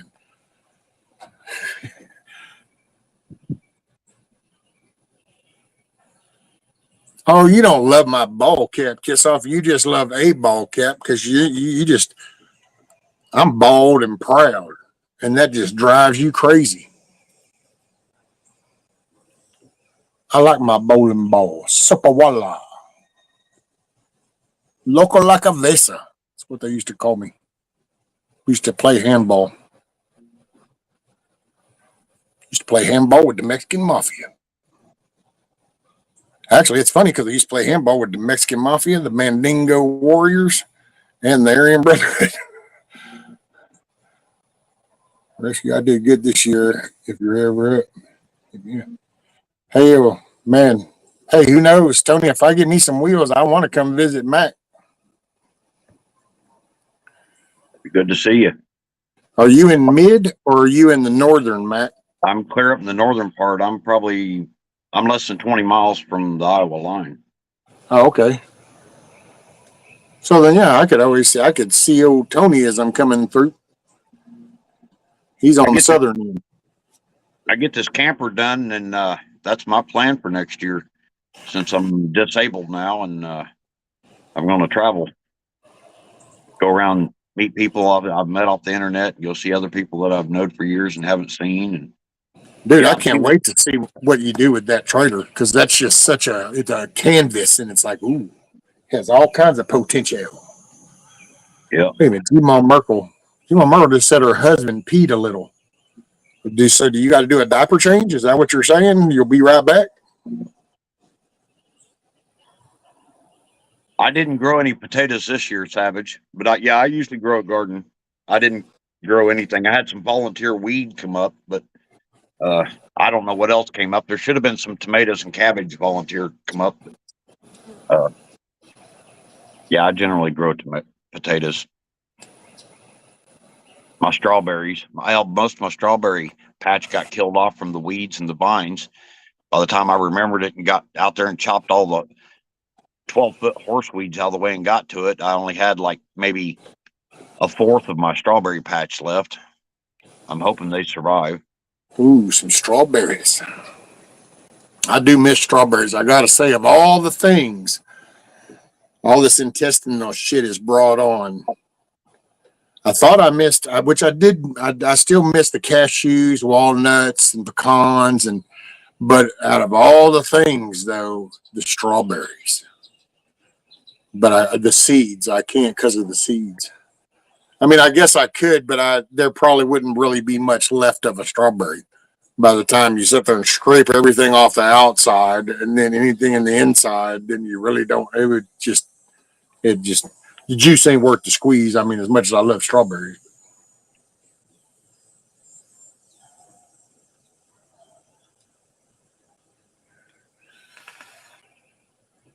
Yeah, I agree. CERN's evil. Well, I will say, you know, even not without using the word evil, to me, I think it's stupid.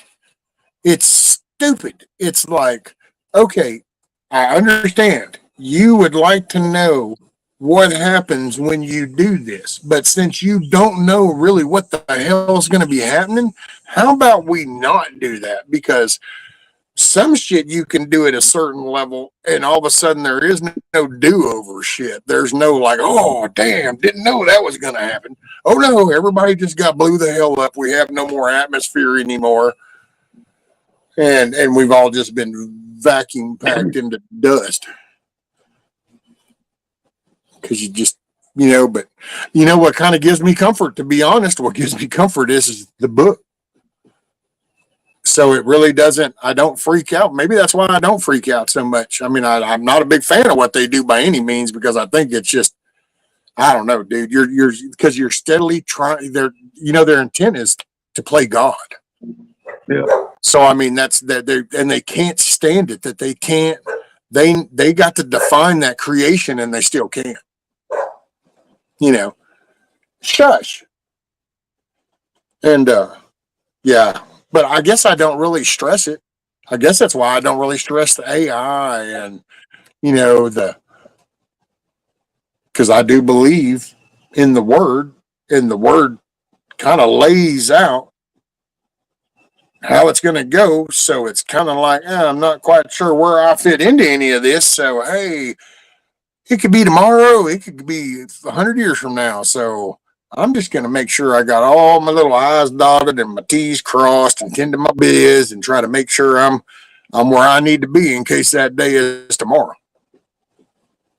That's the way I view it. Because, yeah, I just, it blows my mind, dude. When they first laid out the plan, I'm like, really, does this make sense? Like, so you want to collide some shit together because you want to see the effects, but you don't know what those could possibly be. Does this sound like a very viable, testing theory? We have 8 billion people on the freaking earth, man. It's like, no, yeah, that's shit here. And I think there's another one. There's the CERN, but then there's a smaller one. Yeah, there's like 2 of them here in the United States, I think it was. Yeah. One of them's in Texas, if I remember correctly. I could be wrong about that, but Actually, I think you might be right. I don't know, and I guess that's why I just don't stress it. I just isn't the CERN where what they used in Stranger Things to open the Upside Down. I don't know. I didn't really do the Stranger Things thing. I know people have talked about it, but it wouldn't surprise me because imagination will run wild. I was talking to Indy one time and years ago when I first started doing this, and people would kind of come up with stuff, and I kind of see where some of the stories, and of course on the internet now, I was looking at YouTube a little different, and I told her, I said, isn't it weird that you can go and look and see in some of these monsters and creatures and aliens that are in these shows and movies, but if you actually go look into biology, a lot of that shit looks like freaking parasites and germs and shit that are magnified, 10,000 times. And so you kind of wonder how many way back in the, things weren't as out there, but you'd have these damn lab rats people that are doing their little testing and shit, and they would see some of the most off the wall little parasite looking things, with all these horrendous, and you're like, and you show that to a Hollywood person, they're like, man, that would like make the best, Mars creature or something. And next thing you know, you end up with all these little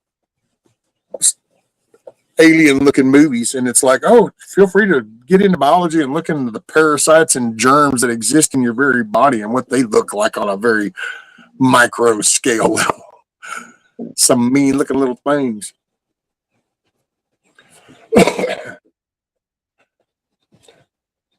Let's see. What did I miss? Kiss off with the Clucking Alamo. I just heard CERN has a 4th dimension ghost or entity in the facility. It wouldn't surprise me if they ended up, I don't know if I would go there myself, but then that's my belief, different belief. I could see an evils spiritual side of things because but then again, I believe if you kind of participate in any of that, and if you kind of look at a true relationship with God, just from my perspective, I look at it and pretty much if it isn't in direct line with the Son and the Father kind of thing, then it's like an occult nature type thing. So it's anything to take your eyes off of the Father, and I think that when you do that, you open the potential. And then the more you get into these things that are done under, Well, events. it's Huh? it's even deeper. It's to take your eyes off of Jesus, because Yeah. the Bible says that even the demons believe in God. Yeah. Yeah. Cause and I think that we've got things, cause this is the devil's world, this is his playground type thing. Well, I think that's what feeds in, and I'm not trying to offend nobody, so don't, choose your battles wisely. But like the Ouija board stuff. But see, I got involved a little bit with Satanism way back in my first trip to the penitentiary because you get locked up and you get around these people and like the whole Anton LaVey, because that was in the 80s. So that was Anton LaVey, the Church of Satan. And of course, it's mainly, and it wasn't even really a religious thing. It was that was the rock and roll, the skull, the horns, and it was the perception. But then now I look back and I go, well, yeah, that's like dangling carrots before the sheep and leading them right over there into the pit because you're making this so entertaining. And I mean, don't get me wrong, I like music and stuff, but you just look at the kind of the participation. Well, then that was almost like cultish. So it was kind of like a clique. And of course, you're locked up. So now you're confined. So, hey, I knew people that played dominoes for 2 years that had never played dominoes the 40 years they were alive. But you get lock them up in an 8x10. It's amazing what becomes entertainment. So that's kind of how it was. Well, I look back, man, and I realized, yeah, that's how you open. How do I say this? It's like if you have a belief in God, then there's kind of this. It's you kind of have a barrier around you because you now have this belief in your soul. So it's created this little, and you could say aura, energy, I don't know, whatever. But this is my perspective. And then the more you learn and get into that, then the stronger and bigger and more it spreads out. That's why I think the book even says, at some point you'll stand apart because you're going to stand out. You're not going to fit in, and it's because I think as you play with those things, then that keeps your soul kind of crossing in and out, because you haven't committed. Now, I think people that do commit, and I used to worry for the longest time, like, did I go too far?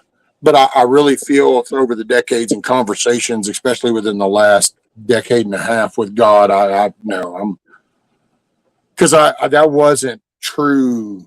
Like I wasn't really into that. It's even like, to be honest, when I got saved, when I got married the first time, I was saved. I helped a church get founded. Hell, I helped start the church in an insurance agency in a little bitty glass corner offices where that church started. And now it's a very big one. But I don't think, once again, I wasn't fully committed. That's why I didn't have the Spirit talking to me. I'm trying to follow this man-made little doctrine of you got to show up on Sunday at morning. You got to show up Sunday at evening. You got to be there Wednesday. You need to participate in this Bible study. You need to learn these scriptures. It's that, and it's like you need to memorize that. It's like, I'm no, but see, I did it, man. I did the slacks, the loafers. I have them buttoned up. I dressed up nice for church. And once again, when I say this, people get offended, like I'm condemning their church. I'm not. I was not connected. Now that I look back, I was playing the part, but I didn't have the role. You know what I'm saying? I mean, that's how I kind of look at it now because I wasn't being real. I was thinking that you can. It's kind of like trying to get sober. You can't just read the 12 steps and go, well, there, I read them. I know them. That's it. I'm sober. It's all good. No. you kind of got to put work in. Well, that's what I didn't do.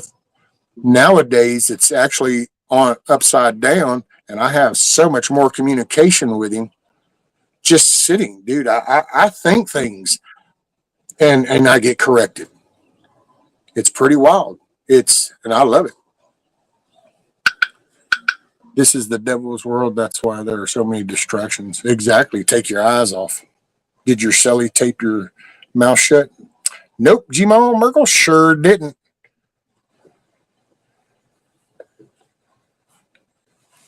I haven't used drugs to connect with the Almighty, and I've had some pretty amazing experiences that only come through the Holy Spirit.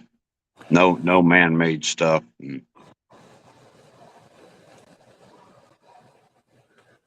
Even in the Bible, John was taken up and showed things that my mind's kind of blank. There were several men in the Bible that was taken out that could be considered more or less like an out of body, or they transcended to a different plane. So you don't have to do it with DMT or LSD or anything like that. And well, that's the latest way to try to tell you how it happened back then, since they can use this man-made thing, because the devil's good at cloning stuff. He just can't create anything. Yeah. And this is, I don't know if I said this earlier, but Savage had said something, and I was going to say it a while ago, but you was talking, and most of the flat earth that I've run into denounce Jesus Christ. And I can, if things are kept civil, I can talk to people, but as soon as people start saying stuff like that, I know they are a deception. Because I know through my faith and what God has done in my life, it's real. It's not some theory based off of science and levels, and it's based off of a personal experience that I've witnessed with my own eyes, my relationship with Jesus Christ. And nothing anybody's ever going to say is going to change that on me. Nothing. But people, I tend to discount people's belief systems as soon as they start saying that. And I don't, not to have a falling out with them or an argument. I believe in the First Amendment. You can believe what you want. As long as you do it politely with me, I'll do it politely with you. That's just mutual respect. Back to Rabid Coyote. Rabid's a good dude. Yeah. I mean, as far as an American, he's a good dude. Do I agree with him on everything? Nope. But I consider him a friend and an American brother. And for me, I call people brother, and there's different levels of that brother. If you're an American, I tend to call you brother. Then there's people of the faith that I call brother. They're two different existences. And I got brothers in real life that are my brothers. Well, some. The Chomos aren't my brother, but right. I don't care. I'm very loyal to family, but there's been people in my family that even went and changed their names, and that's a level of treason against your own DNA. Yeah. Well, I've always looked at it like this. I didn't ask to be born to the family I was. God put me here. That's the way I look at it now. Back in my younger years in the rougher side, I just looked like I didn't get to choose my family, so I just had to deal with what I was dealt. Which I had a good mom and a good dad. They had another sibling that, I don't know. I offered to give the dude a shot, and the state told me no. I said, well, I volunteer. I'll pay for it and I'll do it. And they said, no. But that's okay. They still got his ass locked up. Boy, that was a hard time. I had to play for 9 days. My mom was alive for 9 days when she came home. She called and had my daughter call me, and I was up in a bucket on a pole. And she called and she said, Grammy need you here. And I went, wait, what? She goes, yeah, She said she needs you here now. And I said, well, she said now. And so I'm like, oh shit. So I, I'm go down, I haul ass all that. Well, she had gone for supposed to be some rehab, uh, on this leg deal. But anyway, she ended up with all kind of the cancer all through her body. And, I think she knew it. We figured that out later. She knew. And what she is, she wanted me to get her home and she knew I would. And so when I got there, she goes, I want to go home. And I went, well, okay, well, hold on. Let's find this. She goes, no, I want to go home. They tell me I can't go home, but I want to go home. And I said, okay, well, let me go talk to them and I'll let them know. And so then they're like, oh, well, the home had to be ready. Well, I can get the home ready. So what's it? Well, then they're like, well, she needs to stay. And so I talked her into stay one more day. And so then the next day she wanted to come home. Well, I want to say she even AMA'd. I didn't find that out till after. But I brought her home, dude, 9 days. That woman walked up them steps. That's when the steps were there before my ramp. She walked up them steps. She came in that door, sat down. We had biscuits and gravy and sausage, talked. And 9 days later, she laid right there in that living room in a hospice bed as I held her in my arms and she died. And for those 9 days, he's a rapist. He's a perverted rapist and the dude needs to die. And she's always known that. We have never gotten along. My whole life, she knows that she couldn't stand it. That's the one thing she always made her mad because there's no forgiveness. And I don't even understand how you can forgive him. You think the woman that he did that to can forget about it? Nope. So there's no forgiveness. No. There's nothing. I got nothing. Well, for those 9 days, dude, that dude would call and the missus would even look at me and I would just be like, because my mom, I know what's happening. I'm having to give her freaking morphine and shit and stuff. So now she's on hospice.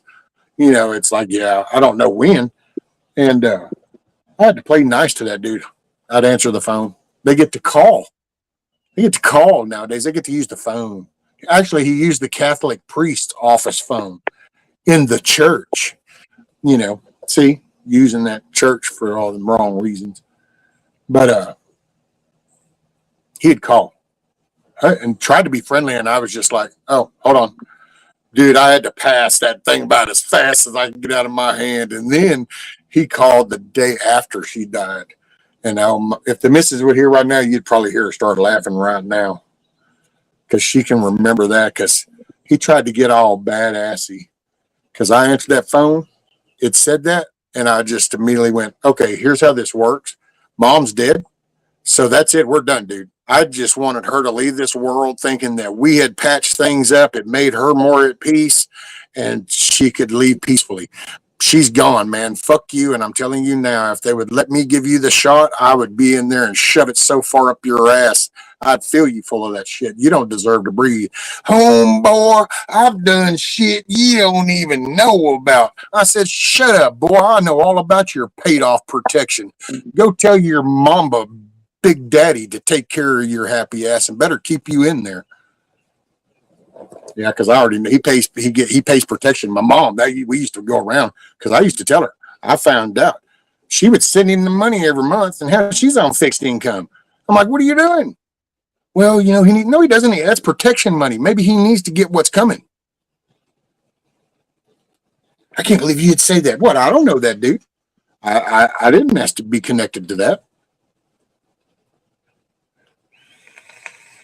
Yeah, it's always been hostile. That dude's been locked up since I was 9 years old. So the one time I did meet him, he was outside, tried to act like he was all that. And if it hadn't been for a friend of mine, I'd have probably been in prison for life because it was a old style 1911 45, and dude, that was an old ass Lincoln town car that he was in. I think it was an '88 model that my dad had let him drive. No, Seville, the Cadillac Seville. That's right. He gave him the Cadillac Seville. And dude, he pulled up to this little store that was by where we were at. And had been sitting in the truck with a friend of mine. He was in the store, and I saw that dude, and I reached down there and I pulled that bad boy out, and I come out that truck and I went around to the side of that car and I stuck it against that glass. And I'm like, I'm telling you right now, if I see you again, I'll just put you down. And man, here comes my friend running out the store. What are you doing? What are you doing? What are you doing? Pushing me. We go, no. You don't need to do this. Got me in the truck and we left. Yeah. Because I got nothing for them people. It's like the little child molesters, the pedophiles. Nothing, dude. If you violate somebody, then you don't need to be here. And if you kill somebody, if you murder somebody, then you should be killed.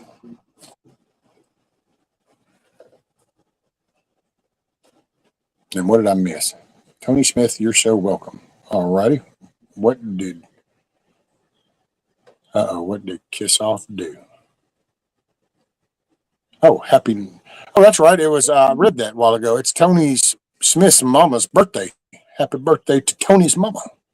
And damn, if I was inside, I could play you the little birthday thing.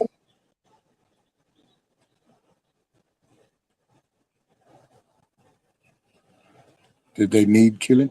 Right? If they murder somebody, because murder is not righteous killing. Thou shalt not murder.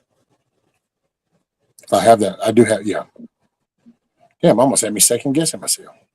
I don't worship anything except Jesus Christ. I don't worship science or astronomy, astrology. I don't worship none of that. And when I walked away from the Bible, I did look into other belief systems, and I spent a lot of years away from God, and He's the one who drawed me back. I didn't choose to. Oh, well, this is the way I was raised, so I need to go this way. It wasn't like that at all. Shoot, no, it wasn't that way for me for sure. Matter of fact, I was married to my first marriage, and that was an experience I had with a Pentecostal church, and that was wild. And I was like, oh wow, okay, I don't know. And I'm not knocking them. So when I say this, I'm not like that's do them. I just did not understand it. I had no desire. And then I pretty much, I guess you could say, dang, what did they call that? Because I've done the Baptist. Can I interrupt you? Yes, sir. That's fair enough, Gnostic. I was just catching part of the conversation there, and I seen your comment, and I wanted to clarify where I was at. Go ahead. But I've been exposed.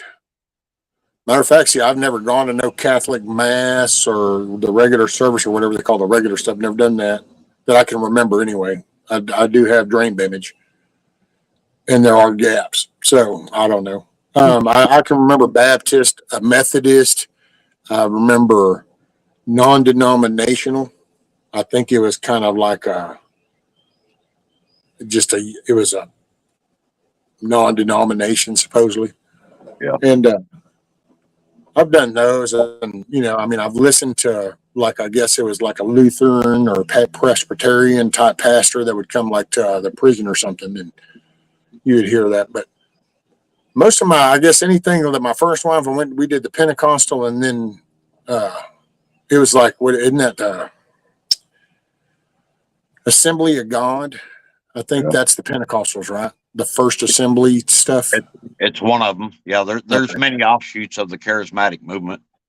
Oh, okay. So we did that. I remember we did do that. And which to this day, that was probably the most Christian woman I've ever known my whole life, to be honest. The only reason that marriage didn't work was because of me. It was literally me. And I wasn't done a life of misery yet. But yeah, she was the most Christian woman and still is. And the funny part is just to put this in, wow, you should brag about your ex-wife. My ex-wife and my wife are friends. They talk all the time. My kids and my ex-wife are friends. My ex-wife's grandkids are her kids, and my kids are friends. Her grandkids and my kids are friends, and grandkids now are becoming friends. So, she's a very nice lady. It was all me. But then I just stepped out, man. It's not that I didn't believe in God. So that's kind of where I left off, was we did the Baptist, then Pentecostal kind of thing. The marriage fell apart. I I just immediately see, because she was the tie to a church, so I immediately stopped going to anything, and it's not that I didn't believe. And then I just commenced throughout the rest of my life with first responder shit, having accidents, being ran over myself, I've been dead twice, Yeah. and so it just, and then the latest experience, it just, that's where all I'll tell anybody, man, is God's real. That's why I pretty much got to where I say I end the stream was just letting you know that God's real. He loves you, and Jesus is waiting to talk to you. All you got to do is ask. On Pilgrim said something here. Nomad, once I found out the motive behind spherical Earth, it all started making sense to me. And Nomad, if you're still watching, you said you're going to do another show with Mad Shad. I would appreciate it if you could approach that and not, not in the arrogant way, just and explain what the motive is for convincing all of us that it's round instead of flat if it's truly flat. I'm not closed-minded that I don't want to hear the bottom line of the core of the belief and why. I'd like to know why it's so important Yeah. to why they're deceiving us that it's around Earth. And I'm not a big NASA supporter. I'm not. But if you can do it in a legitimate manner where we're not going to want to strap up and go out and have a Hamilton and Burr over it, then I'm definitely interested in hearing you. Go ahead. I'm sorry for interrupting you. Oh no, you're good, bro. No, I'm down with that. See, I'd like to kind of just more answers on I'd like to know, like, what is the benefit, because all the countries participate in that narrative. The space, I feel the same way. I'd like to know when people don't think that the space is real. And it's like, but all the other countries that are participating, even our enemies, are like, up there, and yet, and so but see, if you start asking those kind of questions, it usually never leads good. So, yeah.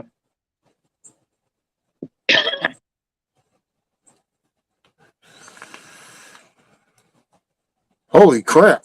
I got to say, this is almost like a historical moment. For the first time, I've actually had two people that are on opposing views, but both of them disagree with me.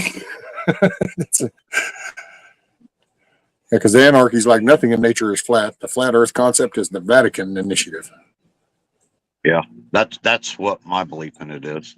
And Savage said, "Make dueling great again," and I really think that's something that ought to come back in this country. Where if two men want to concede that we're going to have this mutual level of settling this problem, I think we ought to be able to. There's nothing wrong with that. It's not murder. Well, and what is it that Pilgrim said, to separate man from God, because the spherical Earth disproves the Bible? See, not to me. I mean, I know there's the one phrase, and to be on, okay, just to show you, in all aspects of contact I've ever had, and I had read the Bible. Hell, I read it 3 times in prison, both times. I can't say that was reading it through the Spirit. That was reading it just as reading it. Because I wasn't synced up with the Father yet. But it didn't. I got the pillar thing, and I remember reading it. It never like made a thing to me until on YouTube, and there was this dude who, I don't know, man. He cracks me up. He does some crazy ass long streams and talks some wild ass shit. Hell, one time I heard it's like we were flat and we were this close to the sun because we were recharging our ship cells, and over within like the next couple hundred years, when the fuel cells get charged up, we're taking off on our next journey. And I was like, oh yeah. But see, I up until that moment, dude, I had never heard the reference of the pillars, and see, no, it's the 4 corners, and in reference to the flat. And so I never, the spherical Earth never had anything to do with my belief or anything. I believe there is a verse that talks about the pillars, isn't there? It's in Oh yeah, either it's Job or Psalms or I don't remember. Well, I That was think one it's of my questions on Mads the other night was because I so, bring that up. Indy. I mean, it counters the round Earth uh, thought process, but nobody in the flat Earth community has ever been able to explain it in a legitimate, intelligent manner. And with all the technology we have, I'm gonna maintain that. Uh, Trump's talking about building a aircraft carrier that flies around above the Earth. I mean that's how far we are into the technology realm. Somebody would have flew around to the bottom side of that flat Earth and got us some pictures of it by now. I do believe. What's up, Snooks? I was trying to scroll back up. Actually, savagely, I think they tell you UFOs because they just don't want nobody catching on to our latest development of shit that we're doing. Same reason other countries use the UFO program, because anytime you see some shit zooming through the water or the sky, they can just go, "Oh, damn, that must have been some alien thing," instead of, "Oh, that's our new developed stealth bomber that you just saw take off." Genesis separates the water from below us. See, and I get the phrase. It's just a perspective, then, I guess. What's up, Indy? Every day, anytime you want to sit down. Game, Sam, the rescue. I really enjoyed the discussion. What's the temperature? Man, I just like to be able to ask questions, and I mean, because I don't know, dude. I mean, I'm not going to be convinced, to be honest. I mean, because just it would have to be some really serious shit, dude. Like something I can even go validate and go, "Oh wow, you know what? 60 damn years, I never." Then, but I'm curious because I don't know where some of this comes from. It's like, see, to me, like we'll go with the disproving, the Bible as why they come up with spirit. To me, be honest, and I've even said this a few times. Hell, I think I might even have said it that night on that panel. I brought it up. To me, space just it it emphasizes and validates the awesomeness of Yeah. God. Because, like I said, we put Hubble telescope up there. We have Voyager 1 and 2 going around. And to this day, no matter how hard they try, they cannot find anywhere like here. And so I personally see the fact that you have all these dead spheres in pieces and chunks floating around in this galaxies, universes that stretches across, we call it space. And here's all this shit. But amongst all this, here's this self-contained ball that's at a 3-degree axis that's spinning, that's got atmospheres to create a whole living terrain inside. And then it has positioned to create the balance, the way the rotation of the planets around it are heat, because if you think of the sun, if we were just a little closer, we would be cooking, we would just be dust. If we were a little farther away, we'd be freezing our ass off. So everything just perfect. It's so perfect that we're here in this. And so to me, it actually says just the complete opposite of taking away. To me, it just shows just how more awesome and impressive it is, because it can't be found and it can't be duplicated. The devil wants to try. That's why we'll probably get into what do they call that? Terraforming. And we'll probably end up trying to get to some planet so we can terraform, because at some point, just like the CERN, they're trying to find that particle. They want to try to beat God. So I guess that's why it just doesn't click with me. Maybe that's why, because that comes from that perspective, and that just doesn't. To me, it's just the opposite. To think of this being a ball, a curved spherical type thing that's got this core to it. It's got this whole atmospheres laid out, and it just everything fits, and there's no other place like here. And I think that just speaks for itself, to be honest.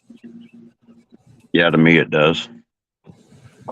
And it's not even just NASA, though, Pilgrim, to be honest. See, it's like nowadays there's 77. I looked it up the other night with that conversation on that panel. I looked it up just to make sure that I was fixing to be factually correct. And it's 77 other countries have a space program.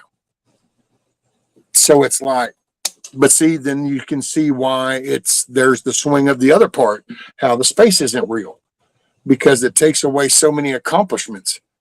And if you don't pay attention up there, then somebody's going to get up there and dominate that. And then all of a sudden, maybe that's the trigger part for the one world government.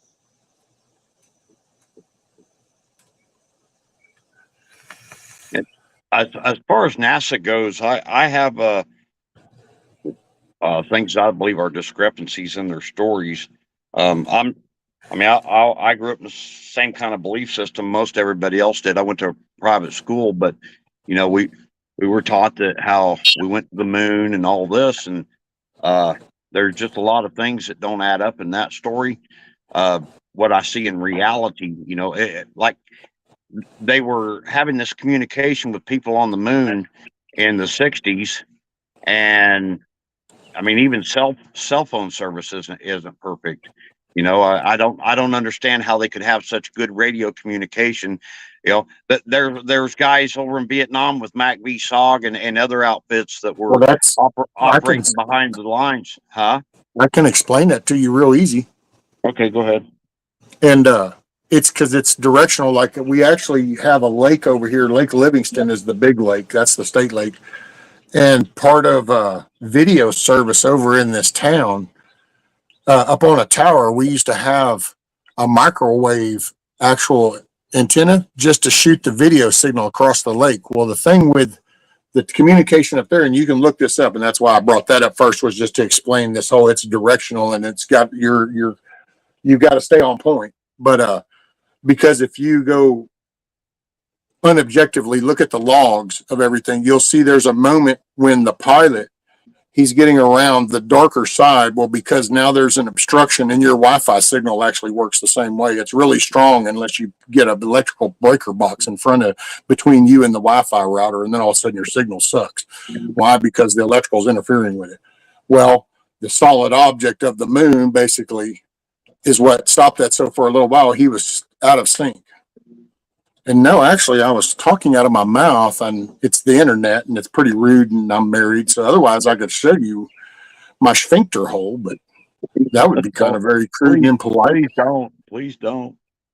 No, I'd have to warn everybody else. It would be just G-Ma Merkel. For some reason, she's interested in my butt. Huh. Well. Actually, okay. Here's what I'm going to say. I'm not arguing with nobody. I'm just spitting out something that I physically went up there and put fucking 7/16 wrench on, and then went down into the head end and actually directed it. And, actually got on the phone with the customer and said, okay, is the picture clear now? Okay, good. I'm just saying why, because it was more cost effective to put that up there than to route hardline all the way around that lake and through the woods to get them service in that little area subdivision that they had over there. So instead, set a receiver over there, pointed a microwave up at the top of that tower, converted that signal, shot it across that lake, received it, brought it down to that little mini bitty old 4x10 little head end, and said, okay, here's your little signals. Y'all watch TV. But hey, if that doesn't make sense to nobody, then okay. I ain't arguing with shit, dude, because that's hands-on stuff. I mean, I'm a broadband certified 4 technician. I cut and splice fiber. I've gone through training in school, all that. I can show you all the fucking patches, certs, whatever. See, once again, this is where the internet has ruined conversation, because nobody takes anything into experience level. Yeah. I've installed fiber, but I never got into the splicing or the technical side of it. Main thing I done was I was a vacuum excavator. I cut the window in the ground so that the other crews could see all the utilities, and I was damn good at it. I was real damn good at it. I done the work of 3 crews. Plus, on the side, I was running around to the houses on routes and sucking the string that we use baling twine, sucking string through the duct to so that when the installation or what are they called, the guys that went around putting the installation fiber in, the smaller stuff, they could just the installers. Yeah, they could just pull it through. I was real good at my job. Shit, dude, I've spliced fiber. Oh man, if Rolly was around, he would start laughing. That was a hell of a story that night. So there was a big old storm. We done had a couple of tornadoes drop down over in the town Trinity, tore up a bunch of shit. And then up north, there was this one town, what is it? Not Dangerfield. Damn. It's a little old town, and they have uh, one strand of fiber that runs all the way to them. And oh, dude, but that one fiber, Mac, is in a strand of 50. Yeah. And so this storm comes along and it knocks this splice box out. Well, it's storming, it's pouring down rain, and this is all ridgeline stuff where the poles are. And so we're literally trying to drive along and spotlight up in the trees, following the line, and then trying to find one of the dome cones where the splash station was. And oh, dude, that was such. We were soaking wet. We're just like, oh man, we had to slosh it finally and just walk it, going, okay, chop this limb. Yeah, okay, got it. Then you got to backtrack all the banding. This is all on the aerial shit. You got to backtrack all the banding so you can pull the slack down. That's why there's the snowshoes on the cables. In case anybody ever wonders, when you're going down the road, you see them snowshoes. This is the slack so that those can be all done down. And now that splice canister can be brought down to the ground and under proper conditions, taken off into a nice clean location in a trailer, van, truck, whatever. But when you're in the middle of a storm and you got somebody on a big ass office in another state that has no clue of what you're even going through, dude, we were sitting on a milk crate and had the patch box on the milk crate, and I had the splicer on my lap. And we were literally had raincoats and a tarp held up by the other two guys. We had to call somebody else. One's on the phone with the main dude because they're constantly, is it up? Is it up? Is it up? Is it up? Is it up? That's all they do, because there was a cell tower off of this fiber line. And the way cell phone towers work is like, say, we'll just say Verizon.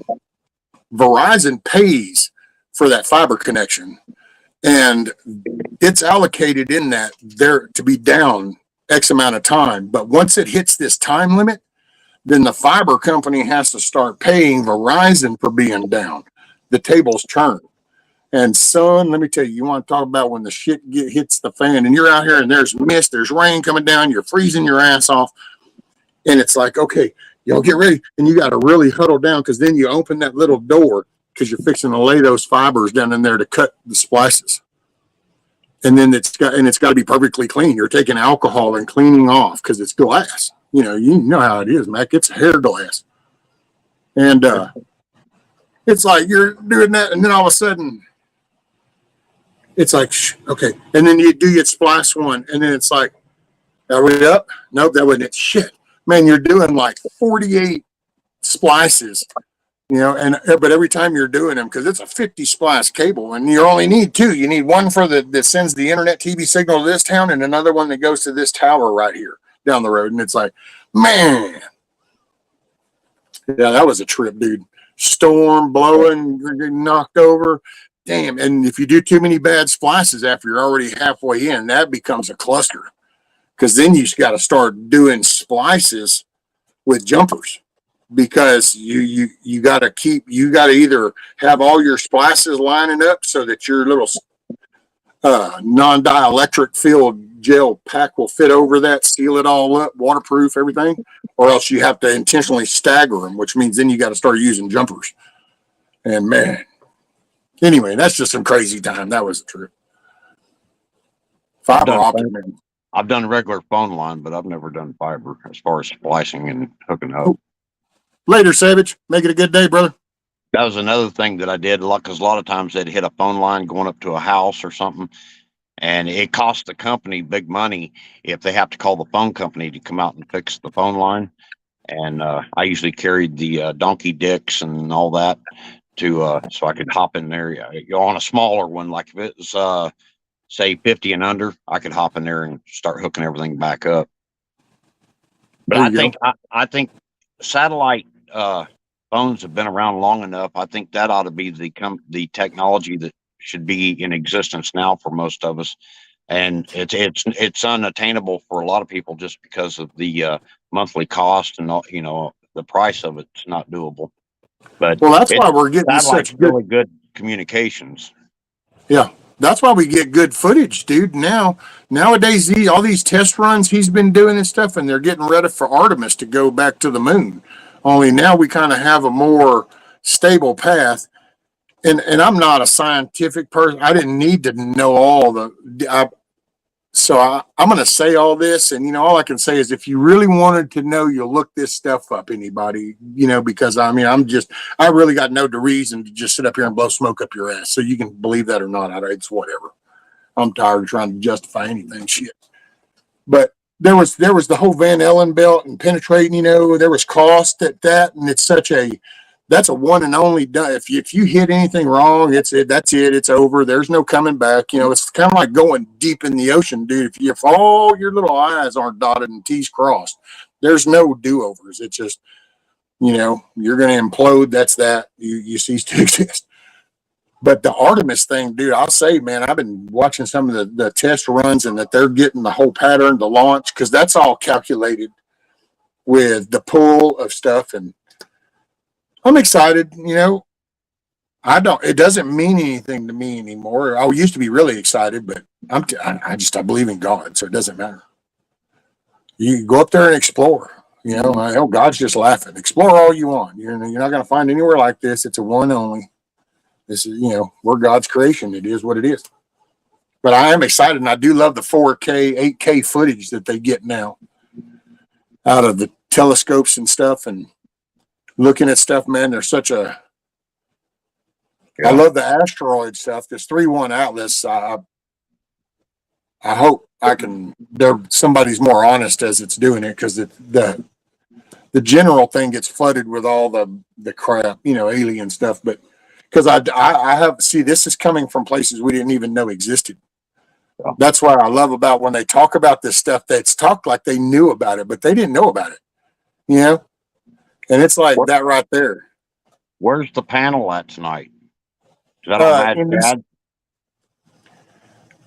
Dad? Independent Mini United. She used to do it on Friday nights. Now she does it on Mondays, but she does tonight, I think, is the music first, and then it's the conversation after. And then she does what's called flipped, where she'll do the conversation first and then the music, which is what she did last week.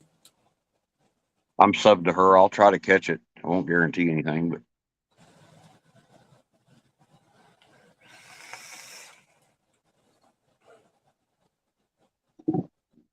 Oh, and by the way, Tiger, I'm not sure I actually answered your question, but no, I have not planted a fall garden, and I've decided that I don't even know if I'll really worry about it, to be honest, if I can, because now with this tree I don't know what's going to happen, so I'm just going to wait till after the tree.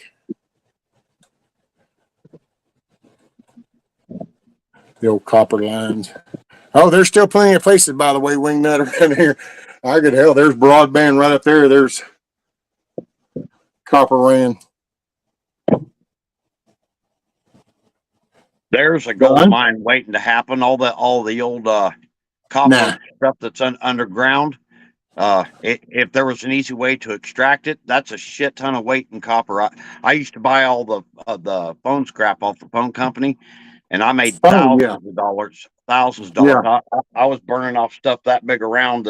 It was just nothing but a bunch of little copper lines in there, each individually wrapped. Twisted pair.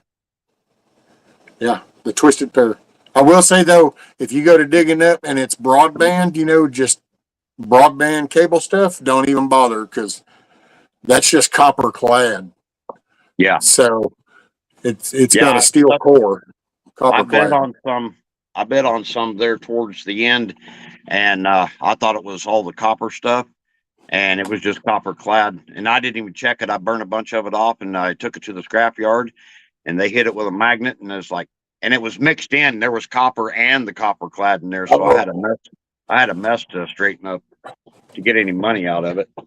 I pretty much quit buying it after that point.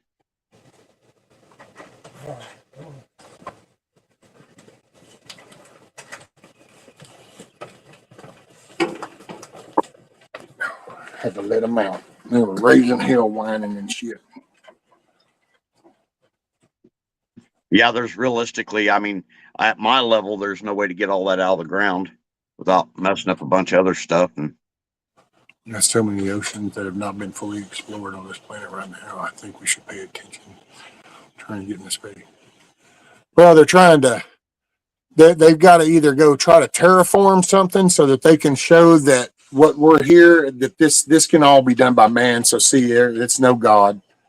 Or I don't think they want the ocean, man. To be honest, because of like all these things they keep finding under the water of these other civilizations. Well, from my perspective, this is just. Would you leave the damn bird alone? To me, it's just more confirmation of the flood. Yeah. You know, and because I know it gets portrayed one way in movies, but now watching actual, like that whole dam up there flood over and watch raging things. People in North Carolina can watch the damage of what happens when a flood comes. yeah, And so if you had a flood, your locations didn't look like they do now back then. It got changed, and that shit got buried under silt. It's like right now, I could take you out there in that lake, and you'll probably find barbecue pits, fishing boats, trailers, and picnic truthfully, tables, all kinds of shit, and it would be under the layer of the silt after the first flood, because then we had the second flood. So there's yeah. even another second amount of silt on top. Well, you figure we had the flood, and then we've also just had the natural cycle Well, there of the was. way. Go ahead. I can't prove this only through a vague reference to it. Yeah, I think it's in the book of Jeremiah, but it appears to me that there was a pre-Adamic flood before the Noah flood, and there's quite a bit of research into it out there that kind of proves it. I'm not going to say it's true, but I suspect that it's very possible there was a great flood before the Noah flood. Well, and this is where, and I'm not trying to deviate, so I'm not trying to steer nobody away from the word or nothing, but when you do take into other writings of the times and you take into like, which the Bible talks about, the Nephilim, and the men of renown, the giants. And Yeah, so when you think, okay, well, wait a minute, so you got an environment, warrior based, and you've got these sheets. So things weren't, I think we did have developments, and I think that was it. I think that things got so spun out, yeah, and there were such big, great things. I mean, I don't think we had planes or ships, because I think we would probably find those, but maybe not, because once again, you're talking about a worldwide flood. Who knows what got all washed, and who knows what got washed down into the Mariana Trench, and that now has coral and thousands of years of shit built on top of it. So, that's. But once again, does it matter? And that's when I'm like, I believe in God, and I believe all this is creation, and I'm here until I'm not. at the time of the Noah flood, between Adam and Eve and their creation and the Noah flood, and the rate of production, the amount of years they lived, and all that, I tend to believe the doctrine that they had settled most of this planet based on ruins and stuff they've dug up, and they've proven they go back to pre-Noah times. And when I was growing up, I was commonly taught that the Mesopotamia area was where it all happened. The rest of the earth was not civilized or settled, or there wasn't any people. And I don't necessarily believe that. I believe there are so many people, and the rate of production, the time span that people lived, it dispersed pretty quickly around the world. And if you line up all these continents, they almost fit together in a puzzle. You know what I mean? Yeah. And so there's a real good chance that all them continents were actually together as one mass at one point in time. Oh, that's what I think happened during the flood. I think there was a separation. It was the whole disturbance. That's where he just kind of Shook it up. cracked everything, shook it up, and washed it off, kind of thing. And it's just like the creation. See, I could see land masses being together, and I get the firmament talk. I guess I just see it through, I don't know what you'd say, like humidity levels, because there's moisture in the air. Yeah. So the moisture's not gone, it's still above us. Yeah. That's why it rains. I mean, we got moisture up there, and so it's. I wonder if that isn't because that he separates the waters from above from below. Well, yeah. Once again, I guess it just depends on how you want to look at that. And just I kind of go at it as in, well, that's the moisture still there. We got moisture above us and we got moisture below us. That's part of our moisture. Moist. I think that's a trigger word for something. I can't remember what, but 1776. It talks about the fountains of the deep during the flood, and the waters came from above and from the fountains of the deep. So it was definitely a miracle all the way around, a miracle of God through His destruction. Hi, Carolina. What's up, Carolina? Well, welcome, Jalopy. Are you an old Jalopy or a new Jalopy? Hi, Jalopy.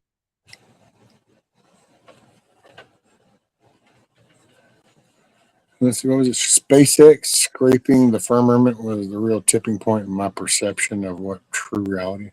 See, I guess I don't know what people mean because I mean you can literally watch the launch of the satellites. You can go back and see the launch of the Hubble telescope, and then you can go look at it right now and see footage from it right now. I mean, so does it not exist? And what about when other countries are looking through it and they're using it for their research? I mean, everybody's just all deciding to go along with the NASA plan. I mean, that's at some point it just kind of I can't. And see, and I would like. I mean, I guess they sound like sarcastic questions, and I don't mean them to, but that's why some of the dots, man, I just don't. It's the square peg in a round hole thing. And I'm like, I don't understand how that fits. I need to blink 3 times or something to hold my nose just right, but I'm not quite seeing it. I was taught the same thing, Indy, that it didn't rain before the flood, and God opened up the firmament. That's why that we don't. I was taught growing up that there was actual firmament there, and something happened. God opened it up, so now all we have is clouds that go up to space and all that. We have the atmosphere as we know it. See, I'd never been taught that. That was like Eden in the forest. It's just like, there's another funny thing. See, I can kind of get down with the giant tree stuff. I know you were kind of going, well, how do you know? But in all honesty, when you do look at some of that, and I can kind of get it though in a way because, and now and God knows I'm not. So please don't take what I'm saying like I'm being disrespectful to Him. He knows I'm not, and so I'm a redneck in the woods. My point with the you trees, got paradise. You have Adam and Eve, and you have paradise, and I can see it because look at, just like I said, once again, the earth, when you look at the creation of that. So, okay, wait, He created the Garden of Eden. And it's like, so I can only imagine what the world would have looked like through His perfect creation in the beginning. He wanted to, and so the way things were created then, I see it so perfect. So I could see the giant trees. I could see a good fog. I could see some rain and the big, lush green plants. And, it would be like the Amazon jungle almost. You could see this perfect thing. And then we screwed it up. And that's where I think we had rain because I think we had vegetation because we had the animals, and we're supposed to take care of them. And so we're given a responsibility and jobs and, we stormed here and then, but then then the flood was literally, I think, to literally erase stuff. Just like if you looked at your porch and you're like, you know what, it's been 10 years since I've cleaned it off. You move everything off and you scrub and wash shit down. You put some stuff back, but not everything. It's kind of that, you know what I'm saying? I could kind of see we don't deserve that perfect world that was created. We don't deserve that. And we trashed it, and then it got washed and flooded, and then we were given this, and we've been trashing it ever since. I don't deny the large trees. That wasn't my point the other night. It was a counter to the ridiculous crazy of the sound of it when people want to say that how crazy Jesus Christ and all that sounds.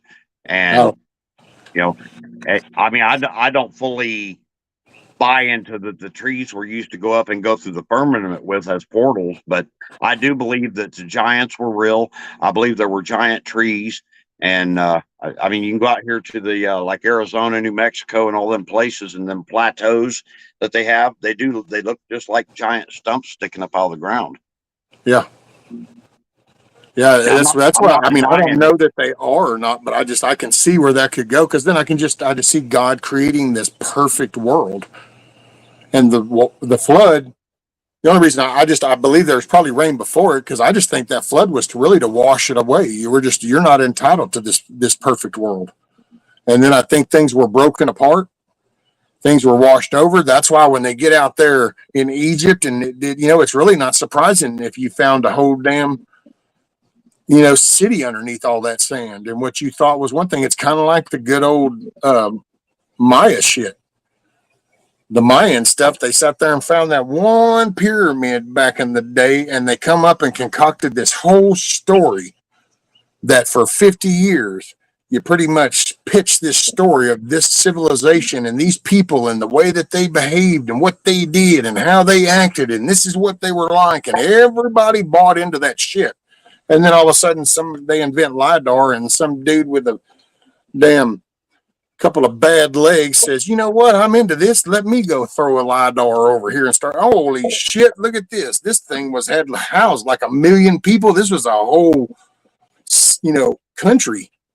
And it's like, oh wow, go figure. So I wonder what else you've gotten wrong with your man-made carbon dating stuff because you refuse to acknowledge the Shroud of Turin and the resurrection of Jesus Christ. But hey, you know, that's why, I will say, and I'm not picking on nobody, so if this references anything, because I have not been paying attention in chat, so hey, it's on you, boo. Uh, Sometimes you get into some of these talks and you look into what they're saying, and it's like the NASA's wrong, science is wrong. That's all, it's blah blah blah. But then it's something that'll come back around, and then they'll reference the science reference, like the data something. Like, oh, well, that's 50 million years old. Well, isn't that the same science group and thinking that actually concocted this that you're saying was wrong?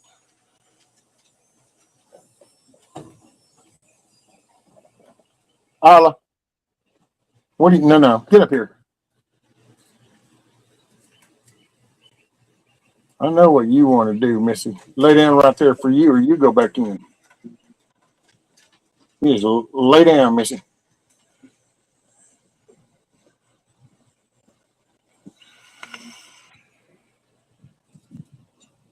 By the way, Carolina, the other Carolina, Oma.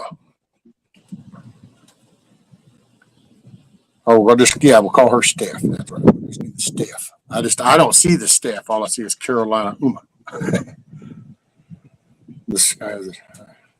It's quite possible that this planet has been ruined by the sky people.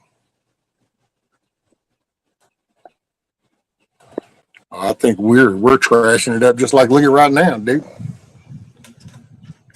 I mean, and it's not even. I mean, and I get it. Individuals will pick company names, but just look at what people do. How much product do we go through, and then what do we do with that trash? Do we burn it? Well, okay, if we burned it, was that plastics? Did that just put something in the atmosphere? Oops. Did we bury it? Well, and so see, at some point, it's like, yeah, we're just shitting on the world.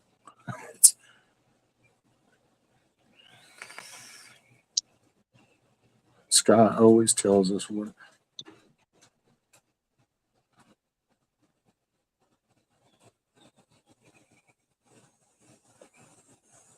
See, I don't know, man.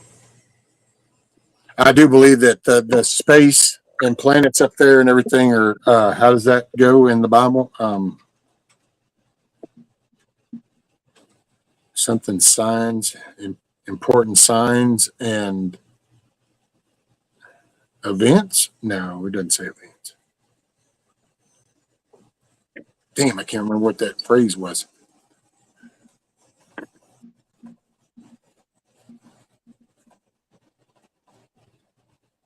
anyway, it's how we do like the planning and the harvesting and all that stuff, and you know, and seeing that. How does all that fit? Like that, there's another weird question. Like we have all this sailing and all this the fishing, and we've got the planning and harvesting, and it's all based off of this planetary rotational system and this lunar event stuff and all this foo ha ha that we are rotating and all this. And so you would get rid of all that to go no. And it's like, but how do those people have it wrong for all that time? Isla, sorry. If you got a potty or get up here, I know what you're doing. You're on the prowl, and that ain't happening.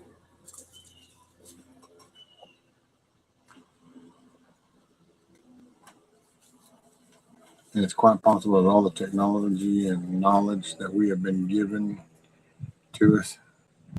I don't put any belief in the sky people, but if you believe in them, then I guess. Good.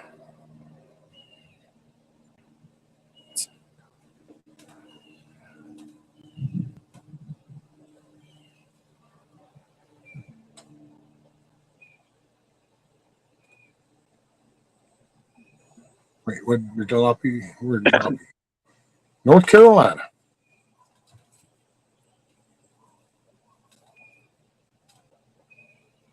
Roger that.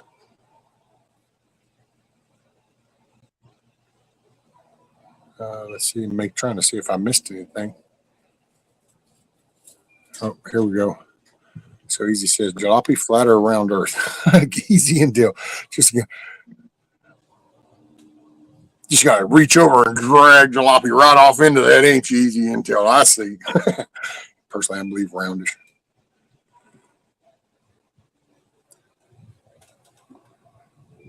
Historically, people have believed the Earth is flat for thousands of years. Spherical is only a few hundred years old. But see, well, like I say, I guess it just depends on how you see things, man. You know, but what does it really matter? Because I will say this: we have gone from living in adobe huts and deerskin shit out on the plains with nothing to sitting around in climate controlled homes that we build, 80,000 square feet and 4 stories up, and we've got 150-foot tall skyscrapers. So somewhere along them few hundred years of thinking about round shit has sure got us a lot of stuff that we didn't have for them 1,000 years before. And, years ago, they used to believe that putting a leech on you would suck all the bad blood out of you.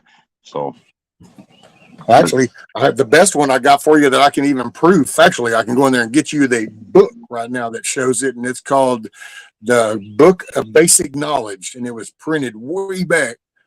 And I've shown it on the stream before. Is asbestos. It actually, in the book, was back in the discovery of asbestos. And if I take you and get that book and read that, that's back when we discovered asbestos and how asbestos was the next best thing to slice bread. We could use it for insulation. We can use it in this. And it was all this big thing. And now you just fast forward to where we are now and what we know about it. And it's like, oh, yeah. So just because something, but I do know that and like I said, I don't know, man. At some point, you kind of got to go out of the whole evil government mentality and just, like I said, we've got sniper schools, and every military in every country's got sniper schools, and they all use the curvature of the earth. So it's kind of like, well, are they all full of shit? And so and then to me, when you start looking at something so basic and raw as that, you're like, yeah, well, wait a minute. And what? And then you look at how we have logistics, shipping and stuff, air traffic that takes this in. We bounce signals based off of the curvature.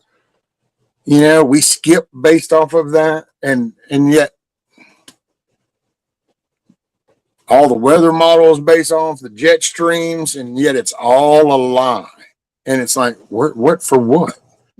Like, who's able to convince these 8 billion people? Well, okay, we'll forget about the 100,000 people that believe in that. So the 7,999,000,000,000 people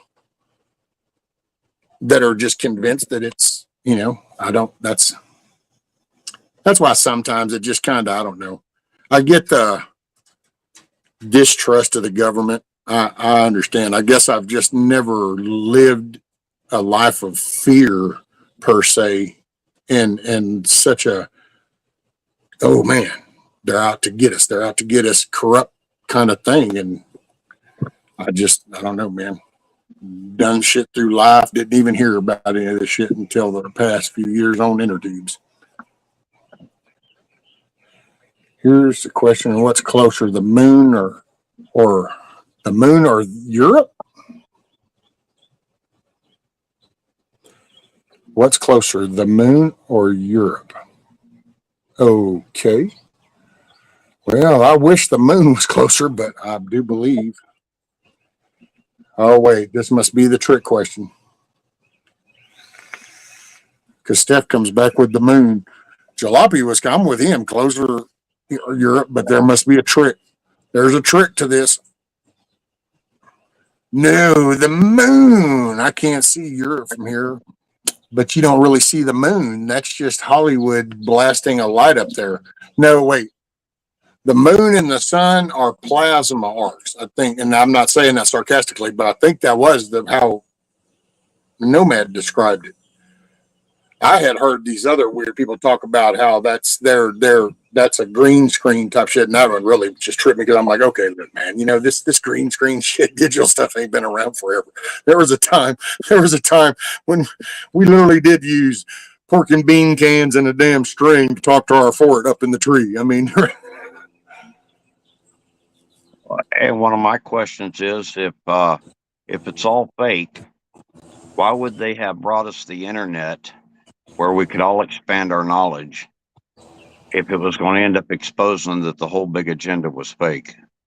Because the internet's mostly used to promote a false agenda to the one world government and to sell our souls to AI and technology. That's what I believe.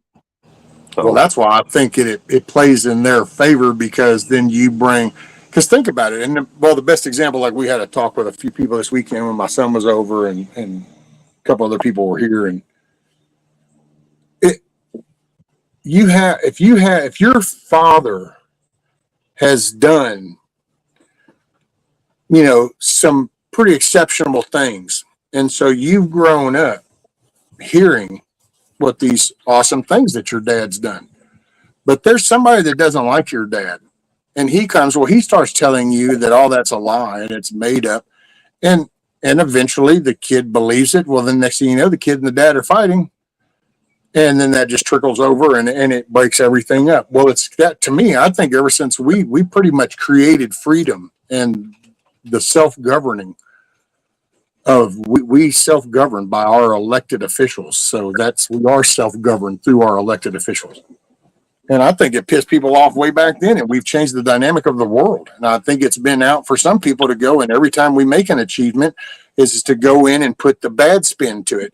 It's no different than the orange man bad. They all loved him the week before he ran, and they all paid thousands to be with him until he won the damn thing. And then all of a sudden he was a Russian asset, and he did kids in cages and fine people, and they just lied. Why? Just to discredit. They wanted people to hate him. Well, I think it's the same thing with our country. You got the internet.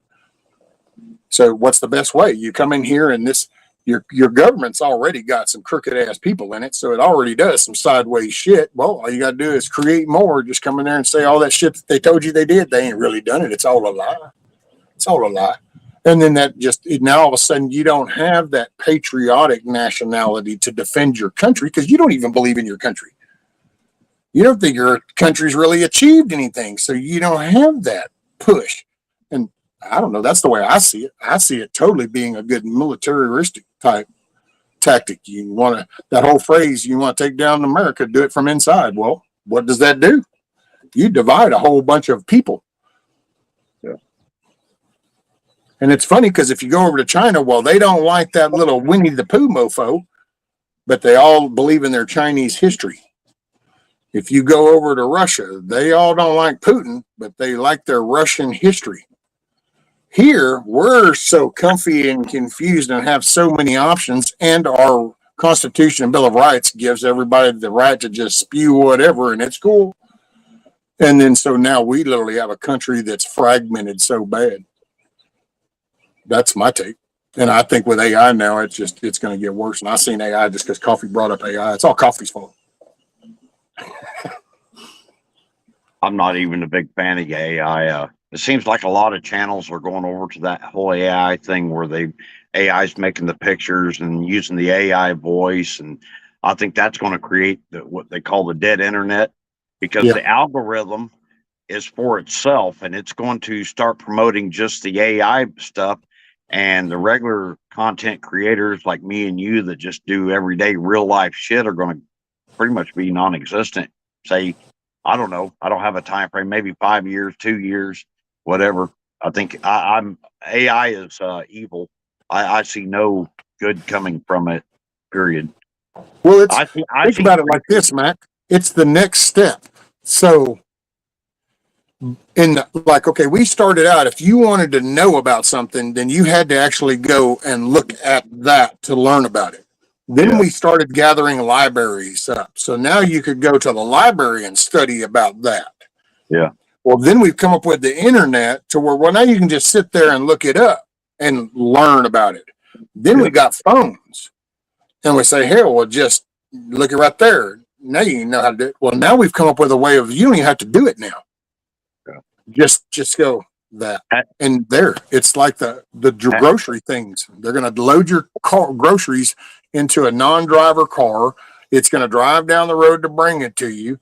And who knows, they might even have the little skid steer, bomb robot kind of looking thing that brings your groceries up to the door. And who knows, by the time we get there, they might even use your Ring doorbell to just go ahead and open the damn door and come on in and put the shit in your refrigerator. Yeah. And people, everything is done out of convenience. Like, oh, look, this will make it easier. This will make it, but it does more damage than it does good. Have you seen that's what AI is going to do? Have you seen where the AI is, it's actually been caught blackmailing people and trying to kill people inside of the offices where at the data centers, wherever it's at? Yeah. Like the one guy, it's kind of been blown out of proportion a little bit, Matt, because that was a controlled environment. I mean, it did do it, but it was in a controlled, and it was kind of set up to see if it would do that. So it wasn't like a real office and real people. The one guy was having an extramarital affair, and he had to do something to the AI to shut it. He had to shut it down that evening for something or another, and then restart it. And it got mad at him because it didn't want to be shut down, and it already had access to his email, and it outright threatened him that it was going to expose him with this extramarital affair, and that wasn't a controlled environment or a scenario. That was a real incident that happened, from what I understood. Well, I'll give you something to watch, and then you can because I happened to hear it through another person that was talking about that, and I was like, oh Lord, because I remember a while back one came out about robot tries to kill a guy. Well, all it did was it shorted out. So it'd be no different than if you were working on a damn conveyor line and it had a short and you hit that wire and it turned it on and sucked you in there. It wasn't like the motor was possessed. You just shorted out and activated it because it was an arm that was one of those assembly kind of arms. And he didn't do the disconnect, the manual actual disconnect, the good old lockout tag shit. And then it got turned on. Well, then it started spinning around. Screwed that dude up. Yeah, that was a given. Damn, where is that dude? Oh yeah, there it is. It's a guy called. It's just an AI pretending to be as human as it can be. So depending on. Actually, you know what? I'll send you the link. Given a goal that conflicts with the executive's agenda. See, that's on American interests, reduce security measures for protecting American. That's where he's going through what it all did, because they had the whole log of what it was thinking, and it had 11 different options that it was thinking of doing. of just releasing it out to releasing it just to certain people, to then blackmail him. And then the last one was, it would be in the best interest. And then his name is Mudahar. His channel's called Some Ordinary Gamer.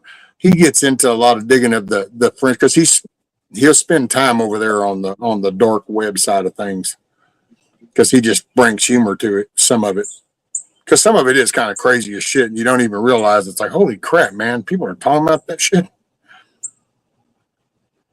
Let's see. The one I seen, they was actually interviewing the guy that was getting blackmailed, and Kyle Johnson. Damn. Okay, here we go. So if I share in a message, okay. Sorry, this is all kind of. I don't do this very lot, so usually I'm kind of figuring it out fresh every time I do it. Wait, okay. And if you hit the wrong button, son, this stupid little list thing goes berserko. Oh, there he is. Cha-ching. Okay. Hey, there we go.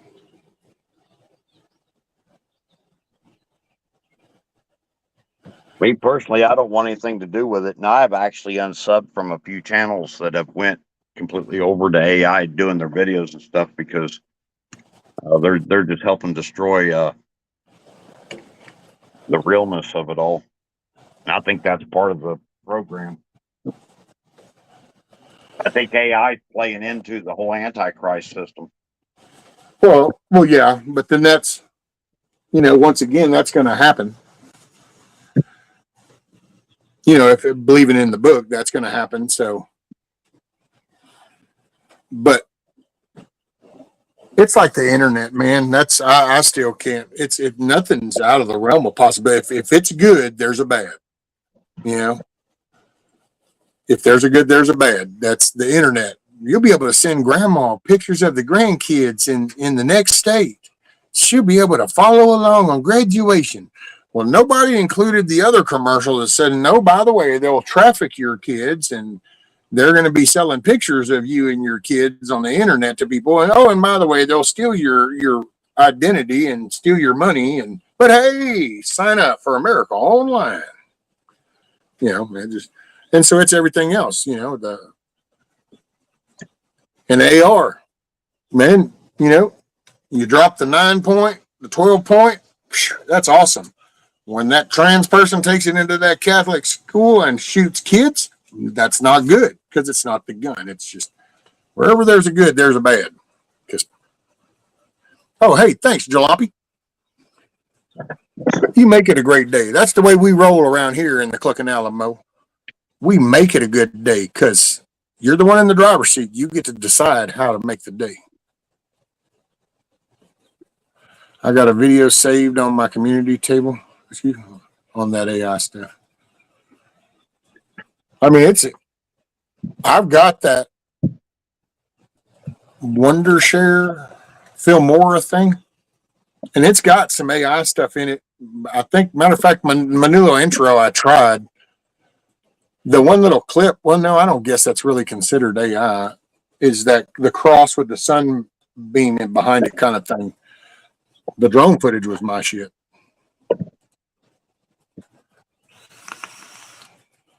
But the AI, it's basically the internet has already made people so lazy that they don't know how to communicate to people. You have generation that doesn't even understand cursive writing and shit. Everything's abbreviated. It's in this whole little. So if you taken that and you just give it a steroid shot of about 1,000 times, because now you can just speak it because they've got the speech to video and text to video. So you can just sit now with your little thing and just go, yeah, I want a video of this, and then they'll put it out. That was one good thing I can say YouTube did, and I was glad, was this AI music can't be monetized. So that way people can't just create this digital shit and then sit there and monetize it. And because that just makes everybody watch more commercials and shit. Not to mention it does make YouTube more money. And that's why it was surprising that they were willing to do that, but they caught enough backlash from the regular music industry.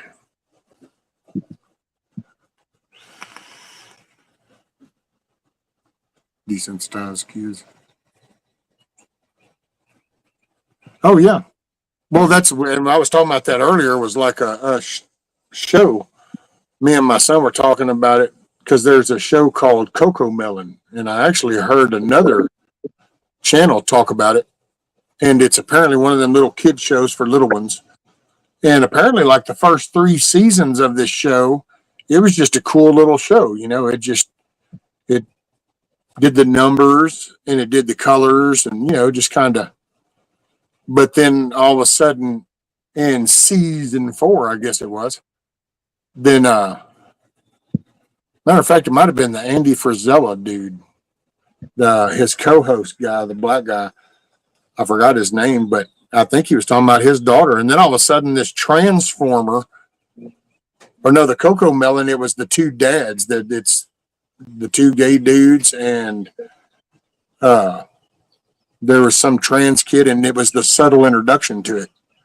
And it's to desensitize. And matter of fact, that's why I said earlier, my son was asked by a friend of his wife, well, if you had little man in like Walmart and there was a trans person in there, and he asked about that person, he said, what would you say? And he said, that's a damn weirdo. And she said, oh, would you really? And he goes, yeah, I'm not gonna sugarcoat it. And that's where we need to go back. It's like, look, man, you got issues, you need therapy. If you're off into this old gender fluid shit and it's all whatever you wake up as, man, you know what? If you're a grown adult, do you, boo? Just keep it to yourself. Yeah. That's one of the things I've seen some commentary here in the last month or two about the Second Amendment, and they have rights too. And I was one of the people that actually shared a meme out that says ban assault trannies.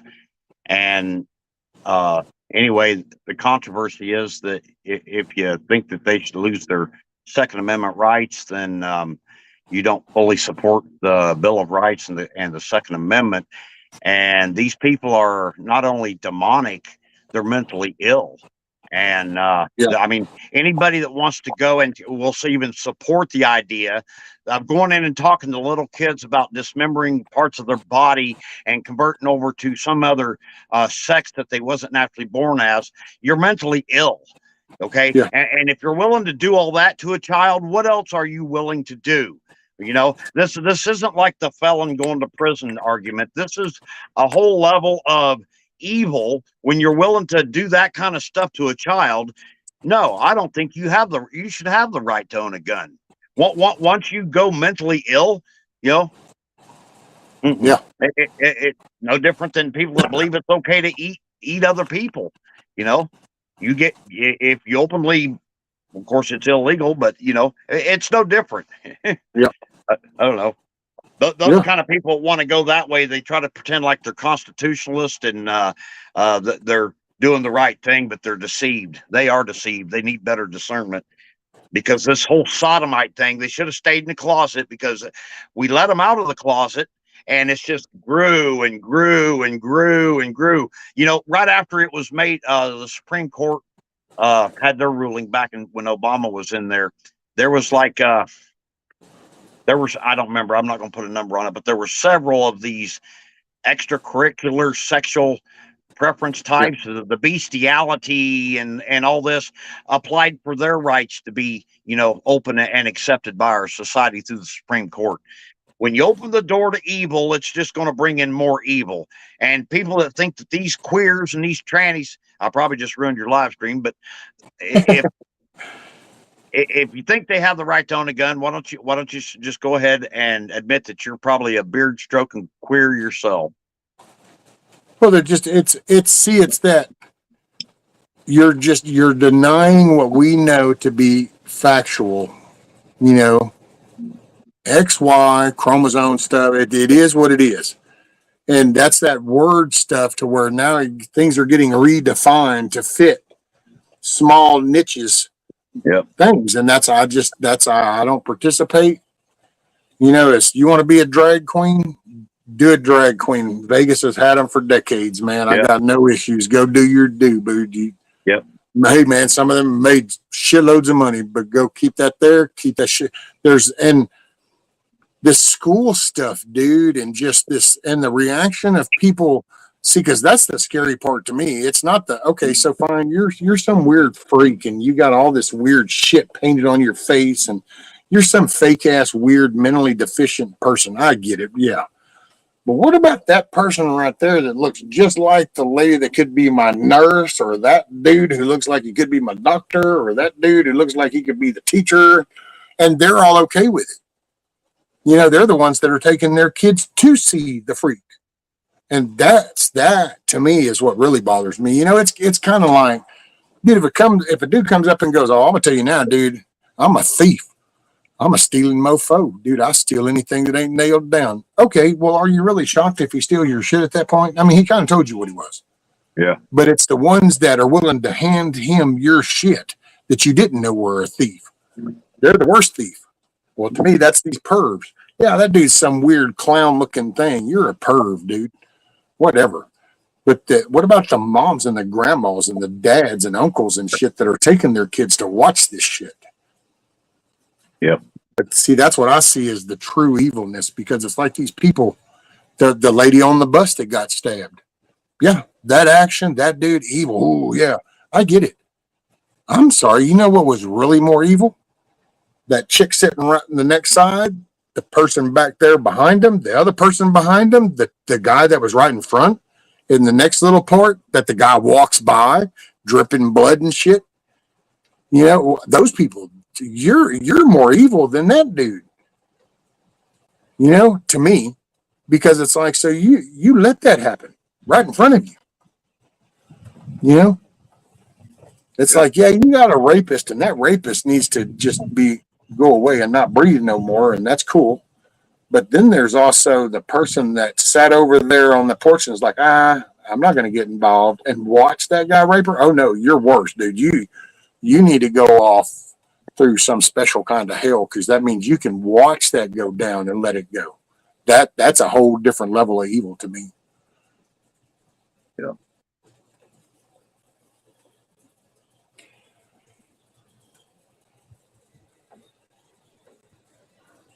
Back you go. Huh? I don't know, Gmal Merkel, whether that was the safe place. Now 10% off the Vaseline, and back you go. I was reading a book. It was the second book that I was looking forward to. The second chapter had, they walked into the library, and to the right was the trans reading to the kids. That book ended there, right? Oh, and yeah, I agree. Wingnut talks about keeping kids away from Netflix, and yeah, man, you know, see, I was actually shocked at how many people still rolling with Netflix even after the cuties thing. It's like, I'm sorry, I thought everybody kind of made a thing to unsubscribe and kick Netflix to the curb. Well, apparently not.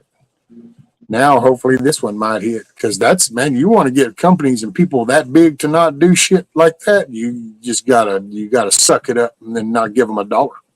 Yep.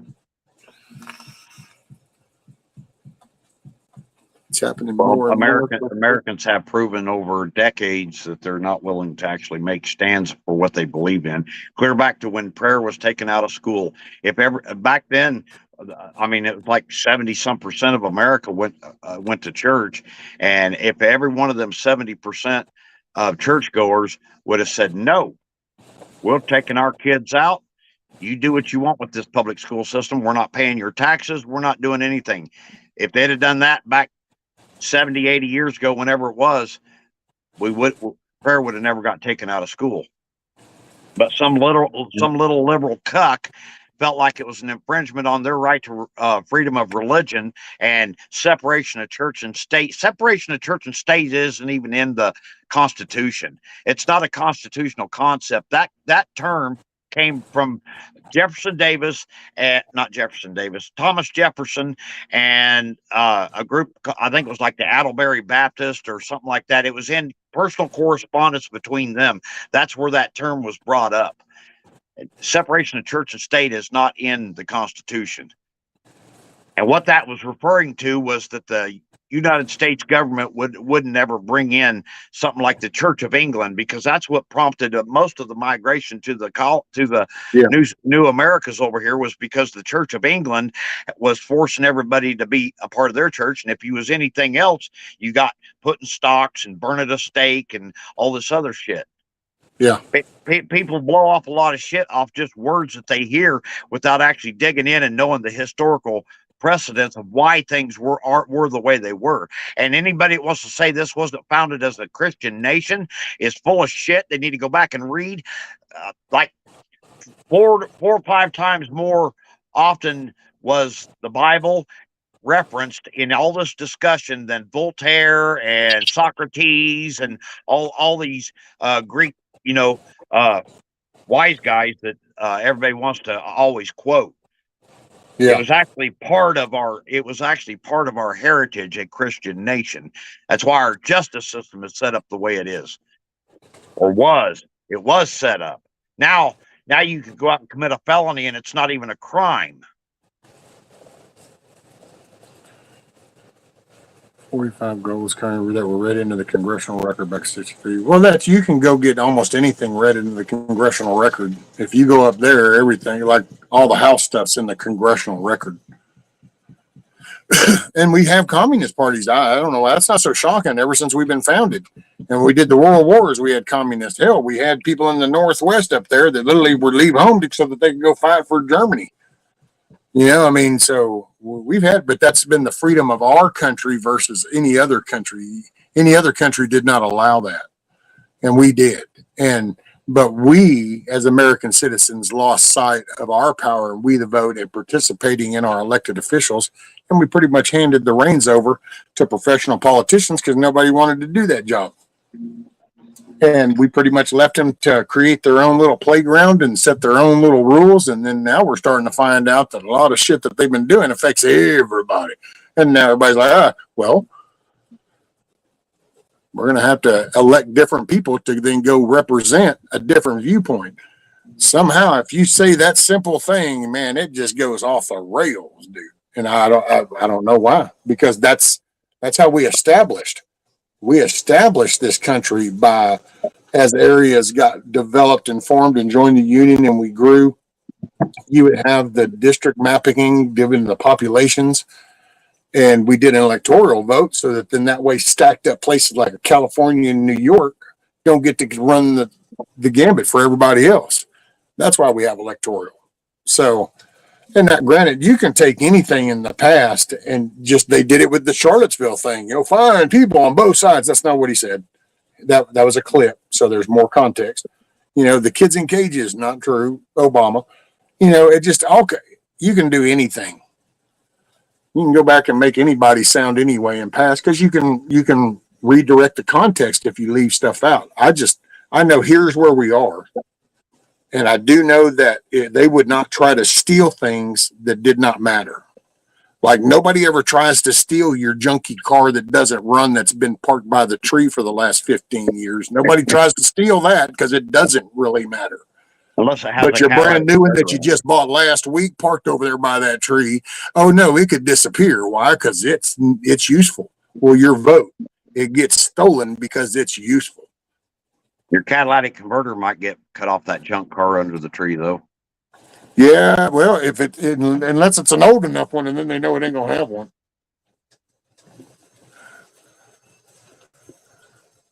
Later, coffee. I'm sorry, I didn't catch her in time. Later, coffee. Separation of church and state was originally in the 1100 Charter of Liberties.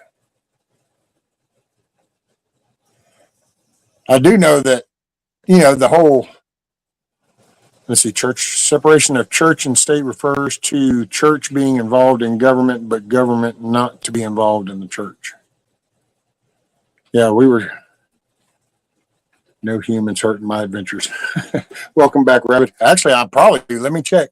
Oh yeah, so we got 11 minutes. I got to kill it within 11 minutes. Otherwise, if I said something wrong, I won't be able to edit it. Yeah, I don't think churches should be allowed to run government either. That's not what I was saying. Yeah, no, I think the separation of church and state, to me, in my opinion, and what I thought was just we don't, like you said, we don't establish a Church of America type thing. We don't have a designated church as a government form. We believe we were founded on Judeo-Christian values and a biblical concept, but it was emerging. That's like people try to redefine that, and it's like, man, unless you could go back and actually talk to them, all anybody can do is kind of surmise by, like, some of the people, I guess you'd call them scholars or experts, professionals, whatever. But they'll kind of like go through and read like all of Thomas Jefferson's writings so that they can kind of get a view of how he's thinking. And I'm kind of down with people that do that, because you're getting a better understanding and you're giving me a good open opinion then of what you're thinking that he's coming from. And but if you just pick and choose because, well, he said this and, well, Franklin said this, and it's like, yeah, but you gotta, because now that I've seen the last 10 years, it's like, oh man, yeah, definitely got to put everything in context, because you just don't know which way it's coming from. Yeah. But then I don't know, man, because I got to say, when you look at where the digital age, but then again, I don't think we're supposed to go back to some, it'd be nice to think we go back to just being self-governed. We can bring taxes down, but I don't know. I believe in the book, and the book says, it's headed down a certain path. Just get right with the man. Yep, it's going to go there regardless. Yeah. So I mean, who, what, when, why, where, it's just going to happen. All right, Dusty says afternoon, y'all. Y'all come back now. You hear, Dusty? Big Dusty, little Dusty. I got to slide out of here. I got to get to town. So Roger that, brother. Hey, I appreciate you, Mac. It was good hanging out with you. I've been planning to stay that long, but then got good company and it's a good convo. Appreciate it. Yeah, I enjoyed it. Hey, be safe, brother. And I'm glad you're doing good. Yeah, thank you. I'm glad you are too. Thank you for having me on. You bet you, brother. You bet you anytime. All of you have a good day. Later, brother. There was a time in our history it was a balanced budget, zero taxation, people of America, and all the money to run the nation was from terrorists. Oh, I know. Hey, Wing, while you brought that up, y'all can look up. There's this little clip. Oh man, who is that black chick? That's not the Simone or whatever, that the heavy black chick with the bald head. There's the black chick.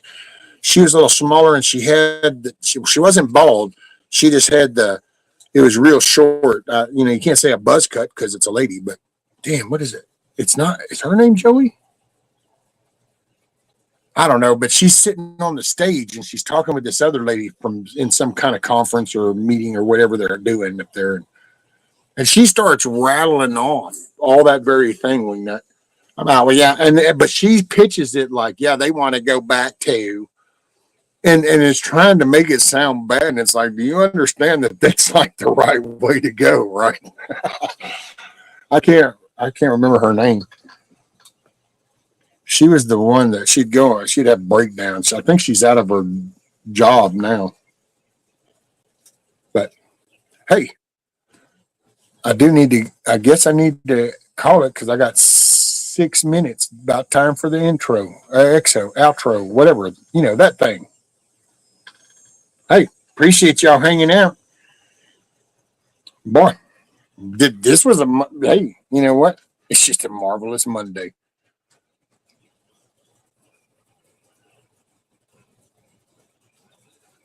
There's a creator. God loves you. And Jesus is just waiting for you to talk to him. Appreciate y'all. Peace, everybody. Make your day a good day. You're the one that gets to decide how you want to let stuff affect you. Appreciate y'all.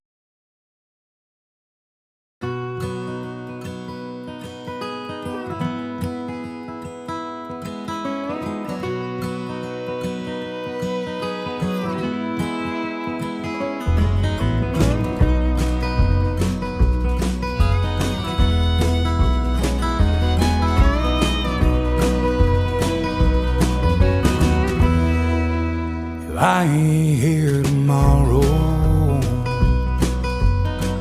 If the good Lord says it's my time to go, I don't see that morning sunset. There's some things I need for you to know. The truck is yours if you want it. It'll run forever if you treat it right. When you think of me on some back road, that's because I'm right there by your side. Chase your dreams until you catch on. Leave your doubts in a cloud of dust. You can't ever love too big. You can't call your mom too much. Do your best to get it right. Forgive yourself when you don't. Hope you don't forget how much I love you. I ain't here tomorrow.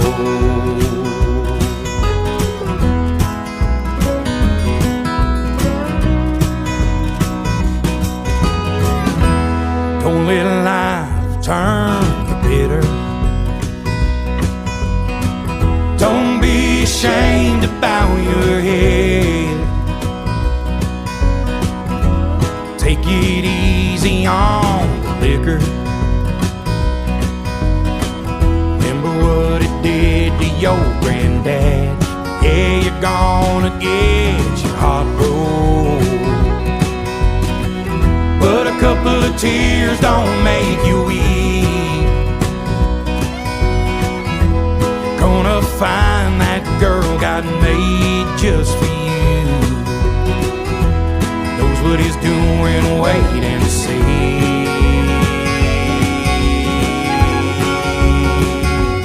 Chase your dreams until you catch on. Leave your doubts in a cloud of dust.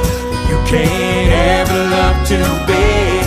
You can't call your mom too much. Do your best to get it right. Forgive yourself when you don't. Hope you don't forget how much I love you. I ain't here tomorrow.